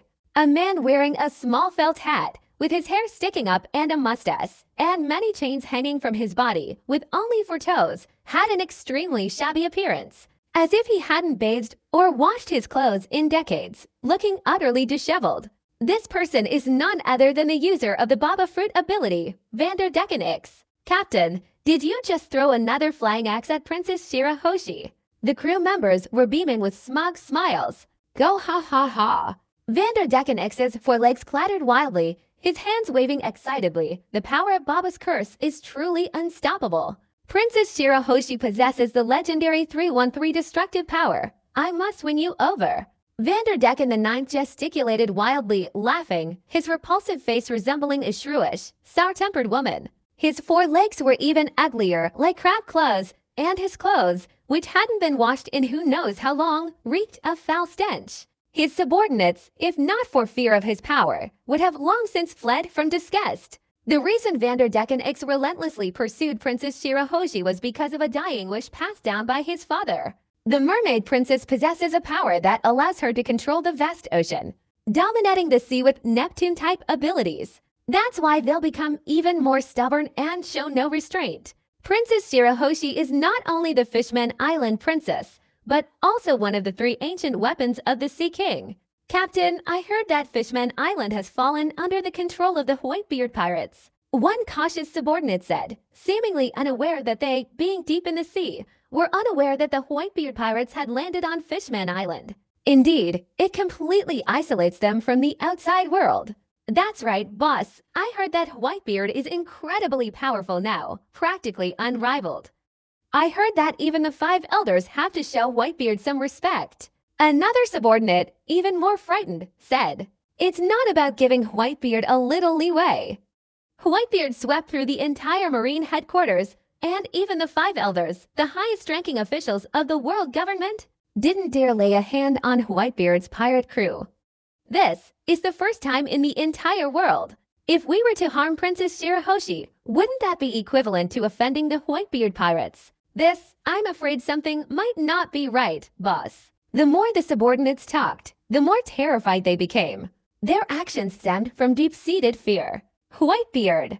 Kwang is a name. That's enough to terrify those kinds of scum. Moreover, they were risking offending the dangerous Whitebeard pirates. I was so scared I got chills down my spine. Go ha ha ha. Although Vanderdecken the Ninth was trembling inwardly, he was still certain that his matter couldn't possibly attract Whitebeard's attention. The more this scruffy fellow thought about it, the more he felt he could succeed. How could that high and mighty pirate Whitebeard possibly pay attention to Fishman Island? Go ha ha ha too. Let's talk again. Even if we offend Whitebeard, so what?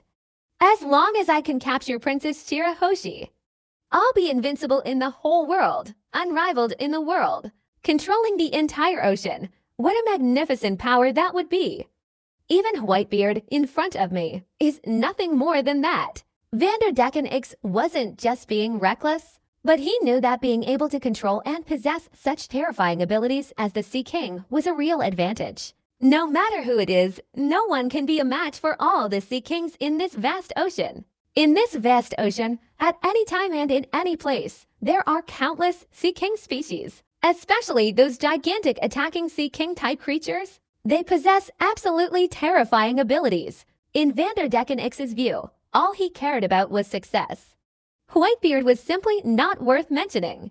Don't even mention Whitebeard, even the whole world. I'm still invincible. As long as I can control Princess Shirahoshi AA. Go ha ha ha, by then, it won't be Whitebeard's turn to rule this era.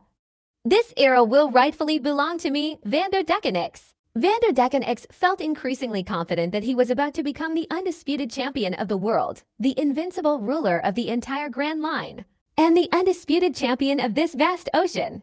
And his subordinates, also infected by their captain's influence, were momentarily consumed by ecstatic, insane laughter. In the Whitebeard era, we, as the captain, must make it to the finals. Go ha ha. Right when Vanderdecken X and his subordinates were laughing like madmen without any restraint, suddenly, a terrifying aura instantly enveloped all of them. In the blink of an eye, Vanderdecken X's laughter fell silent. Everyone felt a sudden tingling sensation in their scalp, a chill running down their spines, their hearts pounding, and their blood pressure rising. Just that. There was no time for them to react. That massive hammer that Vanderdecken X had thrown earlier suddenly, with unimaginable speed, like lightning, broke through the air and attacked. Retirement. Vanderdecken 9 is at the helm. Whoosh! Whoosh! Heads were severed, and the sound of blood gushing out like a storm echoed. Vanderdecken X perished in an instant. He had subordinates, but they were all instantly slaughtered. Right up until their deaths, they didn't even get to see what the people who killed them look like. Because their skill level is too low, they still lack the qualifications to even see Whitebeard in action. Fisherman's Island. With tears welling up in her eyes, Princess Shirahoshi glared at Whitebeard with a pair of beautiful, astonished eyes. After a moment's pause, Princess Shirahoshi timidly and softly inquired, Lord Whitebeard, You just casually tossed this axe away, and that's all it took to get rid of that scoundrel. Unimaginable. Unbelievably extraordinary. Not to mention Princess Shirahoshi, even the entire Fishman Island's Fishman tribe found it unbelievable. Even someone like Disney, who's known for riding the sea, found it incredibly unbelievable. What kind of trick is this? Just throw one at random like that. This hammer, originally thrown by Vanderdecken 9, could have actually dealt with Vanderdecken 9, who was somewhere far away. So, is it real or fake? While the fishmen found it unbelievable and couldn't believe it was true, the Whitebeard pirates were all beaming with smiles. Father's observation hockey could be incredibly powerful. George, who usually projects a quiet, reserved, and tough image, appeared under the lens of the diamond-studded George, laughing heartily. George Diamond is a source of extraordinary pride. Father, he was the pride of all of them. Everyone is a legend. He is also the father of all pirates in the world, the entire legend of the Grand Line.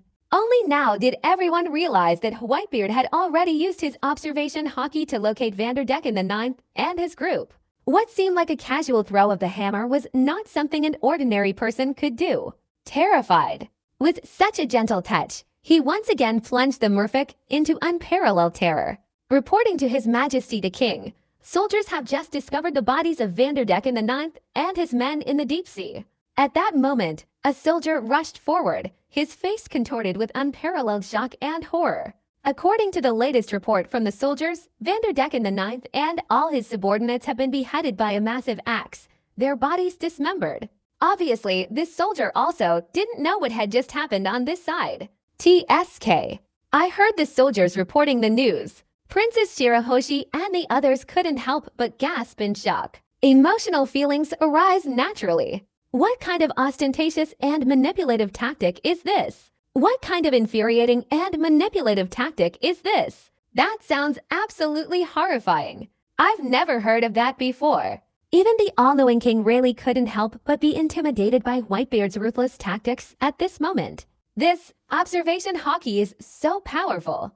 As the future Pirate King Luffy's mentor, Rayleigh, the Dark King, possesses extraordinary strength in all three types of hockey. This seasoned, white-haired veteran, a powerful figure in his twilight years, could rival Marine Admiral Kizaru solely in swordsmanship.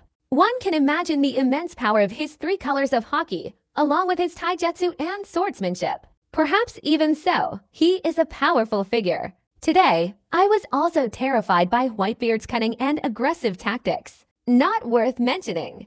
Whitebeard chuckled, seemingly unfazed by the praise of those before him. He looked towards Princess Shirahoshi, whose enormous figure was almost as large as his own. This giant little loli had now stopped crying and was smiling, her adorable face quite beautiful. Whitebeard smiled and said, "Little Shirahoshi, what do you want from me?" That. Princess Shirahoshi, being looked at so closely by Whitebeard, suddenly felt a little embarrassed. Her voice was weak and hesitant, timidly gazing at Whitebeard's resolute face. Finally, when her eyes fell on Whitebeard's slightly curved, crescent-shaped beard, she mustered a little more courage and softly pleaded, "Lord Whitebeard, could you take Shirahoshi out to sea?"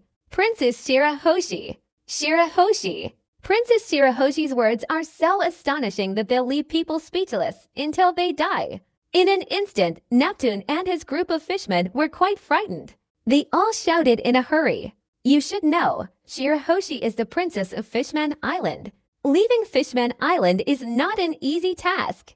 Maybe. Shirahoshi seemed to have mentally prepared herself for this, as if this statement had been made after a long period of internal struggle, rather than just being said casually. Princess Shirahoshi turned her head and looked resolutely at her father and older brothers. "Father, my dear brothers, Shirahoshi has made up her mind. Shirahoshi longs to roam freely on the vast ocean. Shirahoshi does not want to be confined within that narrow, shell-like tower. That's all." Princess Shirahoshi looked at Whitebeard again, and this time, her expression became fixed. She pleaded sincerely, "Lord Whitebeard, Shirahoshi, please take me out to sea." Neptune waited for a group of fishmen from the royal island to speak up, but they stopped. Everyone wanted to speak up and stop Princess Shirahoshi. That's right. They know that too. Princess Shirahoshi herself is also a fish person. The yearning to roam freely in the open sea, the desire to explore the world beyond, the aspiration to travel across the entire ocean. This is the dream of every merman.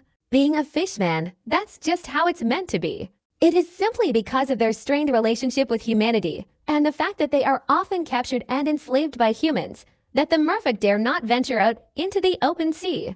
Shirahoshi also aspires to enter the official sun, roam the vast ocean.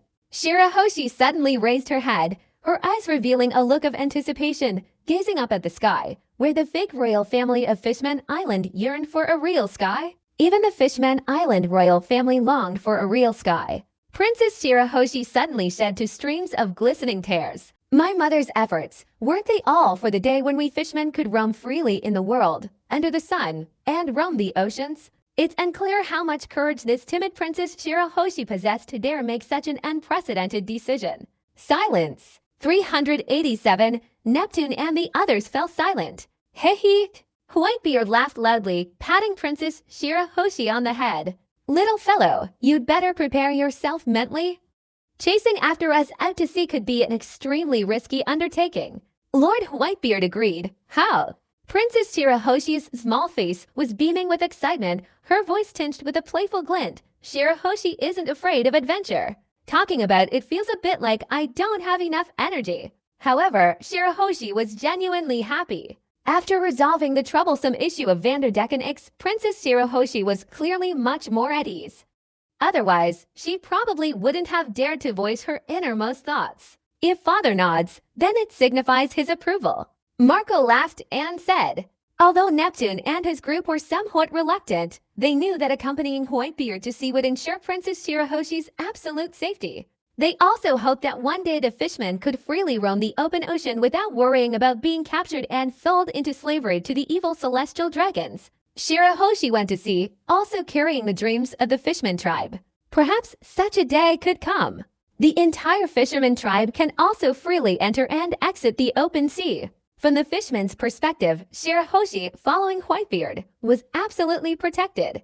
That's right. They simply don't know. Shirahoshi's abilities alone are more than enough to wreak havoc across the entire Grand Line. The three great ancient weapons, one of the Sea Kings. This is no joke. For the Whitebeard pirates, Shirahoshi's was equivalent to having another ancient weapon that was almost invincible. On the high seas, of course, very few people know this point. Rayleigh, you were interrupted earlier. Please continue.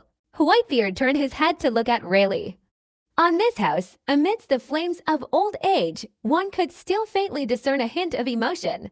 That's quite obvious. Before Whitebeard displayed his observation hockey, it far exceeded Rayleigh's expectations. Magellan and these crazy people aren't worth worrying about. Rayleigh seemed to have a bit of a headache. It was clear BB that his journey to find Whitebeard hadn't been very smooth. Behind them, there's another group, from the evil North Sea Legion. Huh? Upon hearing Rayleigh's words, everyone was taken aback. The North Sea Evil Legion. People from the North Sea. Many members of the Whitebeard pirates were also somewhat astonished. However, Whitebeard just smiled. Looking at his original text, it was clear that the organization known as the Evil North Sea Legion was Germa 66. Known by names like War Experts, War Defense, and Evil Army, Germa 66 is a powerful military organization and scientific combat unit in the North Sea, led by the Vinsmoke family and representing the Germa Kingdom. Its current leader is Vinsmoke Judge, the biological father of Sinji, one of the Straw Hat Pirates' Black Legs. It's a case of choosing the wrong path to heaven instead of the right, one who chooses to barge into the gates of hell. Are they also part of the underworld? Whitebeard had no problem saying that. The world of pirates is rife with underworld forces and complexities, and even the original text has never fully explained it. However, ever since Whitebeard killed Caesar, he has completely provoked this group of people in the underworld. Then they went on to kill Doflamingo, this underworld intermediary. So let as many underworlds as possible consider you an enemy. For Whitebeard, those guys arrived just in time. Even if they didn't show up, Whitebeard would still find them and send them all to their final resting place. In that unparalleled battle at Golden City, there were likely many members of the underworld involved, and they were all enemies of the Whitebeard pirates. Those who secretly launched sneak attacks and used underhanded tactics only made Whitebeard's existence even more despicable. Let's go! Without much further ado, Whitebeard nodded. Then let's head towards Amazon Lily, the kingdom of women. The underworld. Get your necks clean, all of you, and prepare to welcome death. The sky was a gloomy, gray expanse today. Across the vast ocean, a thick, foul-smelling fog covered everything, so dense that you couldn't see your hand in front of your face. If a navigator were to see such a scene, they would undoubtedly be terrified. This is absolutely impossible to do on the train today. The entire sky seemed to want to press down from above, crushing this vast, boundless ocean. Boom, boom, boom. Suddenly, a deafening thunderclap erupted in the sky above, the sound of thunder rumbling and crashing incessantly. Lightning flashed across this gloomy gray sky, illuminating the heavens and earth. The silver chain-like lightning radiated in overwhelming and terrifying pressure, carrying an extremely powerful and immeasurable destructive force. Right now, throughout the Grand Line, across the vast world of islands, countless pirate groups, in a chaotic and uncontrollable frenzy, looked up at the sky. Oh my God, is this the end of the world? Seeing that terrifying flash of lightning, that dazzling silver light, which suddenly appeared and then shimmered across the sky, countless people were shaken. What exactly is going on here? On the Sabaody archipelago above, the supernovae returning from the New World were in utter terror. The sky is about to fall. Even those with considerable strength, no less powerful than the pirates, felt an unparalleled fear. Their hearts raced, their blood rushed, and each terrifying thunderous roar sent shivers down their spines. Red line above.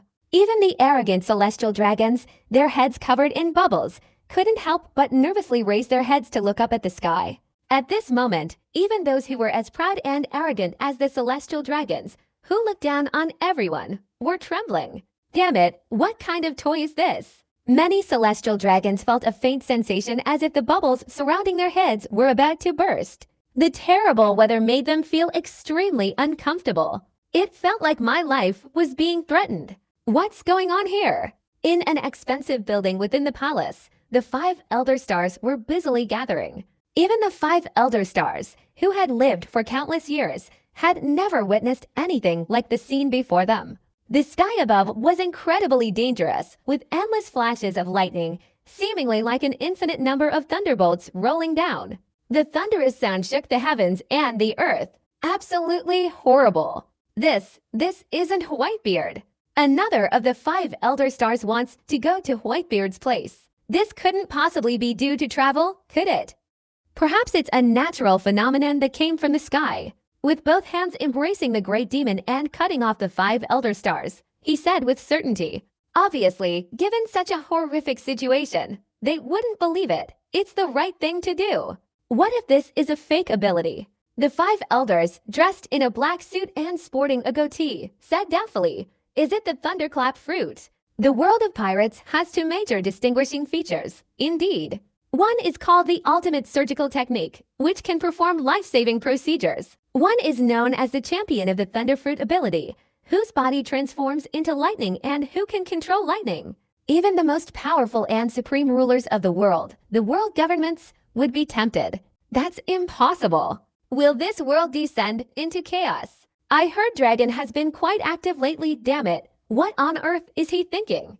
The topic suddenly shifted from the bizarre celestial phenomena to Dragon, the leader of the Revolutionary Army, and the mysterious figure associated with this dragon throne. He is considered the most dangerous individual by the world's governments. Currently, there is a reward offered for the highest existing sales volume. Known as the Nemesis God, the mysterious D is one of the clan. They formed the Revolutionary Army, aiming to overthrow the world's governments and regimes. I heard that Dragon and Whitebeard met. He returned a portion of the gift to Whitebeard as a token of their arrival. I wonder what their intentions are. Let's buy some time for Vegapunk to make his move. I always have a feeling of unease. This world is too restless. The mere mention of Dragon and Whitebeard negotiating this matter caused even the 5 elders to feel a headache and unease. One is the world of the strongest people. One is the most dangerous world for humans. If these two join forces, even the 5 elders would have to be wary of them. Many of their trump cards had already been taken away by Whitebeard. Gemini knows. This world is already too chaotic. Roger, the pirate ship's Dr. Crocus, was reclining on a sun lounger, holding a copy of the latest issue of the world's newest newspaper. The news in the newspaper was all about Whitebeard. Whitebeard's destruction of the Marine headquarters left behind lasting consequences, leading Magellan to lead his prison guards in a frenzied revenge spree, releasing death row prisoners and taking revenge on the whole world. Good money. Whitebeard descended upon Fishman Island. Someone on the outer perimeter of Fishman Island saw King Riley and Whitebeard interacting. Whitebeard is the strongest man in this world. He defeated anyone who had ever challenged him. Each news item, using extensive typography, describes Whitebeard's world-shattering deeds. Crocus shook his head, took off his pair of old, silly glasses, glanced at the lightning-filled sky, and muttered to himself, Whitebeard, he's not the strongest man in the world. The strongest man in the world is only worthy of fighting Whitebeard. Boom, boom, boom. The entire sky was covered in endless flashes of lightning, and the deafening sound of thunder echoed throughout. Suddenly, a black dot appeared in the sky above. Something descended from the sky, falling onto a dark spot. The black dots surrounded endlessly, with lightning flashing and thunder rumbling. Only then did everyone realize that all the strange phenomena, lightning and thunder appearing in the sky and earth, were caused by those black dots. How complex are celestial phenomena? A butterfly flapping its wings could potentially trigger a storm in its vicinity. It was the lightning that struck the very top of the sky, triggering a chain reaction of thunderclouds that caused the widespread lightning and thunder that occurred worldwide. The black dot descending from the sky, shrouded in lightning, was constantly growing larger. Gradually, the lightning retreated. Only a black dot remains, supreme in the heavens. An incredibly huge spaceship, in a very strange way, descended in 753 segments. This is an incredibly huge vessel with countless massive, solid sliding objects, and like the original Belgian version, having undergone special modifications to its hull. The Belgian version is not widely available. One figure, with his body exposed, had 4 large drums carved with the 3-tailed jade on his back. He wore a white headscarf and had enormous, long ears that hung down to his chest. He exuded an arrogant, aggressive, and powerful aura, as if he were a god high above, controlling everything and forbidding anyone from approaching him. This person, radiating an aura of lightning and electricity, is none other than Enel, a user of the lightning fruit ability. On the moon, the war lasted for nearly 2 years. Under the guidance of the robot left behind by Dr. Bright Moon, Enel tracked down the space pirate crew. After instantly eliminating the space pirate crew, Enel discovered the ruins of the moon city. Furthermore, on the urban moon, there's no shortage of mysterious discoveries. The moon people, once incredibly technologically advanced, left behind a wealth of technology and a roadmap for traveling from the moon to the pirate world after their departure. Of course, Dr. Moon was also left behind. Enel originally expressed no interest in these things. It can happen very quickly. Enel soon realized that the moon was incredibly boring. There are no enemies. He has no subordinates. The entire moon was filled with a monotonous atmosphere. Except for those tiny, robotic figures outside. Everything seemed utterly boring and, obviously, completely unsuitable for Enel's boundless ambitions and dreams of conquest. Immediately afterwards, Enel, carrying his lunar robot, aboard his enormous spaceship, embarked on a new journey from the infinitely vast moon, following the routes left behind by the lunar people. Perhaps it's because of the butterfly effect of Whitebeard's reincarnation. Perhaps it was simply because Enel felt that conquering the moon held no meaning for him. Enel appears in a completely different version of the story. Captain, we can see the mainland below. A short, stocky robot, armed with a pistol, saluted, reporting to the chief officer standing proudly to one side, Enel. Qinghai, huh? Enel held an apple, took a bite as if nothing had happened. BCFG's pair of large ears were incredibly alluring to look at. Only a god deserves this world. Looking down from the spaceship, a patch of blue ocean in the vast sea, with a patch of crimson landmass. This is undoubtedly Qinghai. You straw hat kid, are you still well? Just wait, I'll make you suffer. You know the consequences of offending a god. Enel still harbors resentment over the incident where Luffy sent him flying. Therefore, the moon was within a 2-year period of close approach. Enel thought to himself, that's not right.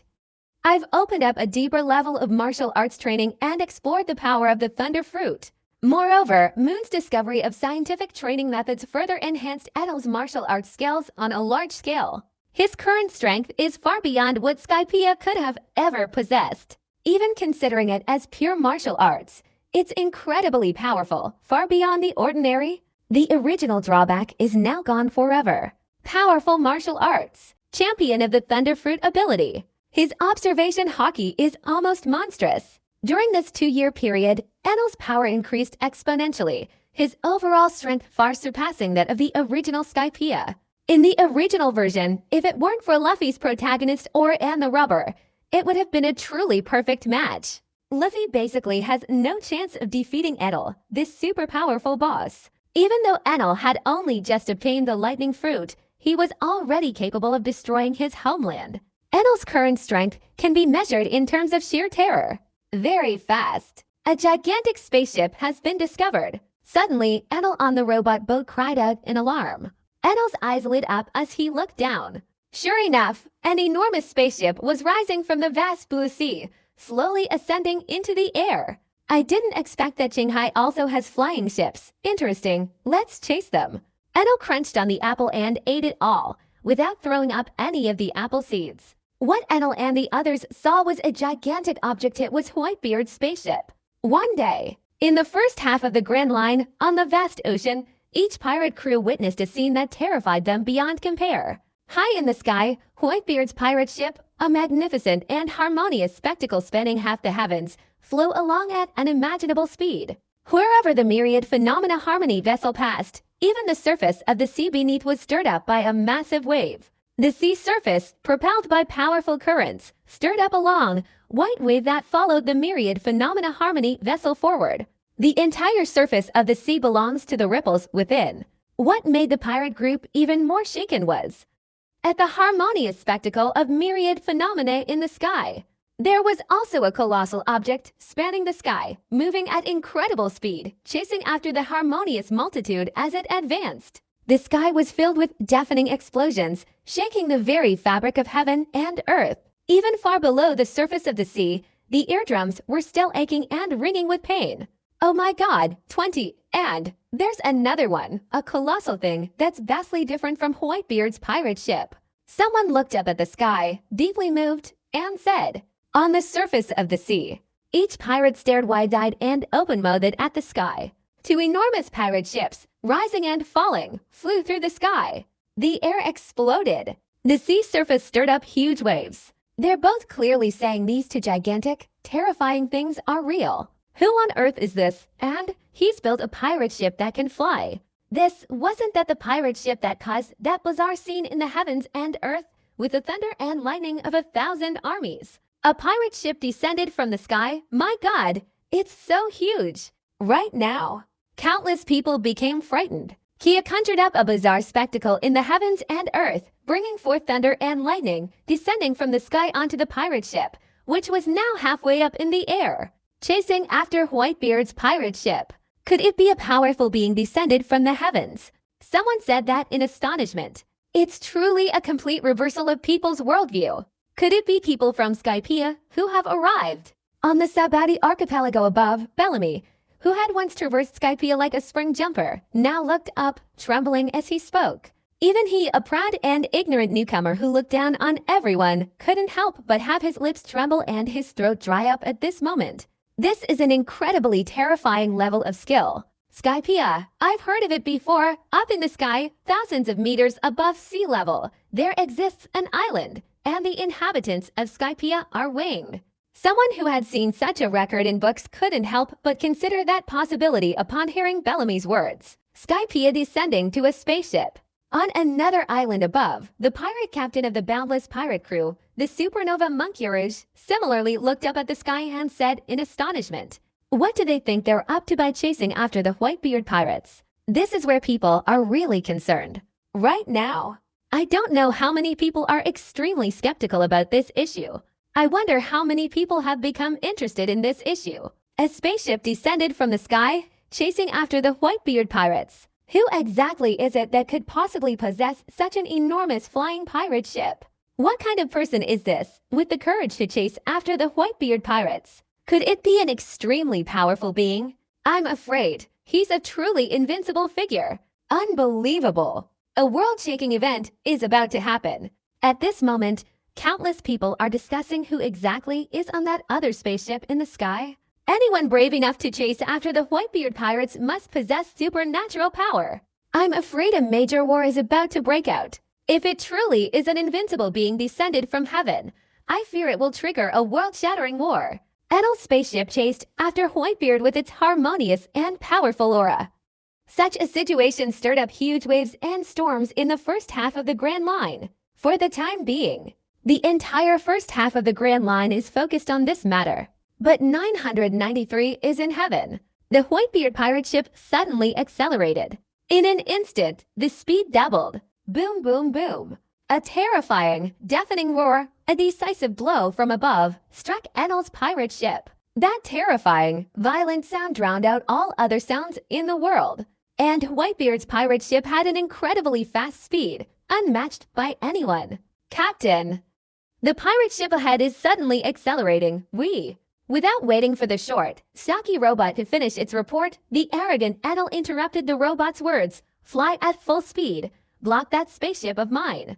Right. One by one, the tiny, robotic figures began to move frantically. This spacecraft is on the moon performing trans-collision maneuvers and is equipped with advanced acceleration technology. Following Edel's orders, these tiny robots scurry to the control room, beginning to increase the spaceship's speed. Ha ha ha, don't even think about running away.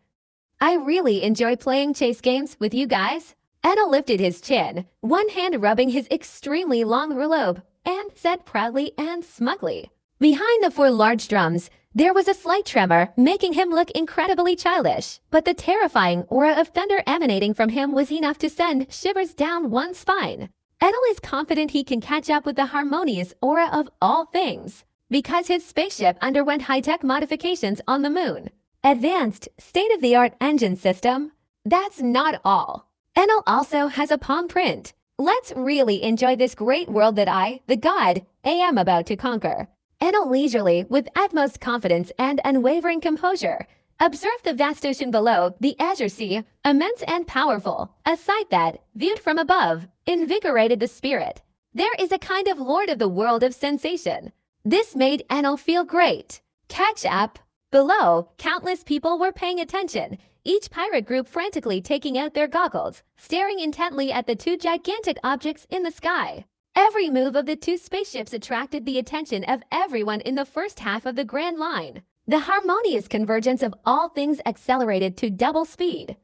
Edel's spaceship in the sky accelerated similarly. They caught up very quickly. Let me stop them, ha ha. In this chase game, the ultimate victory will definitely belong to me. Edel was in a very good mood, feeling very cheerful, and extremely interested in playing a kind of game, similar to the one he played back in Skypiea, a so-called survival game that ultimately only allowed 5 people to survive. His immense power gave Edel boundless confidence. He claimed to be a god. His power was also said to be divine. Control the Logia system within the most destructive force, lightning power. Furthermore, during these 2 years, he continuously improved his weaknesses, enhanced his martial arts, and even his already powerful observation hockey increased significantly. All of these things stem from Edel's self-confidence. It's not expansionism. It's about true strength. Extremely confident. Captain, do we want to use the laser cannon? Wearing a helmet, the small, slender robot Mong Mong looked up and asked Edel. This small, slender robot, according to its own unspoken instructions, shouldn't be used. However, given such high flight speeds, it seems only this type of weapon can stop the spaceship below. No need.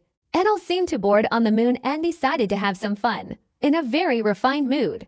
Let's just overtake them, get in front of their spaceship, and then corner them. Her.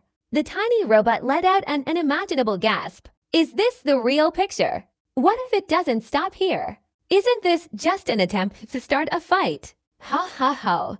Edel pulled out his ear, laughing leisurely. You can't touch us. Don't forget, I'm a god who controls divine power. Excited. The smaller-than-life machine held Edel's abilities in the highest esteem. Maybe. Just then, the small machine suddenly saw the harmonious scene below, and its speed increased by double again. The man wearing a small motorcycle helmet exclaimed in shock, "Captain, we're afraid we can't stop them. They're accelerating." The moon's advanced technology, including the acceleration engine, has been fully deployed, reaching extreme acceleration. It's impossible to catch up. Accelerating again. Enel was unexpectedly a little surprised. "Ha ha ha, how interesting, how interesting." Suddenly, Enel burst into laughter. "Coincidentally, I'm in a very good mood right now, so I'll play along with you all. I will take matters into my own hands." Enel himself walked towards the control room. That place can convert lightning into propulsion. Meanwhile, down in the ocean and on the island above, countless people witnessed this scene and were once again filled with admiration. Whitebeard's pirate ship is accelerating again, leaving that spaceship in the air behind. As expected of Whitebeard, the world's strongest pirate ship, Whitebeard's pirate ship, a harmonious masterpiece. The world's strongest pirate crew, Whitebeard's pirate crew. At this moment, countless people couldn't help but be filled with admiration, marveling at the powerful propulsion of this harmonious and magnificent vehicle. After a moment, countless people were once again in an uproar. "Chase them! That spaceship in the sky is accelerating just like that. My God, it's going that fast. Unbelievable." Well, the world was in a state of shock. On Enel's spaceship, with both hands clapping together like drums, he unleashed powerful lightning. Densely packed silver bolts of electricity surging into the activation and switching equipment. The spacecraft gained powerful thrust and then accelerated again. Catch up with Whitebeard's pirate ship. The captain is truly invincible. Beside Enel were small, mechanical figures wearing tiny helmets, their squinting eyes filled with immense adoration as they looked at him. Enel unleashed a powerful electric current, and just as he was about to smile, his smile suddenly froze. The small man on the machine yelled, "Captain, that spaceship is accelerating again." They were about to give chase, and the result was that everything was before them. The harmonious radiance accelerated once again. Left behind once again. Damn it! This really annoyed Enel. Next to a small machine, a person gazed at Enel with immense admiration, shaking their head excitedly and saying, "Captain, keep going. You're invincible." 300 million. Amazing, special, electric shock. Enel, no longer in a playful mood, unleashed his full firepower, instantly releasing a terrifying electrical current of over 300 million volts. Initially, when Enel and Luffy fought, 300 million volts was Enel's strongest technique. You can only imagine how terrifying that was. Own. The enormous spaceship once again accelerated with a thunderous roar. The speed increased even further. This is truly a terrifying event. Whitebeard, the pirate ship, once again bypassed the spaceship in the air, ascended into the airship, and accelerated again. What incredible speed! I feel like I want to catch up. To launch such a massive spaceship, what an incredible display of energy it requires. Who exactly is this god of war? On the sea, more and more pirate ships appeared, each pirate filled with unparalleled awe and admiration. There was no shortage of pirate ships watching, beginning to speed across the sea. This is not good to find again. Upon closer inspection, they realized just how incredibly fast Enel's spaceship was, a speed that pirate ships on the sea simply couldn't match. Oh my God, how incredibly fast is that spaceship? Those who were chasing the pirates on the sea were trembling with excitement to the extreme.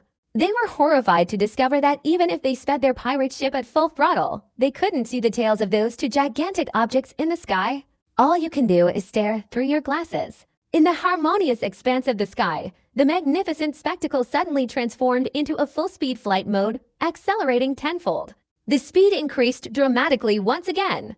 Once again, the spaceship, which had been chasing Enel with great difficulty, was once again rocking behind the pilot's boat. Enel could only see the harmonious scene of countless things, the magnificent boat with its lanterns. "Captain, keep going. Captain, you're the fattest one. Captain, you are the best." Each of them, wearing a small, robotic helmet, excitedly shouted to encourage Enel to cheer them on. 500 million volts discharge. At this moment, the initial confidence and composure on Enel's face had completely vanished, replaced by an overwhelming sense of unease. He was giving it his all. A 500 million volt discharge, Enel on the moon, once again unleashed the strongest electric current from the thunder fruit. A terrifying electric current instantly surged into the energy conversion equipment. Hissing sounds. The silver electric arcs, equipped on the jump, each one, however tiny as a strand of hair, possessed incredibly terrifying energy. A dense, intricate network of silver electric arcs surged wildly into the activated equipment inside. Just looking at it sends shivers down your spine. Own. The enormous spaceship accelerated once again. Captain, keep trying. Even the captain can't catch up. Our speed is still significantly slower than theirs.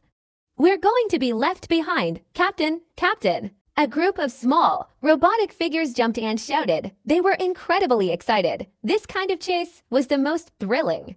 Even releasing 500 million volts was still not enough to catch up with Whitebeard's ship. The little robots shrieked again in unison. Captain, release an even stronger electric current. We'll definitely be able to catch up with them.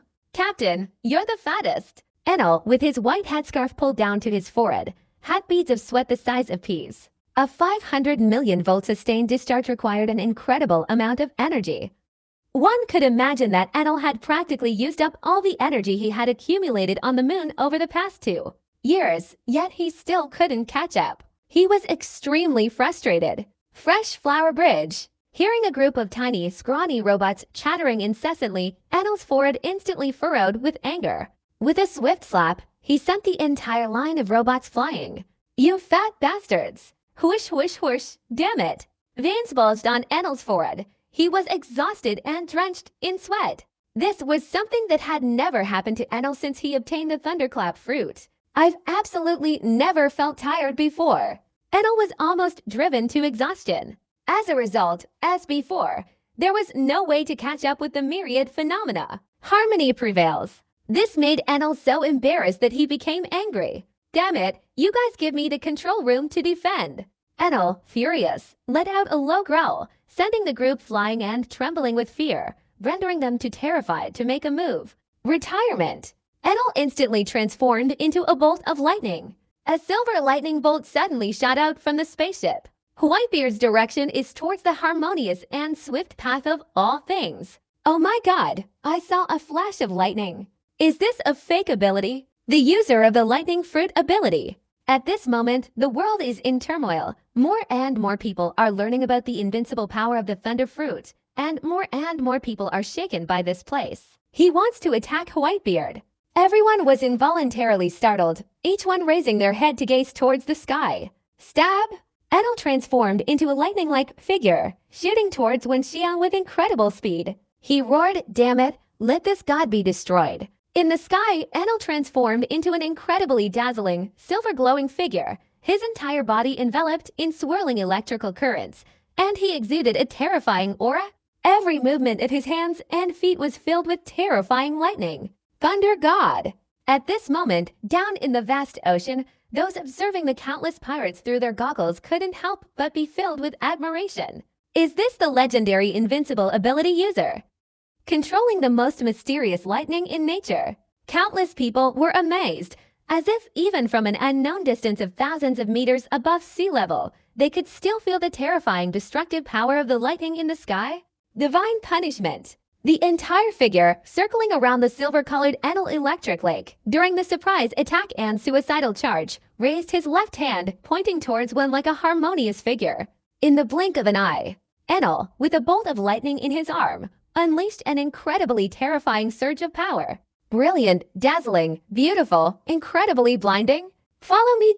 Everything was harmoniously arranged in the sky when suddenly a colossal pillar of lightning appeared. This is Enel using observation hockey to unleash an incredibly precise divine punishment attack. The pillar of lightning, carrying terrifying destructive power, descended from the sky, striking directly at Whitebeard's harmonious aura as if unleashing endless thunder, possessing incredibly terrifying power. Seeing this, everyone was shocked and filled with admiration. But the next second, something happened that left countless people utterly amazed. All that could be seen was a pillar of lightning descending, striking down in an instant. However, just as the lightning was about to fall on the harmonious ship, Whitebeard suddenly appeared on the deck. His majestic and imposing figure seemed capable of supporting the heavens and earth. With one hand, Whitebeard punched upwards into the sky. This one scene, just as the heavens and earth were filled with countless bolts of lightning, a true hero, alone on horseback, defied the heavens and resisted their might. The images were shocking beyond compare, stirring the human heart. According to Whitebeard, one punch was thrown upwards towards the sky. Ken ket ket. In the blink of an eye. From the moment Whitebeard's punch began, the air, in countless fragments, shattered into pieces like glass. That's a terrifying shockwave of power. Kia possesses a shocking ability, capable of shattering everything. The air rose from below, constantly shattering, like a long stream of ice breaking through, surging upwards. As the air shattered and swirled backward, the shockwave of energy and the falling lightning collided in an instant. A terrifying, violent explosion rang out in an instant. What followed was a display of generosity that left countless people in awe of the image. The original pillar of divine punishment that had descended from the heavens suddenly seemed to materialize, and the entire pillar of lightning shattered like glass in an instant. The thunder has shattered again. Unbelievable! This shocking revelation, something no one had ever heard of before, instantly caused a stir among countless people. TSK. At this moment, countless people looked up at the sky to watch the pirate battle, involuntarily gasping in shock. As expected of the strongest paramecia-type devil fruit, it's truly shocking. As expected of the most powerful being in existence, Edward Newgate, Whitebeard. It can even shatter lightning. What an outrageous and infuriating tactic. Lightning belongs to a type of energy and the power of shockwaves, which Whitebeard developed to the point where it could shatter energy. Nature can shatter even thunder. Seeing that his divine sanction, which he considered invincible, was shattered by a mere wave of a hand from a burly man, Enel was utterly stunned. He didn't expect that on his first attempt, he would encounter a formidable opponent. Enel's first time in the pirate world was met with a series of frustrating experiences, which made him extremely annoyed. However, given his consistently arrogant and conceited nature, he probably wouldn't think that an enemy who had once shattered the divine sanctions could be considered his equal. Damn it, it's just the weakest form of the divine sanction. Don't get too excited too soon. 200 million volt thunder dragon. Enel suddenly put both hands behind his back and tapped his neck. Kia had stored an endless amount of thunder power within its ancient core, which suddenly erupted. The lightning flashed out in the blink of an eye. One of them, radiating a terrifying aura, unleashed the Gyora Dragon's attack. The incredibly terrifying Thunder Dragon, appearing at 767 in the blink of an eye, immediately brought about bizarre scenes of celestial transformation. The clouds in the sky shattered and swirled backward. Roar! Lightning Dragon roar, flashing out in the blink of an eye, coiled towards Whitebeard. 200 million volts. This is what Enel kept hidden inside the ancient lightning. But it wasn't lightning within his body. Most of the lightning within him had been used to power the spaceship, which was quite comical. Stab! An enormous thunder dragon, piercing through the air with immense and terrifying power, emitted a sharp, ear-piercing roar as it hurtled towards Whitebeard. Everything seemed to fade into obscurity beneath this thunder dragon. Even the combined power of heaven and earth was insufficient to withstand the terrifying might of this thunder dragon. Enjoying the power of the thunder fruit? I'm really looking forward to it. Facing such terrifying power from the thunder dragon, Whitebeard remained calm, his expression unchanged, showing not the slightest surprise. On the contrary, he even seemed more joyful. Enel, welcome to the Whitebeard era.